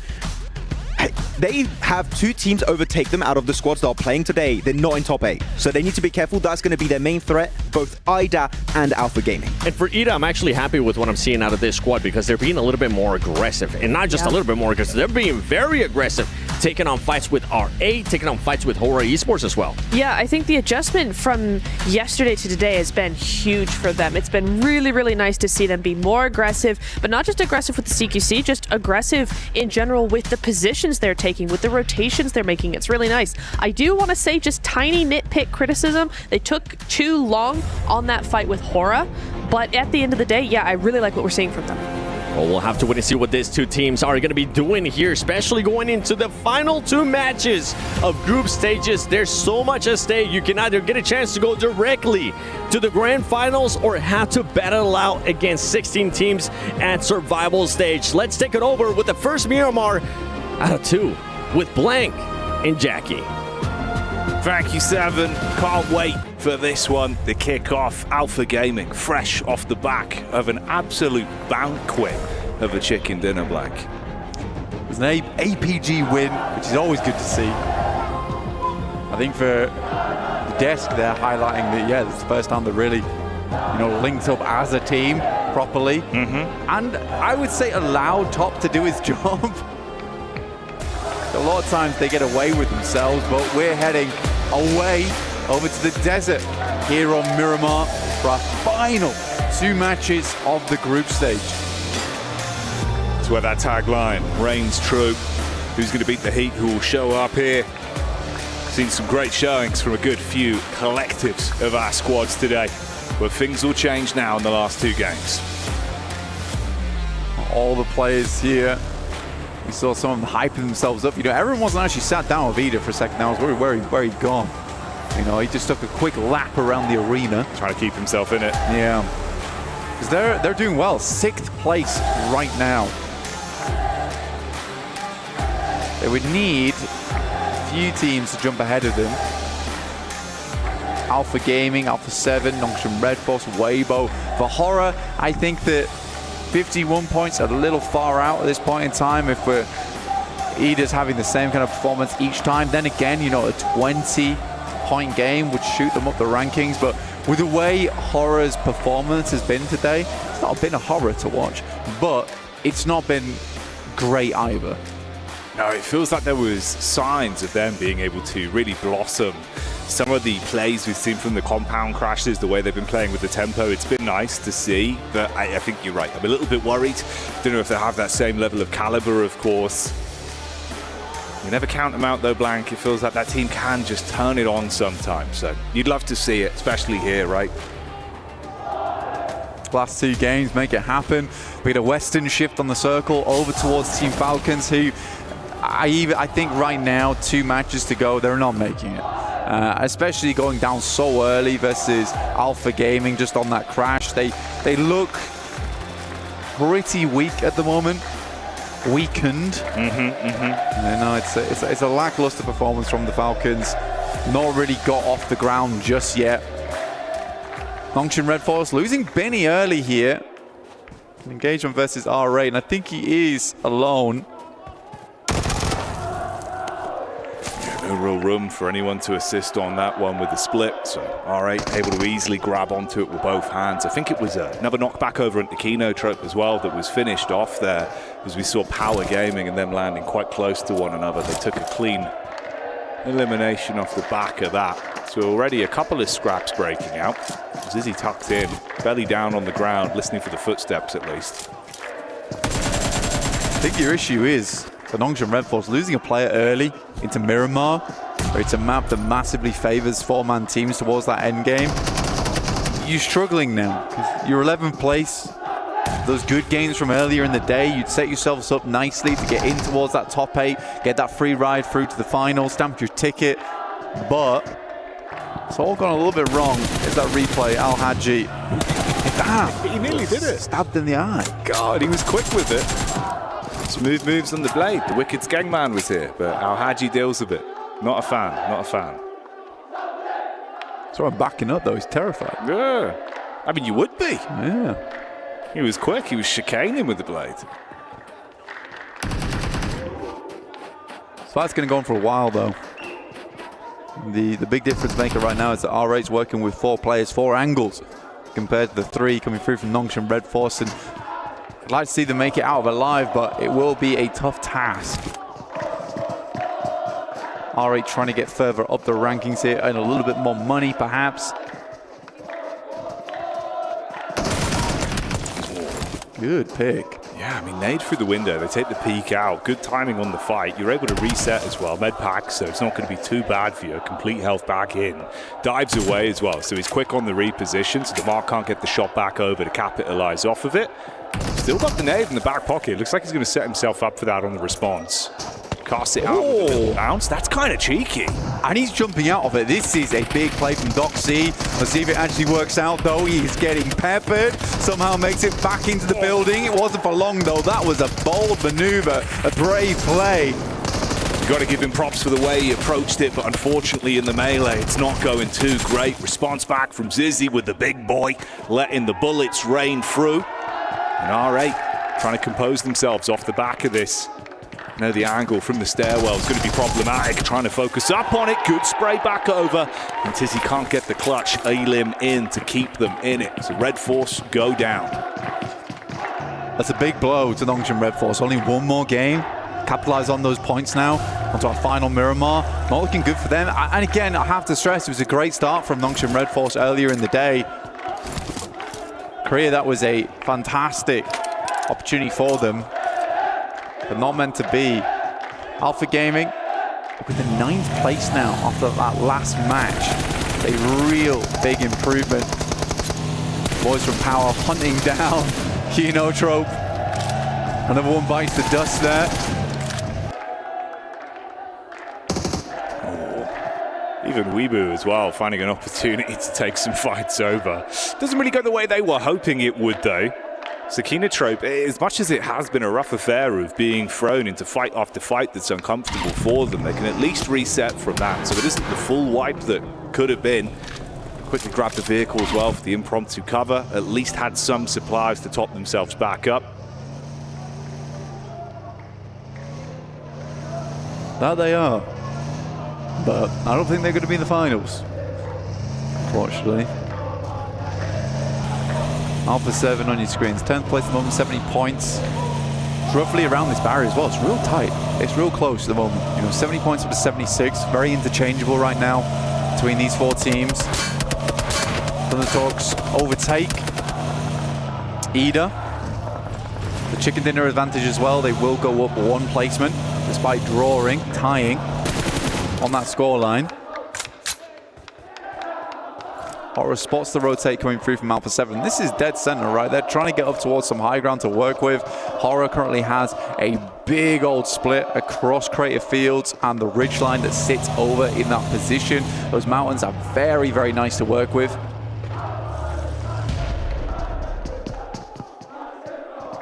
And this is the fight that has not given up. Power have just been consistently stalking Kinotrope for so long at this point, chasing them from compound to compound. Looks like AX take a knock as well with intense game, being able to isolate them once again. It's been uncomfortable in the previous two matchups. Gamax taking on Falcons and losing Koa again. It's these slow decisions, slow rollouts coming through from Falcons, allowing teams to backfill them time and time again. They've got to figure something out. Add some security cameras to the back of the kit, essentially. They did lose one player over from the side of Alter Ego as well, from a very quick bout between them and Thundertalks. Both teams then repositioned and called it quits on it. Seems like this might finally be the moment to strike. They bait them round the corner. It's a good crossfire. Able to hold on the doorway. Panic stations now to reset from this. The last man unable to pop off as a solo dolo. Al-Haji will handle it, and they finally close it down. Yeah, Ozi-san attempts to the triple step up the stairs. Not going to happen though. But Power consistently put up performance there. Looks a lot better today. We haven't had that champion moment for them just yet. Towering above everyone else so far, but it's a nice game from here, honestly. Chrono will finish off Koa. Again, I think losing Koa is a big deal for the Falcons. I think he has been the one stepping up time and time again for the team. He's trapped out in Monte Nuevo on that northwest side. Circle centers up though over towards Ida, which is very good for them in terms of their point scoring, staying within that top 8. Currently playing over towards some high ground too on the roadside, so plenty of vision around them to work with.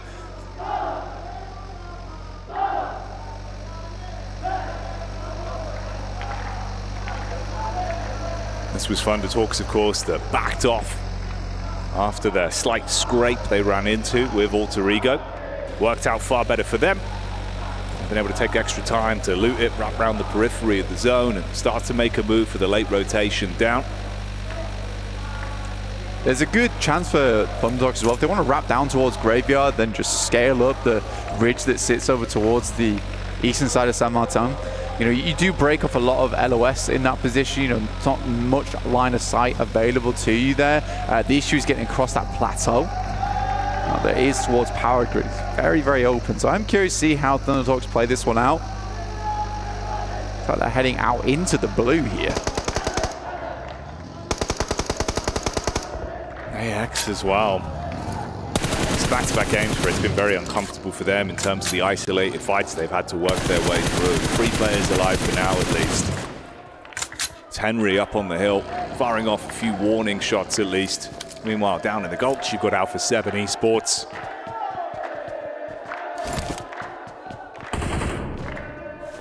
Yeah, Alpha 7's not in a terrible spot, honestly. In these concretes, works well for them. They are surrounded by a lot of height, though. It's pretty terrifying looking up towards, but you know, keep them safe. a fair long time. And the vision is not terrible from this spot either. You can see as Mafioso's looking around, likely he'll spot anyone trying to move up towards them too early.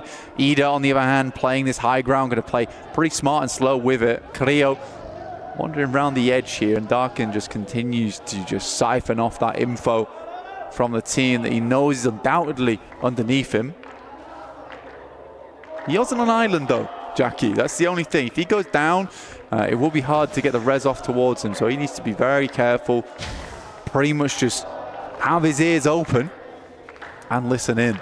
Yeah, it's that risk versus reward. Obviously such a powerful angle if he's able to play it, and this is why. Bullets come across. Similar kind of story as well. I mean, you're so far out, so Revo's just going to get the full magazine dumped into it. Dispatched already, so he's hard gone. 3 players remain for Alpha 7. Of course, Darkin's position's compromised, but he can bail out now. You're more panicked about it. And if anyone wants to take the buggies up there, like, it's going to take a while, and it'll be pretty obvious when they're coming. Frida, it certainly is Vamos here. Trying to push forward over towards that top side of the lobby, take over Thunder Talks. They move in from that eastern side. They take a player from RA as well in the process. So cut back in over towards San Martin. So a little bit of a different rotation they went for there. Frida, great pickup over towards Alpha 7, directly pushing one of their competition further down on that leaderboard. Currently Alpha 7 in 10th place, and were chasing. Ida could squeeze so much out of this, man. It's really good heads-up play of how they've been ebbing and flowing throughout the course of the day. Some great gun skill on display, heads-up calls as well. Obviously for Darkin, like you said, the amount of time, you've got clear vision for it, so he can reposition. Spots over in the distance, the 3 players from AX that are looking for a quick getaway. The distance unloads. Let's try and get a few shots on target here. Slightly dangerous play from Darkin, I think, holding this angle for that long, especially using up all these bullets as well. Somewhat unnecessary, I'd say. You know, he's down to 60 in the chamber.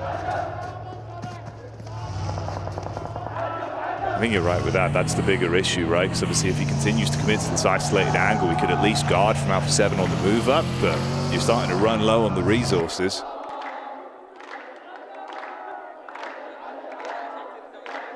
Solarigo. One player down. Playing around the warehouses on that eastern side. Not bad area to play around with either. AX just moved over towards them. You saw just then either taking shots. Again, pretty long range. Very unlikely they hit those shots anyway. Nice little bounce at the stairs though. Trying to rebound that one. Instant Molotov. I'll take those. It seemed like he was hoping to try and force them just into the vision of the nade from King as well that was setting up to support, but luckily enough, not close enough towards the stairwell. They're able to tuck in, keep themselves safe. Goes in to clear out the building now, sees the feet. Ooh, rebound off the wall. It's a lot of damage. Oh, the timing on it as well. As he pushes up, it's the reposition. So Demar just not ready for the instant dive in. Able to get it. That's the last of RA. Obviously, this was a rotate back out for Thunder Talk, specifically to hunt them down as well. So they get what they want. Can't tell if, you know, he'd left that nade and that Molotov on the stairs like a bait. I try to get your boy to walk down the stairs and pick him up and then take the shots. I don't know how many players at this level are going to fall for that, but I don't know. Try to lay out some candy. It's a fair theory.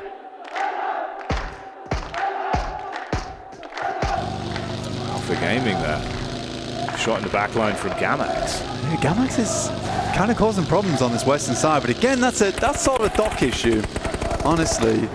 If we look where he goes down, like all the way on that western side, he's split off from his team. Can't deny the amount of eliminations he's been able to get for Alpha Gaming, but still, sometimes a little bit overzealous. Babysitter in top might be able to pull back on those reins quite quick enough. I couldn't get a grasp on it. Too fast. It was a lot of strength, a lot of strength. He loves it.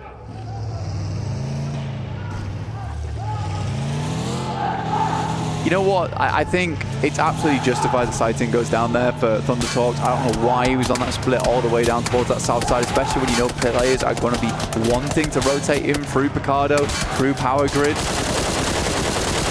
Sure, he provides information back, but probably could have just garnered that later whilst moving through those rocky outcrops on the eastern side. was interesting as well for Thunder Talks. It almost felt like Hing was trying to get them to go back over to take the fight versus intense game. But then again, like you say, it just resulted in them being fragmented. It doesn't really work out the way they were hoping for. Down to the trio to reposition in. And it's close grouping ahead of them. You got a bit of a scout out from Padrino, who's going to get the info over towards that side. Rest of the squad holds further back, of course. AX and Alter Ego. All quite close together. This was Hora that were taking shots down from the top of the mountain range. So Alter Ego, rather Alpha 7, have just been taking so much damage from up on high consistently. Oh, get the knockback over onto Squash as well. Fragmented into both of the compounds. Got to tuck in and find some cover. Yeah, it's been really hard for Squash to move across the Korea now. So it's pretty much dead meat. Yeah, there really isn't much you can do on that one. It's unfortunate for him. Okay, so Thunder Talks, they have committed for the push back up. Obviously, you already had the compound set up for Alter Ego, so they handle that one with ease, it seems. Ooh. That's a explosive arrow! No way! What a launch from that one! Oh, we've heard legend of it. We have. But now we see it. It took me, my brain was like the synapses have connected. Where was this shot from? That's from across the bloody road. That's insanity. Through a tiny gap. Is that Legolas? Oh my God, the archer. Okay. Tengu's in the building. Good to see. Don't give me a replay of this. I don't want to see this. Let me see that explosive bow. Wow. Man, you felt that one in your chest. I was like, that's not a nade. I didn't see anyone near him. Oh, the pull and release. Woof. He's good with the drawstring. Yeah. Lines it up and knocks him down. And no relief. No. The boys in Alpha 7. That's a rough way to go as well. You've been humbled. You'd be fuming. Damn. Okay. Pinpoint precision. The boys on Weibo bring a new meta to the game. I don't know if it's meta yet. Might be a little bit off meta, but I'm always down for people doing a little bit things funky. He's an innovator. Yeah. Can't doubt that. Straight inventor. Alter Ego on 3. To be honest with you, all things considered, I like that Alter Ego has slowed down their pace in this game. They know they go down to 3 early. They get 3 elims, which is still pretty good, to be honest, over towards Thunder Talks. As they rotate in, we did see that replay. Thank you, production. We do appreciate you. And it was good. It was good. Being able to hold that is nice. And that kind of comes off the back of Thunder Talks losing Sighting as well. You know, if they had 4, that might have been a very different story. You got a 3v3 there for Alter Ego. They can handle themselves on that. You got E-Arena down towards the south side, looking to push slowly but surely up over towards Alter Ego. Yeah, I think that one was almost paralysis by analysis for Thunder Talks with how the decisions were made. So came back to haunt them. Sleepy still up top. Such distance to play with. A little bit of ammo left in the pocket as well, so just taking shots when he gets opportunity to keep him pinned. You see the split from Alter Ego as well. The team trust each other so much. Speaking to Rosemary, you can see they all just play for one outcome. They're just looking for that win. They're not bothered about who's playing well. He said it himself, where he was just like, look, it doesn't matter if I'm playing well. I know my whole team can, and they certainly can. Val's going to try and get out of there. I think he is the last player of the team, and Falcons just drop like a bag of rocks. I don't really know what more to say. I don't know if it's pressure. I don't know what's happened, because technically they're not always the most entertaining team to watch in that way. But they are consistent. Consistency is good. When they pop off, it's just very, very cool. But most of the time, you know, it's just slow but steady. All right, they're the turtle to Alter Ego's rabbit right now. But at the moment, the rabbit is very firmly winning this race. Yeah, quite a bit. Quite a bit. Turtle's got lost. Rabbit's focused. He's on. There's an 80 grand carrot at the end of the race here. Yeah, you definitely want to nibble down on that one, so you won't be stopping. Especially with how good they've done today. How amazing they looked yesterday as well. Great results for them. I think that's like you say, man, just being able to play with that pace, knowing when to dial it down. Even when they lose a player or two players early, it just doesn't really affect them mentally the way you see it start to rattle some teams. Gamax have been the problem maker of multiple times on these backdoors. Obviously looking for revenge for Doc here when he was taken down by them. Exchanging nades from either side, cast them over the top, just trying to keep them pinned. Bullets from the side. Ooh, couple tags there. That's actually Al Haji from the top side with the backup of the rest of the power squad. Yeah, Ragnar's getting involved now too. Let's find APK. Some good nades from APG, by the way, there. Gets them down to around about 20%. It's kind of unfortunate they're not able to land them as well as they'd like. And there's another that just lets the first aid kit go through. So they're just off target. Now they're hearing these shots coming through from the side from Power and even Weibo now sending down slightly. Got Order, legendary player from the PEL region, looking to push over towards that south side. Oh, mate, so brutal. So many sideline angles for Power in front of you. It's Top and Zol that are able to just keep you pinned in position. Quick shot back up. Zol loves these. Those fast engagements where he'll burst you down. Easy over the top again, though, trying to keep it uncomfortable for them to actually close the gap and play off one another. It's isolated 1v1s. He's always been nasty with these nades. He's just laying them on top, and Zol knows to back it up. Oh, mate. Can't quite see him. Choreography of PUBG Mobile you need on this one has got to be pinpoint. He's trying to bait him in with the quick shots towards Ragnar up on high so he can switch the DBS for the close quarters engagement. Off the nade, it seemed like Easy wanted to completely commit to it. They're actually doing a good job of handling themselves. I'm surprised he invests the first aid kit there instead of the bandage. Got plenty from the back pocket. Wasn't really all that low. He's going to lose a lot of HP from that. Top consistently taking shots there, and Order finally steps up from the sidelines. Order was biding his time. Calm guy, his Order. Just will wait things out. Real stern look upon his face as well. Will lay down the carnage. Zol's going to try and go for something a bit cheeky, bandaging in the vehicle as he goes.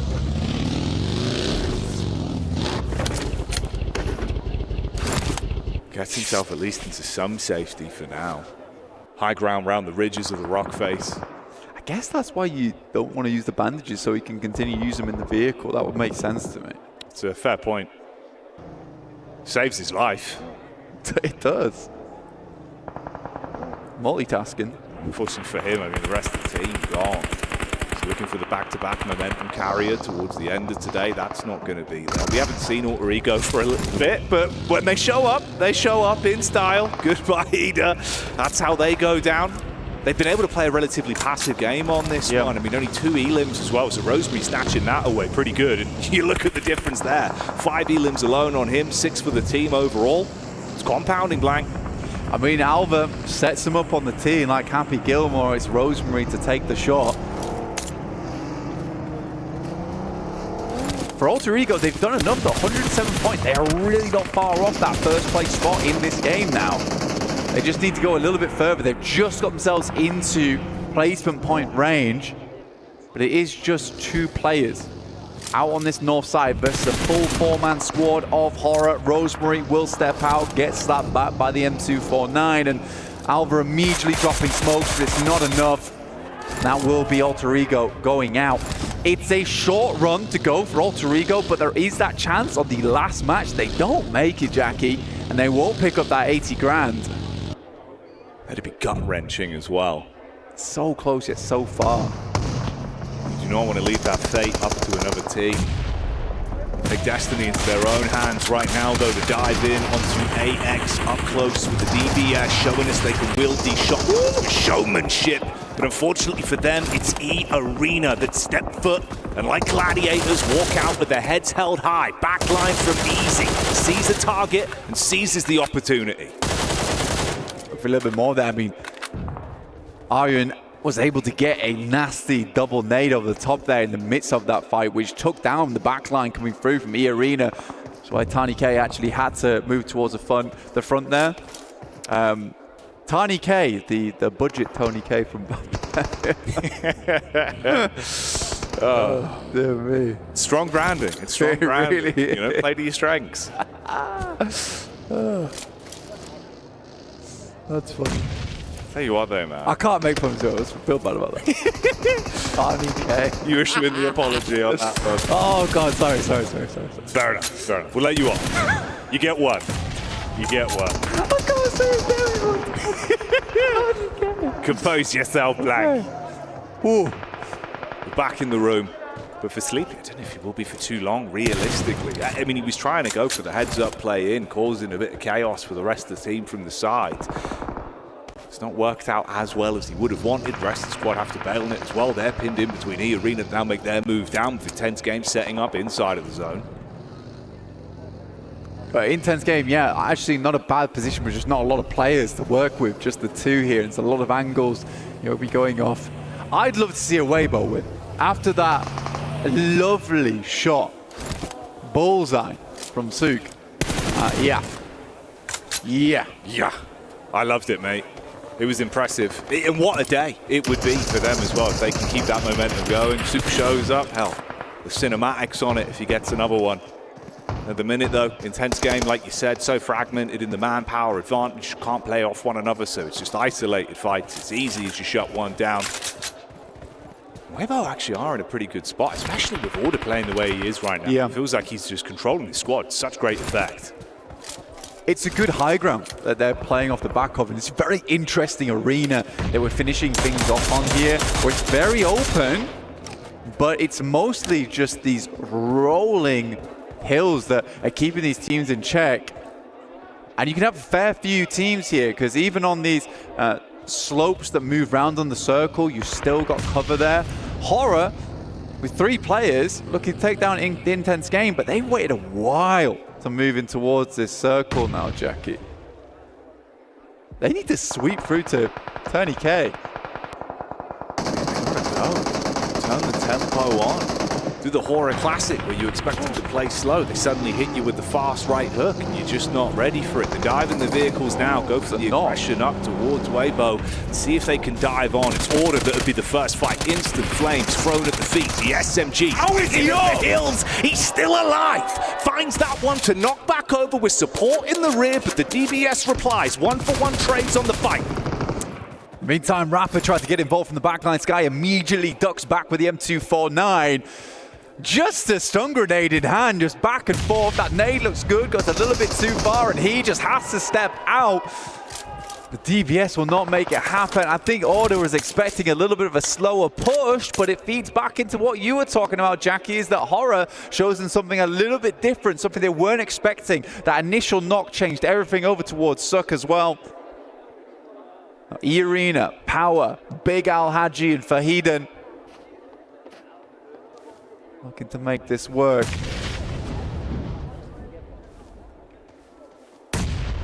Slower pace rolling over the battlefield now.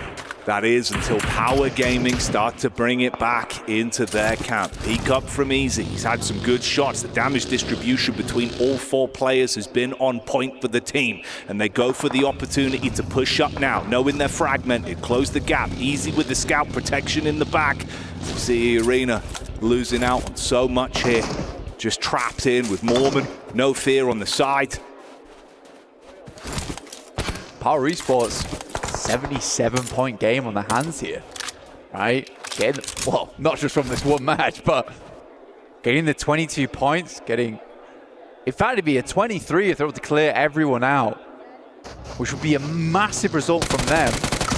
Shoot them up big time on the table, give them a chance at that last game to get into that top 8, but just like that, Power loses tons. How have they given that one away on a platter? The push up into the 1v2, looking to play off one another, just couldn't commit to it. They go down, now left in a position where that big advantage you had, like you say, to clean house, make out like bandits, it gets harder now. And Horror thrive in these kind of positions as well. Sky and No Fear, they've had some great heads-up calls so far. Last circle. Right now, I'd say Power has more control over the circle. We'll see if they can get this done. A win is going to be enormous for them in terms of their point scoring, right? They go down here. Last game becomes hard. Ragnar starts things out nicely. Over towards Sky. A Grozer in the hand and no fear. And another Molotov towards the backside. He's burning out. And it will be done. And Power, despite a little bit of a shakiness towards the end there, are able to clean it up. There might have been no fear from their opponents, but Power certainly lived up to their name. Kept it clean at the end, and that's what you'll remember. Walking away with a chicken dinner on that one. Absolute massive amount of points there. We'll see how far that does send them up the rankings. But easy, calming the team down. You love to see this. Some teams, like we said before, especially now with one last game to go, building up that anticipation. The fact that if you let all of your energy and adrenaline spike too early, it could throw you off. Intense conversation between them. Trying to break down what went wrong and reset it. Sometimes just unpacking the bag and then going in fresh again. Little wink at the camera as well. You love to see it. Easy has always been a pretty good member of the team, honestly. When Al-Haji did fall back a little bit, it was always Easy stepping up. But we're going to take a step back in the meantime, head over to a break, back with the desk, 7, Max and Netura real soon.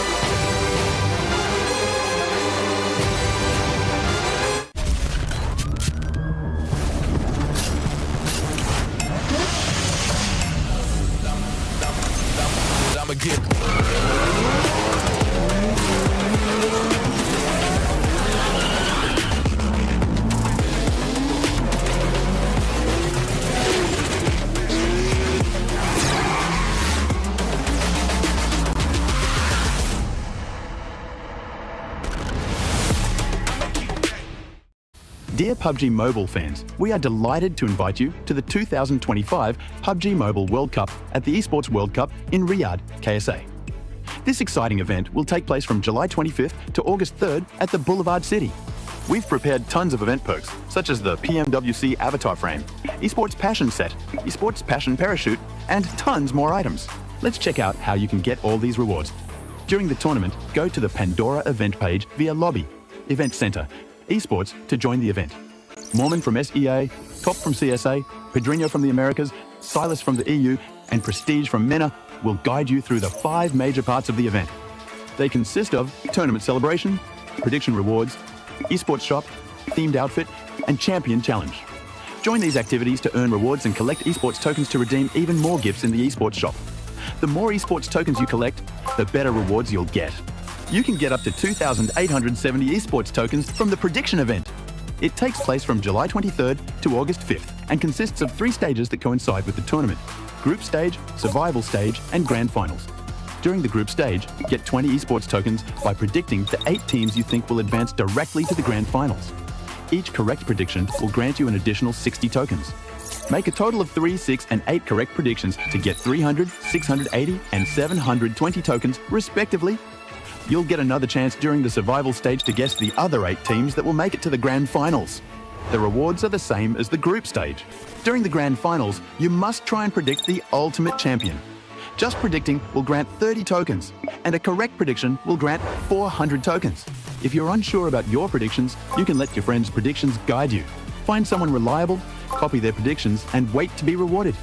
The 3 prediction rounds take place on July 27th, July 30th, and August 3rd at 10:45 UTC 0. Rewards are issued the second day after each stage ends at 4 a.m. UTC 0. You'll receive esports tokens based on your prediction results. Note, esports tokens don't expire and can be used in future esports events. Who do you think will be the ultimate champion? Join the 2025 PMWC event and share your predictions. Invite your friends to join the predictions and watch the tournament unfold.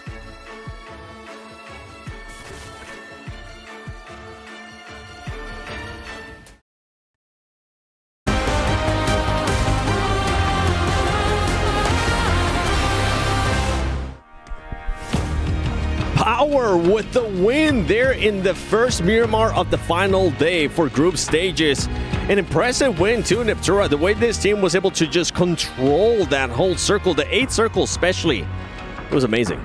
It was amazing. I think they took many notes from the previous game with APG, because that's basically was the exact same split over on the east side, and it worked so well for them.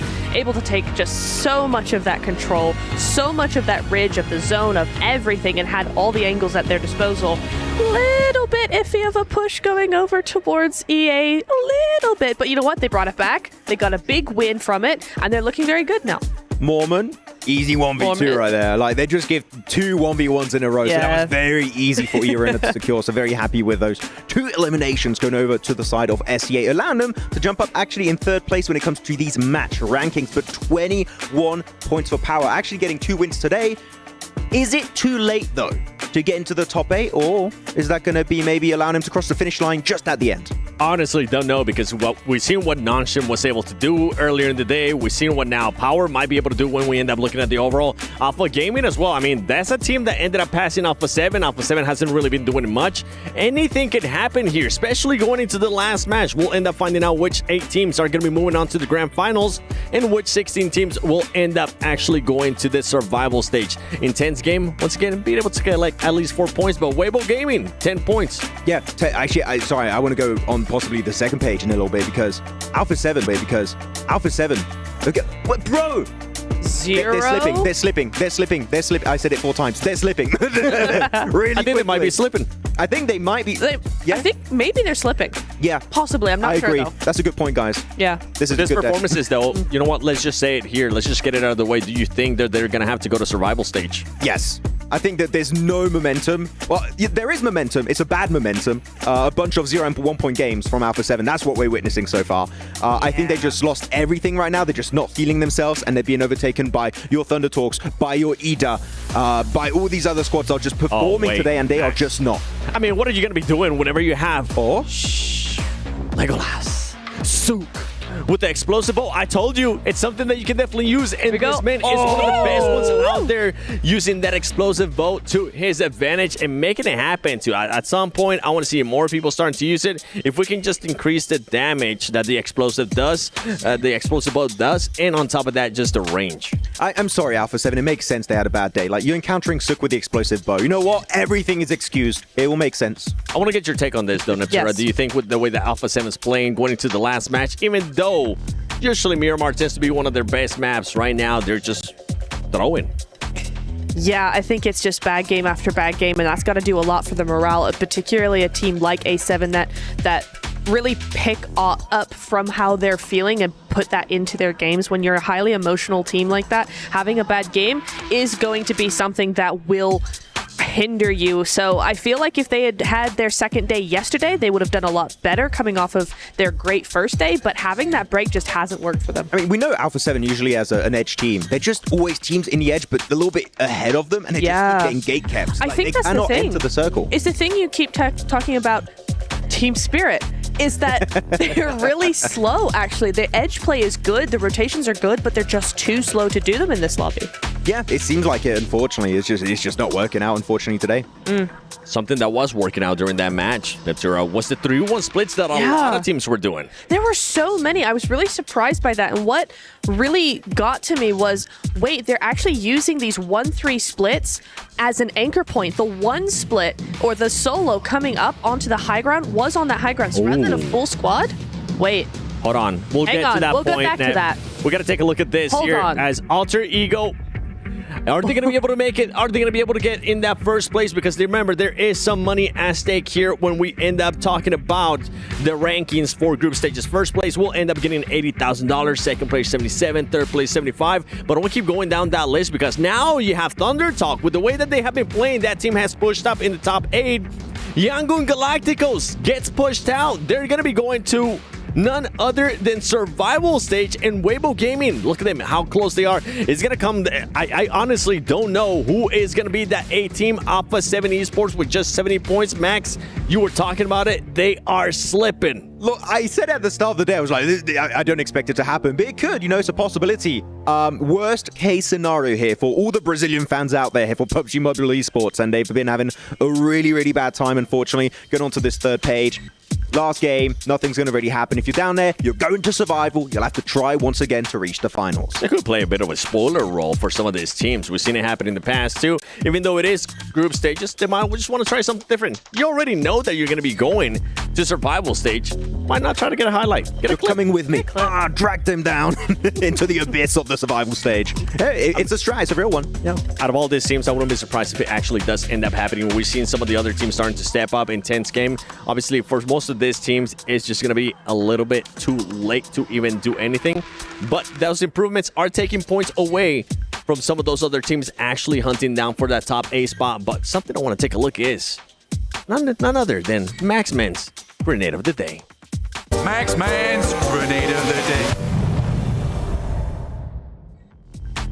That's the first time I saw that intro. That was great. Maxman's Grenade of the Day is coming your way, and this time around, it's none other than No Fear from RA Esports getting a double nade right in front of your beautiful eyes. Here you go. It was happening in the area of farm. The guy's waiting, lingering in the shadows. The nade comes on through onto Nongshim, Red Force, and they get absolutely battered. Nongshim sent right back to their home region. I like that. Thank you. That was good. That was a Molotov also, I think. That was the close-up, everything about that. And also, RA Esports has been a team that they start performing as well, especially in that last match. We saw Sky being able to put up some good amount of eliminations. We sure did. I really liked what we saw from Hora. One thing I really want to see from Hora, though, is they're like 10, 15 points away from actually making top 8, pushing other teams down even further. If they can get a really good game this last game, they're looking really good. Well, ladies and gentlemen, it has come down to this. We'll be finding out which teams will be going directly to grand finals. It's going to be close. We don't know who's actually going to be going, who's maybe going to be getting kicked out of those top 8. Be ready, though, because the last Miramar is here. Take it over, Blank and Jackie. Thank you, 7. The stage is set.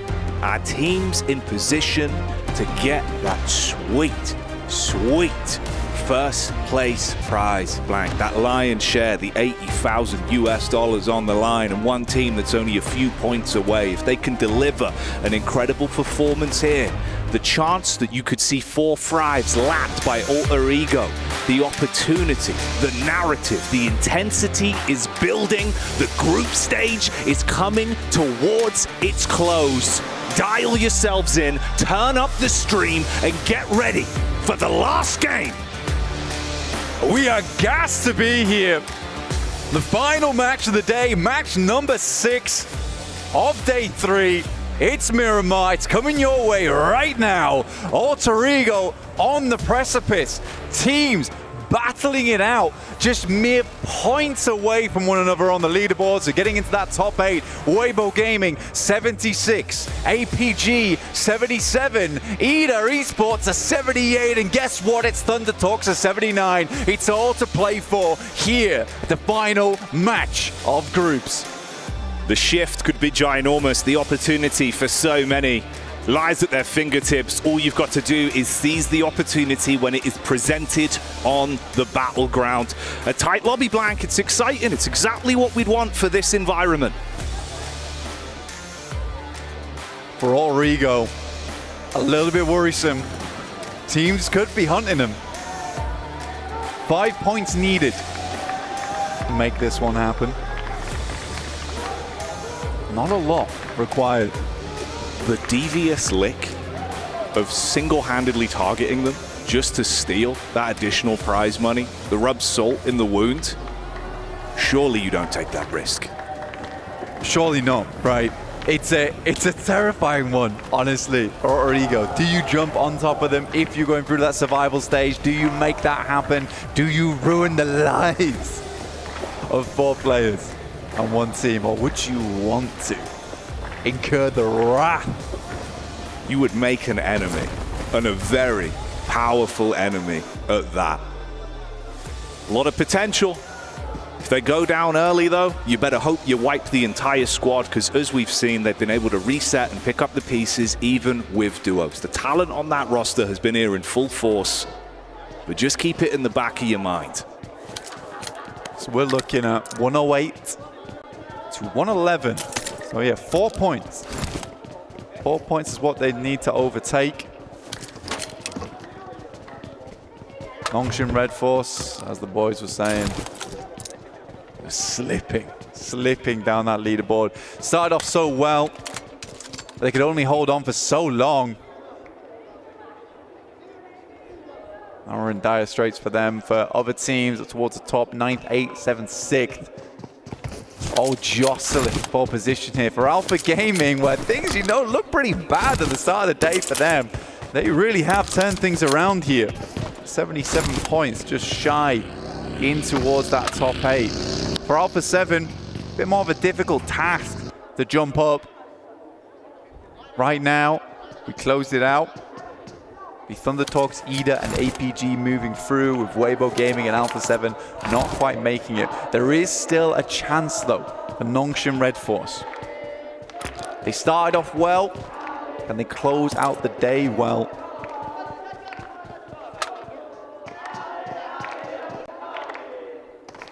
Sam and R8 that are close together, but more than enough space to play around, so not instantly thrown into a bit of a hell in the cell matchup between the both of them. They can keep each other at arm's length, not wanting to run any risks there, but for R8, far less to lose. And of course, Nongshin Red Force, when you look at the point differential. Take a look at where we're sat on the map right now. Up towards Hacienda del Patron. Kind of similar to what we were looking at before, but a little bit further off towards that eastern side right now, giving Alter Ego a little bit more chance to play it. Luckily for them, not a single player lost at the start of the game here, so it starts off fairly smooth for them. Thunder Talks down towards their south side though, and there has been some scrapes, some arguments between that team, but it's Nongshin Red Force to find Damar to start things off. The shoe's on the other foot right now, but Biddy immediately knocked. And this could be problematic. Like we said, their fate's in their own hands right now, so you want to reset from this. Quick vision on the jump up. Oh, trying to go for the play as the bullets are shot back towards his face. Both of them feeling relatively uncomfortable. You overcommit into the drop, instantly hit by the buckshot, and you'd be taken down. Prime on the nades as well with a quick follow-up, so if you do peek off the back of it, you'd be hit by the secondary. Clearing them off the angles, clears the corner, but Nongshin Red Force is afraid to move up into this one, letting their teammate bleed out. In the meantime, Prestige will find one, and RA making it happen for Nongshin Red Force. The dream dying in front of their eyes. They're going to try and revive things right here, right now. Quick response back from Tizzy on the dive in, the shutdown Prestige. And they do save themselves the misery that they would have been feeling. Get each other back up, no full commits, just knocks. Binny crawling on the outside, desperate for a pickup. Just about gets behind this crate, but Marth is searching. He doesn't find him. Playing a game of hide and seek, just about manages to move out of the eye of Marth. But look at that, Nongshin Red Force nowhere near, and despite the slick maneuvers, it's not meant to be for Binny, and Nongshin Red Force will play on with 3. It's rough, man. No one in position to play. Medic getting back on his feet, like you said, even with the heads-up plays from the knock state. You might not find him, but you'll snatch away one anyway. R8 with a single elimination. Marth knows he's being hunted now. I can't believe he managed to crawl around that crate, have the wherewithal to come back around. Henry going down, that's to Alpha 7 right now. We're getting a real group up over towards the central side of the map around Hacienda. Not an easy position to play around Graveyard as well, very open, Jackie. the Valley of Death on that side. Sticky sent in over towards Marv. There's no quarter here. Nongshim Red Force want to put the final nail in the coffin to the team that really ruined their chances last match.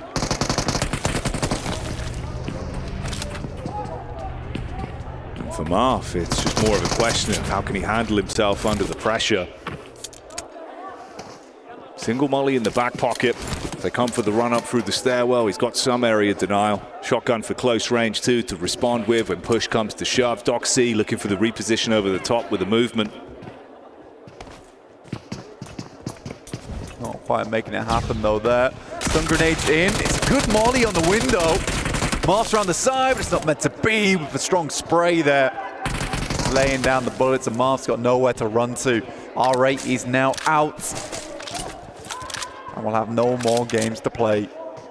I think light frustration there as well. Shots onto the loot crate at the end, so you can see losing that one player, it could come back to upset them.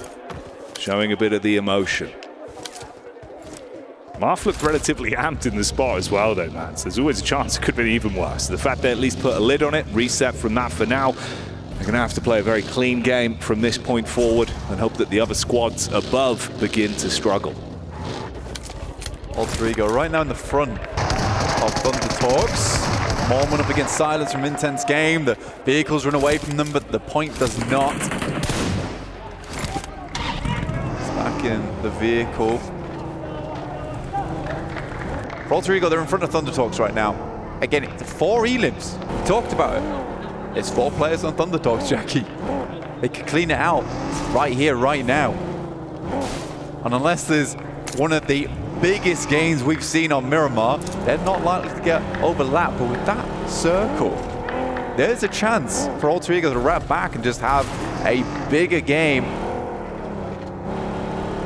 A nice and easy approach to it. Gamax down towards the southeast side, one of the only teams in position to make that happen.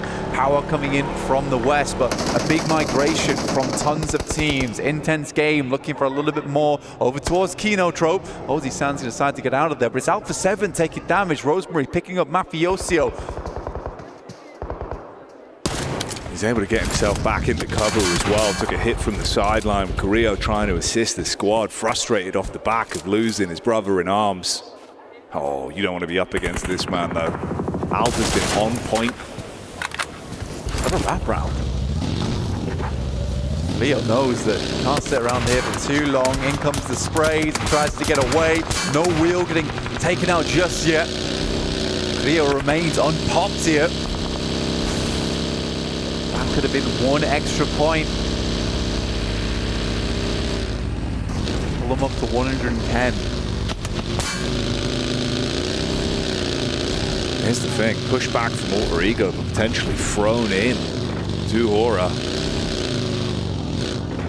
Get the slight reposition from them. Really just trying to create space, get away from that. And like you say, that's one of those points already found. It was the sandwich between Thunder Talks in the back line, Alpha 7 coming in from the forefront, heads up engagement from Rosemary. All 4 players still remain.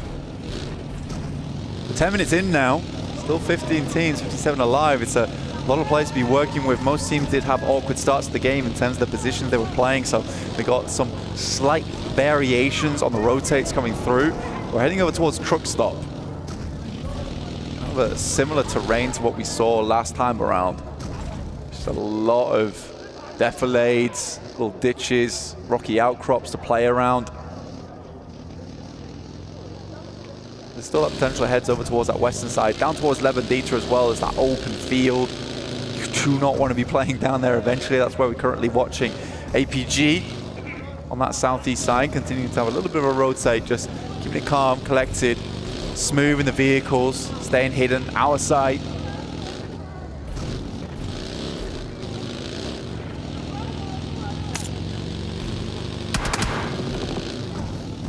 Heat up. Taking a little bit of chip damage from the sideline there. As they make their move up towards Alpha 7. AX just behind, and of course that last duo. Just coming in over the ridge side. It's a reposition with Nongshim Red Force coming down. Eda's not safe by any means, right?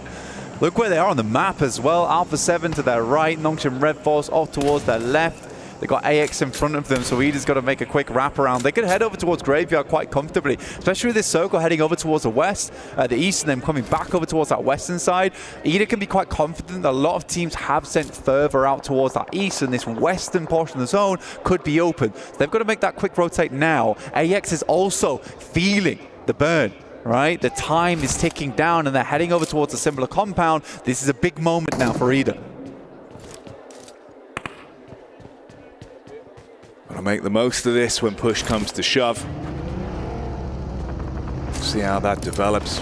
Weibo as well in position. Meanwhile, more going the way of Alter Ego. It's back onto Alpha 7. And this is what we were talking about. One elim at a time. Building their way up towards that lion's share of the prize money, but response back over. It's not entirely free. Damage onto Alpha. One player fragmented from the squad as well. Krypton up on high, trying to assist Moana further back. And Krypton actually went down there. And it's not a good player to have go down in this situation. I think for Krypton, maybe a little bit overzealous. You need to provide that information back to the team, and going down up on that hilltop, it's hard to get your buddy back up again. In the meantime, Horror starts to move over the top. Senses the nade, sees it go through. Rosemary now with another look to put it on target. This one looks fairly decent. Does half damage. Gonna look to do the rest of the work with the DBS. And that's it. 3 elims. Tucks himself back in. Looks to stay alive. Rosemary surviving for now. A critical position. They know how big this can be. They've almost completed the task they set out for inside of this lobby in the final game, Blank. See if they can finish the mission. Come home victorious. It might be a little bit of a lackluster game from them, but they've done what they needed to do. Yesterday was an absolute banger. Alva's finally going to try and rock up over towards Krypton, but he's finding it fairly difficult.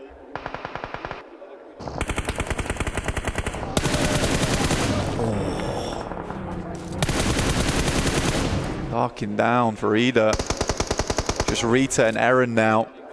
And this is the team that really wants to hold on to position. Weibo Gaming, the team chasing over towards Eda. This could be a great nade though, down towards them. Instantly orders backing it off, but they will lose Suck. Oh, quick peek up as well. Goes both ways though. You've got protection in the rear, the shot's over the side, keeping pinned back in so he can't commit to it fully. Fantastic work though, dropping Weibo down. I think that's it. That's it right there, over towards the arena. Alter Ego take first place and the 80 grand. Fourth Rise cannot catch up to them. Came into it knowing what they had to achieve. And with those 4 eliminations being found within the first 15 minutes, they guaranteed themselves that. It's just a matter of how far can they go now. They've shown us some stalwart gameplay consistently throughout the entire group stage. But they know their heads can lie easy at least from this point. For Weibo, 3 plays alive. Eda just needs to live this one out. Eren has the angle over towards AJ. Sandwich between 2 PEL teams.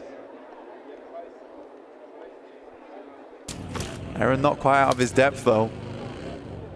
He relishes in these moments of intensity. Nongshim Red Force still going 4 elims now on the plate and looking to make that more. Hello? There's no way. Oh, mate! Surely not anymore. AJ with a drop down. See you later, Falcons. You would be furious. I looked away for a second. I saw Ralph pop up there as well. Nades flowing on down. More damage done. Koa on his last breath. Narvalo trying to do the work, but doing more damage to himself in the process. Panic stations. And he knocked his teammate as well. Oh! Took him out of the fight.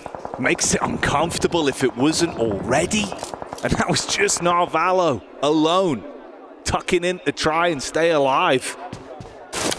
Ida, it might not be perfect in the battle of attrition, but two players could still make a world of difference for them. The most they could squeeze out of this, see if they can keep on going. Alpha 7 have made enemies in Alter Ego, and they are still finding knocks and elims from that. What an odd final match this is. Looking like my hotel room, because it is messy right now. Falcons with just Narvalo up, still kicking. Rita having a wander. Jumps off to the side. Now they have information on. Aaron's going to look to back him up. Back behind safe, solid concrete.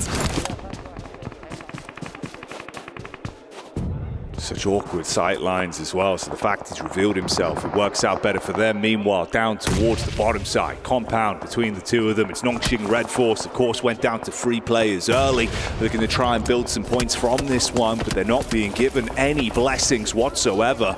Doxy in a world of hurt. Tizzy down, no opportunity to pick him back up. You got the split from Kino Trope, Nade being primed as well. Tucks himself inside of the building with the smoke. Mark commits onto that one to completely remove him. For Nongqing Red Force, I think that this might just be game for them. Not making it to that top 8 really does suck after today had been so good for them. Depends if Doxy can pull something magical out the bag. Horror, Sky finding a shot over towards Alva, but for Alter Ego, do they even care at this point? I do not think so. Their main quest in this lobby is completed. It's all just about the side objectives for them. And for Gamax, leading on to this one, of course, like you said, it 100% guarantees there's no opportunity for enough points to be accrued for Nongqing Red Force. Doxy just trapped on his lonesome. As they push up close, he's got the DBS prime for the entryway on the door. For the reigning champions, Alpha 7, they're out, they're done. 70 points was their mark, and they will be going through the survival stage. Have to show some more heat over there, because not joining the 8 others over towards that finals. It's Weibo Gaming, Nongqing Red Force, which honestly at this point in time, the chance is looking very slim at them making into that top 8. But Weibo chasing over towards APG. Rosemary up on the hill, dialed in, eyes like a hawk, just looking for the opportunity to be presented from this skirmish between Gamax and Doxy. Fires out the bait shot, tucks back in for the close pre-nade. He's still got a couple to work with, but from the side, it's Narvalo, the Falcon solo. Nongqing Red Force down and out, so just one chance now for Weibo. Realistically here, Power could go for something absolutely marvelous over the back-to-back on both Miramars and send themselves up the tables, but unlikely. The teams we're looking at now, pretty much Weibo, APG, Ida, and Thunder Talks. Thunder Talks leaving this game at 79 points with just one player remaining in Xing over towards that northeast side. Gamax on the backup, trying to play off one another. Rosemary on the move. He's got to be swift about this. Boundless bullets being fired his way. Somehow still dodging from them, being able to stay alive. Heart pounding. He's down. APG versus Power. This is a big one. Power looking to cut them short here. Open up a path up towards the top 8 already. One down in the front lines. Yol's able to find easy. They are not making this one easy. For Power, and Gamax again constantly chiming in on these important engagements. Yeah, there's no breaks. Everyone just throwing themselves into the fight right now, making it uncomfortable for these teams. Oh man, bullets from the side. Top gets the shot onto Ragnar. Power, if they wanted an opportunity, it is getting ripped away from them. And of course, who else but Alpha? They're the ones to commit to it. Good work from Zol. Top assists as well. Squad still alive. A huge moment for them. Power going down. They don't have the opportunity for that back-to-back. They tried to take it to the Alphas. It was not meant to be. And it is now coming down to it. Just one realistic slot available. Weibo in a marvelous position. Central, 3 players. 33Z, he, Order. all looking to head through to that finals. Stamp their ticket alongside with Thunder Talks would be a massive result for the region.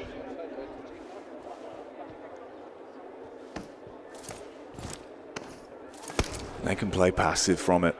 Great cover, good position to be in. Information from either side as well from the rotation in. Alpha Gaming give it a wide berth with the 2-2 split. Doc breaks off from the squad. We're back up this time. Zol and Top make their move in slowly as well. Scouting out on this one. APG continue to move up. The journey's not done yet, and they know it. Either might be behind them in the rankings, but those two players, they're cemented in. I don't want to leave this game too early. Alva, Moana, still pushing through. They lost Rosemary in the midst of it all. Now Valo steps up for nade. It's a long one, but it is order to finish the business, and that's more points accrued for them. Gamax, Chudo making the long run. Orders pretty much on target, but bullets zipping past his head. They're able to get in towards the ditch there. Very nadeable. Devotees close to it. Into the shallows. Here you go. This is why they split up. As soon as they catch whiff of potential for the elims, they start to dive in. We wave goodbye to Thunder Talks, and Alpha look to claim more from this. You are trapped in position. The nade is enough, blows them up. One goes down. Moana from the side falls as well. Alter Ego lose a player. Hora with opportunity to strike back and slow down Alpha. Zol with the response. Losing top though does feel rough here for them, but they will finish off Hora. Alpha Gaming just looking to put more points up on the board. It's been a big run for them today. A lot of expectations on this team. Quite literally a mythical roster, this one. I think many fans would have been sad to see Alpha Gaming not make it in towards the finals itself, and right now they claim 5th place on the leaderboard. Chudo goes down, they continue to rack up those points.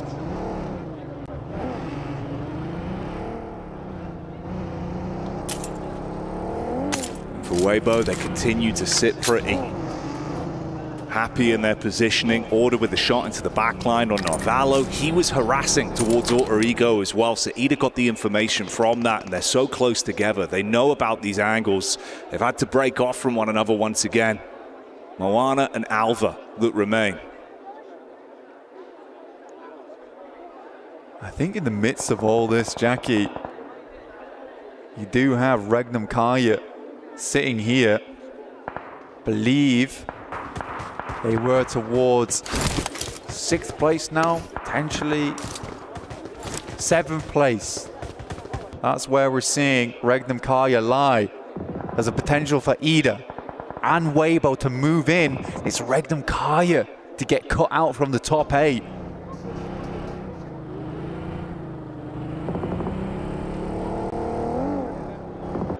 For Gamax, of course, hunkered down for so long, no real room to move. It's the split from AX that would find them on the push-up. Everyone taking their time, knowing the points are pivotal. It's 2 points for Ida. That's all they need. They need 2 more points here. Eren standing up versus Alter Ego, has the nade in hand. They can just get over Regnum Kaya. It would secure them in their position. Moana goes down. Rita will find him. They're up to 3 now. They just want to hit that 7th place. And then even if Weibo does get this massive game, Ida is still in. An up-and-coming Turkish team taking out one of the Turkish Titans will be a storyline and a half. They're looking good for it right now. Smart plays, but look at this. The dive in, intense game. Looking to turn up the heat, but the response back is critically clean.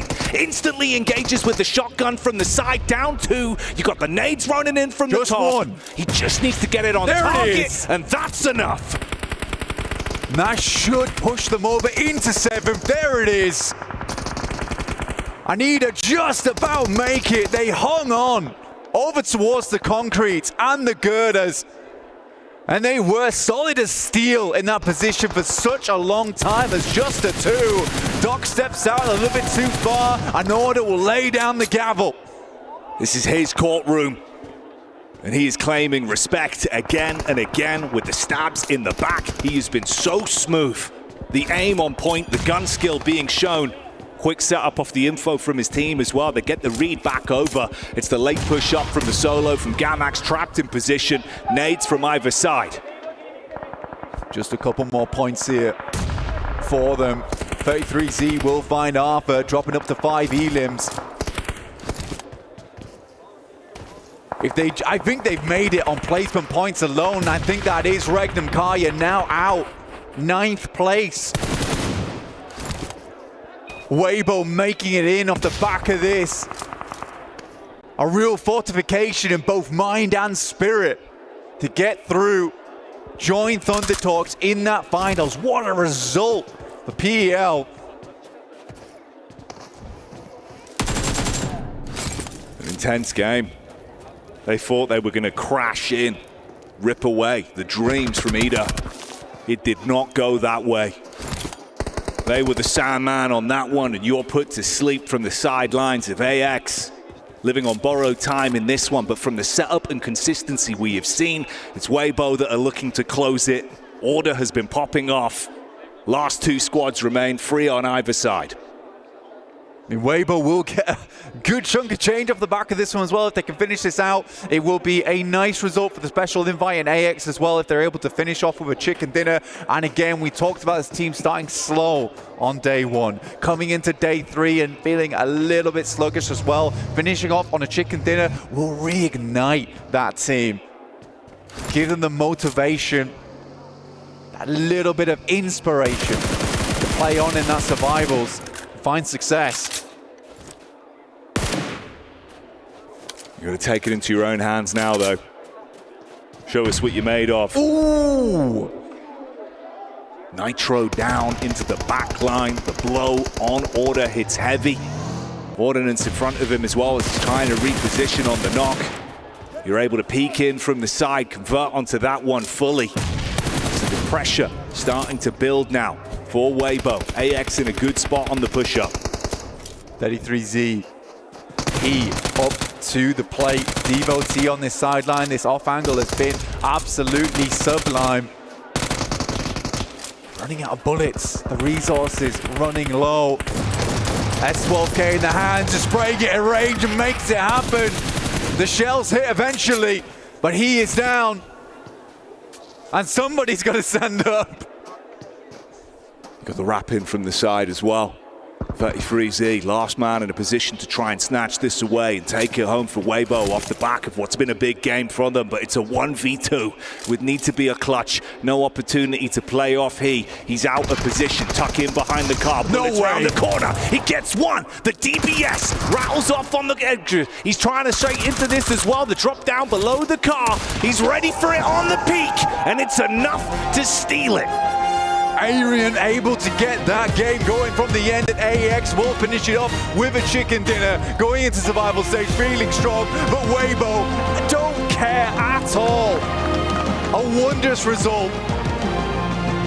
Get themselves into the top 8, they're happy. AX is happy. Ida striking off the Turkish Titans in Regnum Kaya and bringing them down to the survival stage. It's Alpha 7. Not able to go through, but more importantly, it is Alter Ego. A ridiculous fare. You're going into that one thinking the difference of a few eliminations, 80 grand on the line for it. They make it work. Not a full start. A great set of games every time we saw them on the stage, and the lobby standings just continued to shift throughout the entire flow of that one.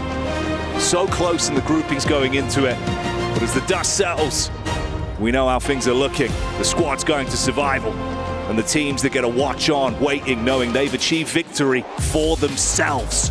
Join us for the breakdown after this.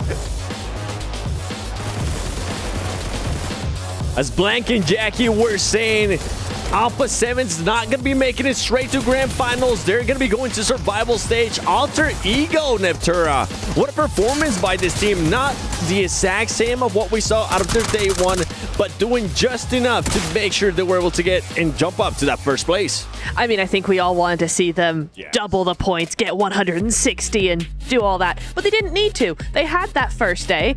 Now they were able to just keep it consistent, keep it quieter, but keep that consistency going, get enough points on the board, and they still top the leaderboard. Maybe, probably, right? So it looks like they've done very well for themselves. They're going straight to finals. I think this has probably been the biggest performance from any of the teams we've had today, this in the group stage. I mean, let's take a look at this. We got to give some props there to AXTMG, the special invite team, getting their first win. It is going to be a bit of a confidence boost. Keep in mind, though, that team is going to be going towards the survival stage. They got 18 points, but I'm going to be looking at Weibo Gaming. Was that enough for them to actually secure a spot in the top 8? Non-Sim Red Force as well with 7 points. Alpha Gaming there with those 9 points. We don't know what that top 8 going to the grand finals are going to be looking like, Max. Yeah, Nongshim getting 7 points, Ida getting 5. I do think that it's going to be quite close to our top 8 from earlier. We might have just a little bit of a push with WBG in particular because Thunder Talk did not get a lot done this match. Unfortunately, CA only getting themselves 4 eliminations at the bottom. Yeah, Alpha 7, bro. Bro, I got very personal. Bro. I'm very surprised. Like, I'm going to be completely honest. If we see what we witnessed from Alpha 7 going into the survival stage, they might even miss out on from the survival stage to make it into the finals. Like, this is not the Alpha 7 we expected. Of course, Squash is a new addition, so like they're maybe still trying to fix a few kinks in their armor going into PMWC, but we don't have a lot of time. Only 2 days worth of action going into the survival stage. Alpha 7 need to fix it. You got 1 break day tomorrow. You better be on the ball coming into the next stage. And it's interesting to even think that, right? Because after day 1, with the way that this team was performing, we were not expecting them to come out on day 2 and only get a 15-point day. That is just absolutely ridiculous when it comes down to the defending champions. And for some of the other teams, for APG, I'm keeping that in mind. I'm hoping that they did enough there to go to the grand finals, but we need to start seeing them get the docketing. You need to fix that before we even go to grand finals. Every single time we saw this team being together, wonders happen. But before we even talk about more of the APG, I want to see what that top 8 is looking like. I want to see who's going to be going to the grand finals. We know Alter Ego's there. ERA Esports, Thunder Talk, Team Secret, Alpha Gaming is also going to get in there. Weibo Gaming, DRX, Sport Thrives Esports, and Alter Ego. Max, Neptura. A lot of teams got pushed out. Sorry. I want to see how close it is, actually. Hang on. 3rd and 4th, tied. 5th and 6th, tied. 7th and 8th, tied. All with, what, 6-point difference? Wait, do we have a tie on 83 points with 9th place? Now, that would be wild. Rough. We'll see who's going to be down there. DRX maintaining a 3rd place. Oh, Ringnam Karya, 81 points. Nongshim, even with the 2 wins today, didn't do enough. It was just not enough. They slowed down way too much after those 2 wins, Nep. They did. Those last 2 games just weren't really in the cards for them. I saw them playing well. They were trying to play the exact same way, but I think maybe they were trying to play an Erangel on a Miramar where all the other teams had a specific Miramar strategy. That's kind of what it felt like to me. So yeah, you definitely had that thing where they just kind of slowed down. Max, another team that was able to get 2 wins today, Power Esports. You were wondering earlier, is that going to be enough? Is it a little bit too late? That turns out to be the case. Yeah, they didn't make it. Quite unfortunate for them. I mean, very good step up. I especially like their 3-1 splits they were doing on Miramar and their 1 chicken dinner a little bit earlier on in the day. That was very well executed for them, so hopefully they can maintain that kind of composure in the matches going into the survival stage. So the last page here. Now, these are the teams we need to see a big step up going into survival, and one team we just need to highlight. It has to be Team Falcons. What has happened with this team? Like, I'm sure that PMSL Europe is a different caliber of play, but they played so much better over there, and here the synergy just looks null and void. I just don't see them playing together. They're split. They get picked off 1 by 1 by 1. The push is 2 by 2 or 2. Team Falcons, this is the lowest I think I could have ever expected to see them, and even then I am shocked beyond belief that they're that low.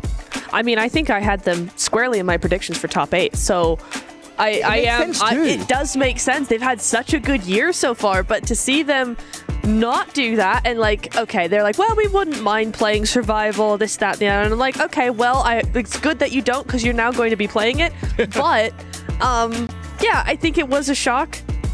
I just don't know. It kind of felt like something happened that broke kind of the momentum, the mindset that they had, and it kind of fell apart from there, playing very split. The synergies kind of cracked in some way that is easily repairable, but just maybe not so close to, you know, the next game. What do you think that was, though? If we were to speculate. I know.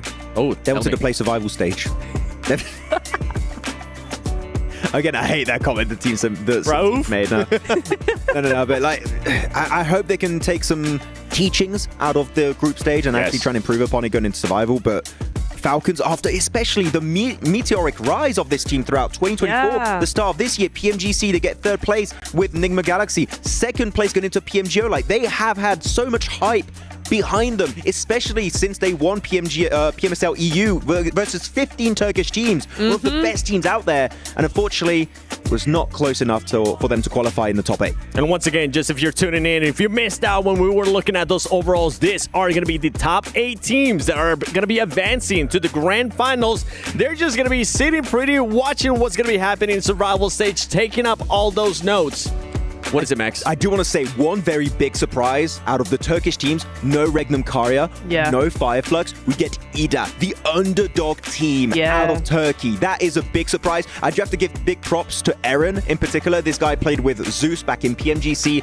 No, maybe not too experienced on the global stage, but Ida able to eclipse the 2 other teams of his home region. Now that is a massive surprise for me, set up to go into the finals. And for Ida as well, one thing that we saw out of them today was just so much more aggressiveness out of this team. And now for the teams that are going to be advancing to the survival stage, absolute shockers, to be completely honest.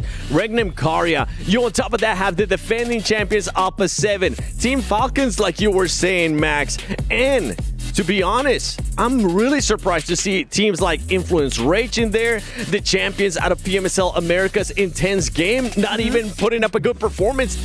Maybe today we saw some flashes here and there, but besides that, nothing. I'm really surprised that Intense Game were not placed higher than they were, because they have been very consistent today. You saw some really nice splits, some really nice control on the side, you know, one side of zone, something like that. And they're constantly in that top 8, top 7 position. But to only get 45 points, it does show you that you need to be consistent on both days, because one day just is not going to cut it. It came down to the first day. They were just non-existent whatsoever. Kind of along the lines there of what was happening with Power. We saw those teams going to survival stage, Max. We saw the teams also going to grand finals. Out of everything that we've seen, I know you gave me some already that surprised you and whatnot.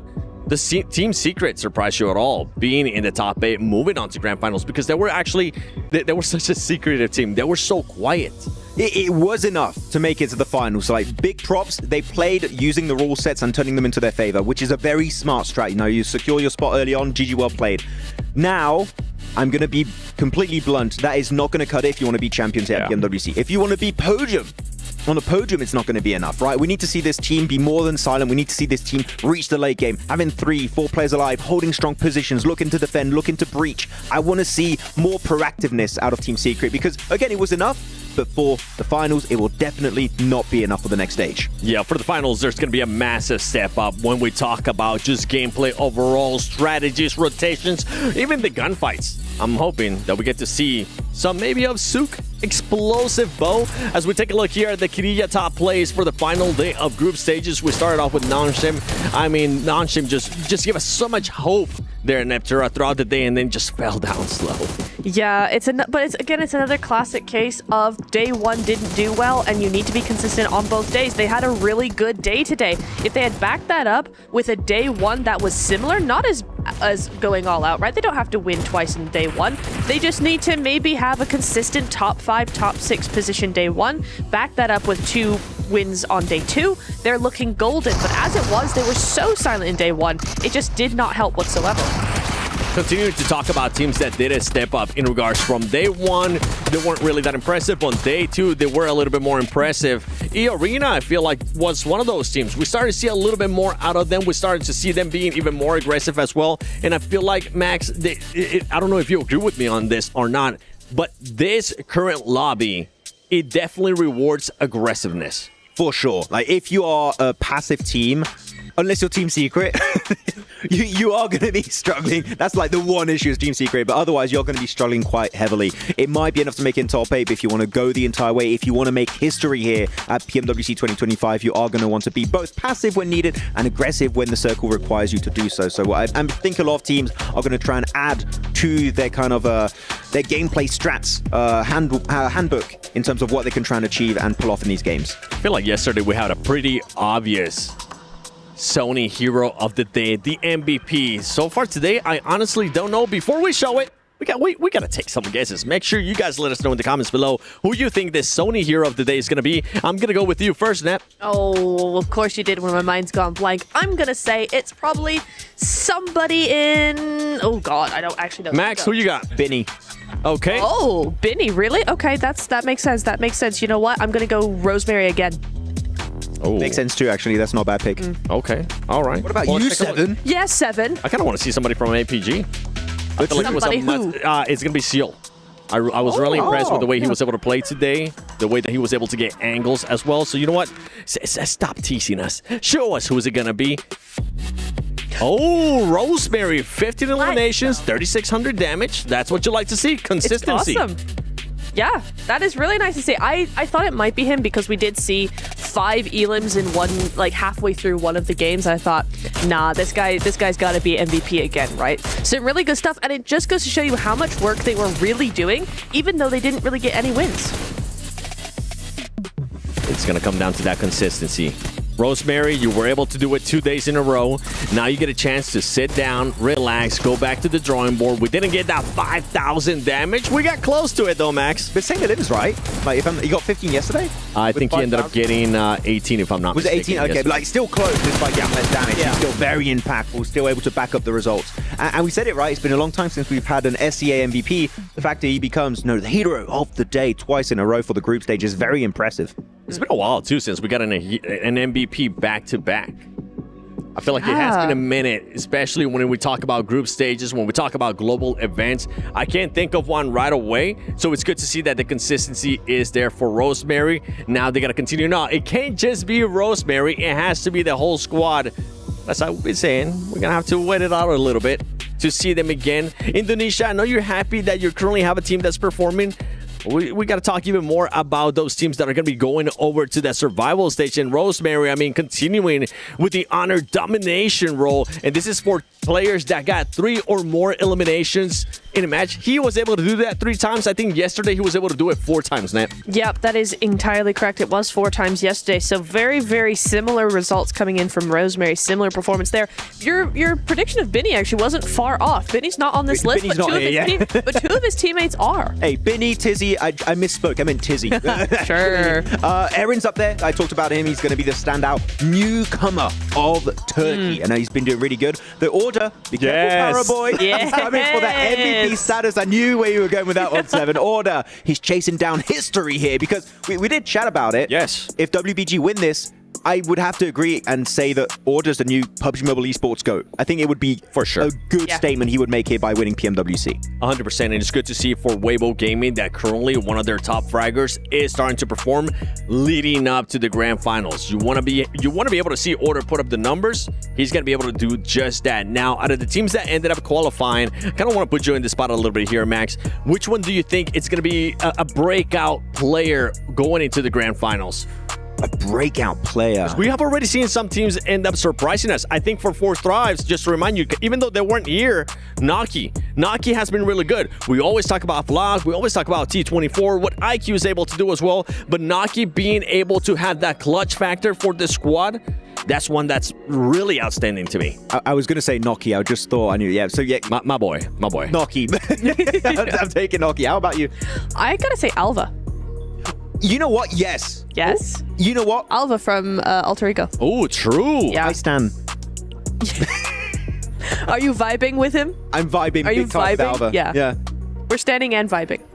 Okay. Raised up the lobby. The vibes. Really good. The vibes are good. Kanaris you know what is else? loving this. You know what else is good? Don't forget that from July 25th to July 27 and August 1st to the 3rd, log into Summon Airdrops and collect 2025 airdrop vouchers to enter prize draws for official merchandise, smartphones, BD partner rewards, permanent in-game items, and more.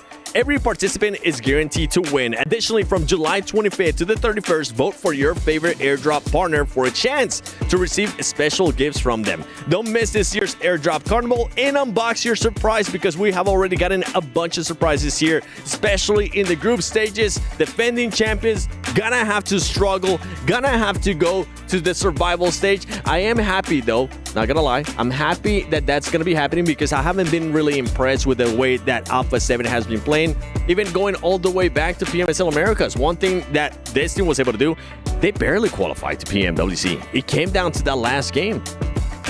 That's not a really good precedent, is it though? Really, I mean, barely qualified to get here in the first place. Barely just about not quite make it to top 8 for finals. And now you're looking at, survival stage. I mean, I think everybody has kind of decided they're going to be a shoo-in, right, for finals based on survival stage, based on the way the other teams have been playing. However, we saw big step-ups from teams like EA. We saw big step-ups from teams like Nongshim as well. So those teams who are also going into the survival stage, I'm kind of like, A7, I mean, at least today, those teams outperformed them by a lot. I hope it's a wake-up call. I hope it's a big wake-up call for that team, because I feel like, they have been having fun. They have been testing out different stuff, but you can't do what you do in PMSL Americas here in the global stage. It's just not going to work out that way. And before we end the day, Max, is there anything you want to tell the viewers in regards to going to survival stage? Maybe some teams to keep an eye on? You need to get ready, because what we just witnessed from teams such as Alter Ego, Four Thrives, DRX, like, they are going to play in a very similar fashion going into the finals. You need to be able to match, if not exceed, those kind of plays that were pulled off by those teams. So you better get back to work, because otherwise, guess what? You're not making it to the finals, and you're definitely not going to be taking home that trophy. A big step up for some of these teams, especially the teams that are towards the bottom, Neptura.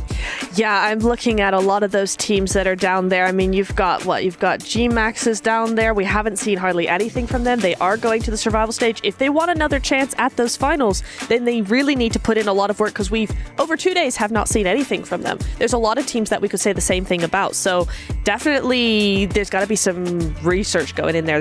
Something's got to change. Yeah, and we both agree Falcons is like the outlier. Falcons. Please, Falcons.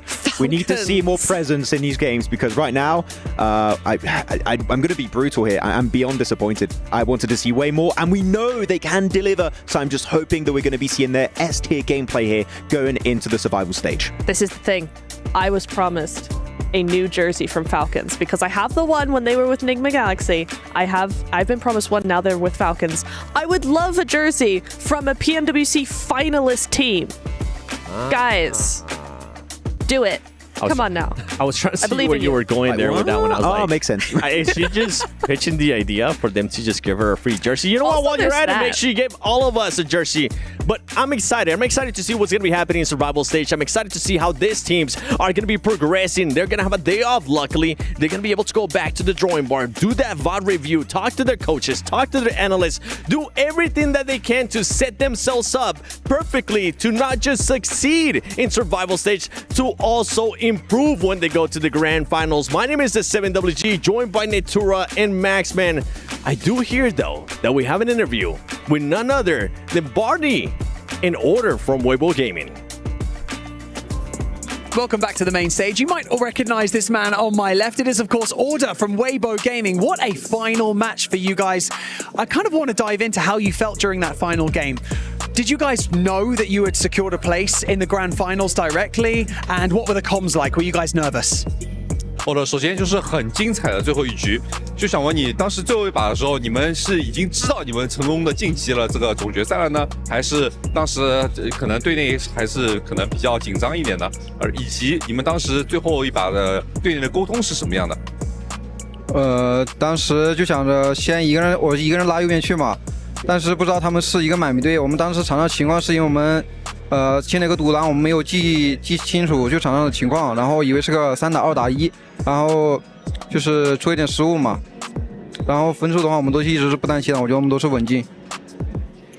I would say that generally we were pretty self-assured in the sense that we knew that we were definitely gonna go into the grand finals early on. But for the final matchup when we were up against the final remaining team, there was a bit of miscommunication. We saw that there were like 3 players alive. We thought it was, us 3 against 2 teams of like 2 players and a single lone wolf. However, it turned out that it was like a full team, so we had a bit of miscalculation there, and we made some misplays. I think that, if we were in a calmer or more focused state of mind, it could have gone the other way. Well, nevertheless, you guys made it into the grand final, so congratulations. You've got 4 days now between here and the grand finals. What's the plan? Are you guys going to, relax and reset, or is it straight back into practice and creating strategies for the grand finals?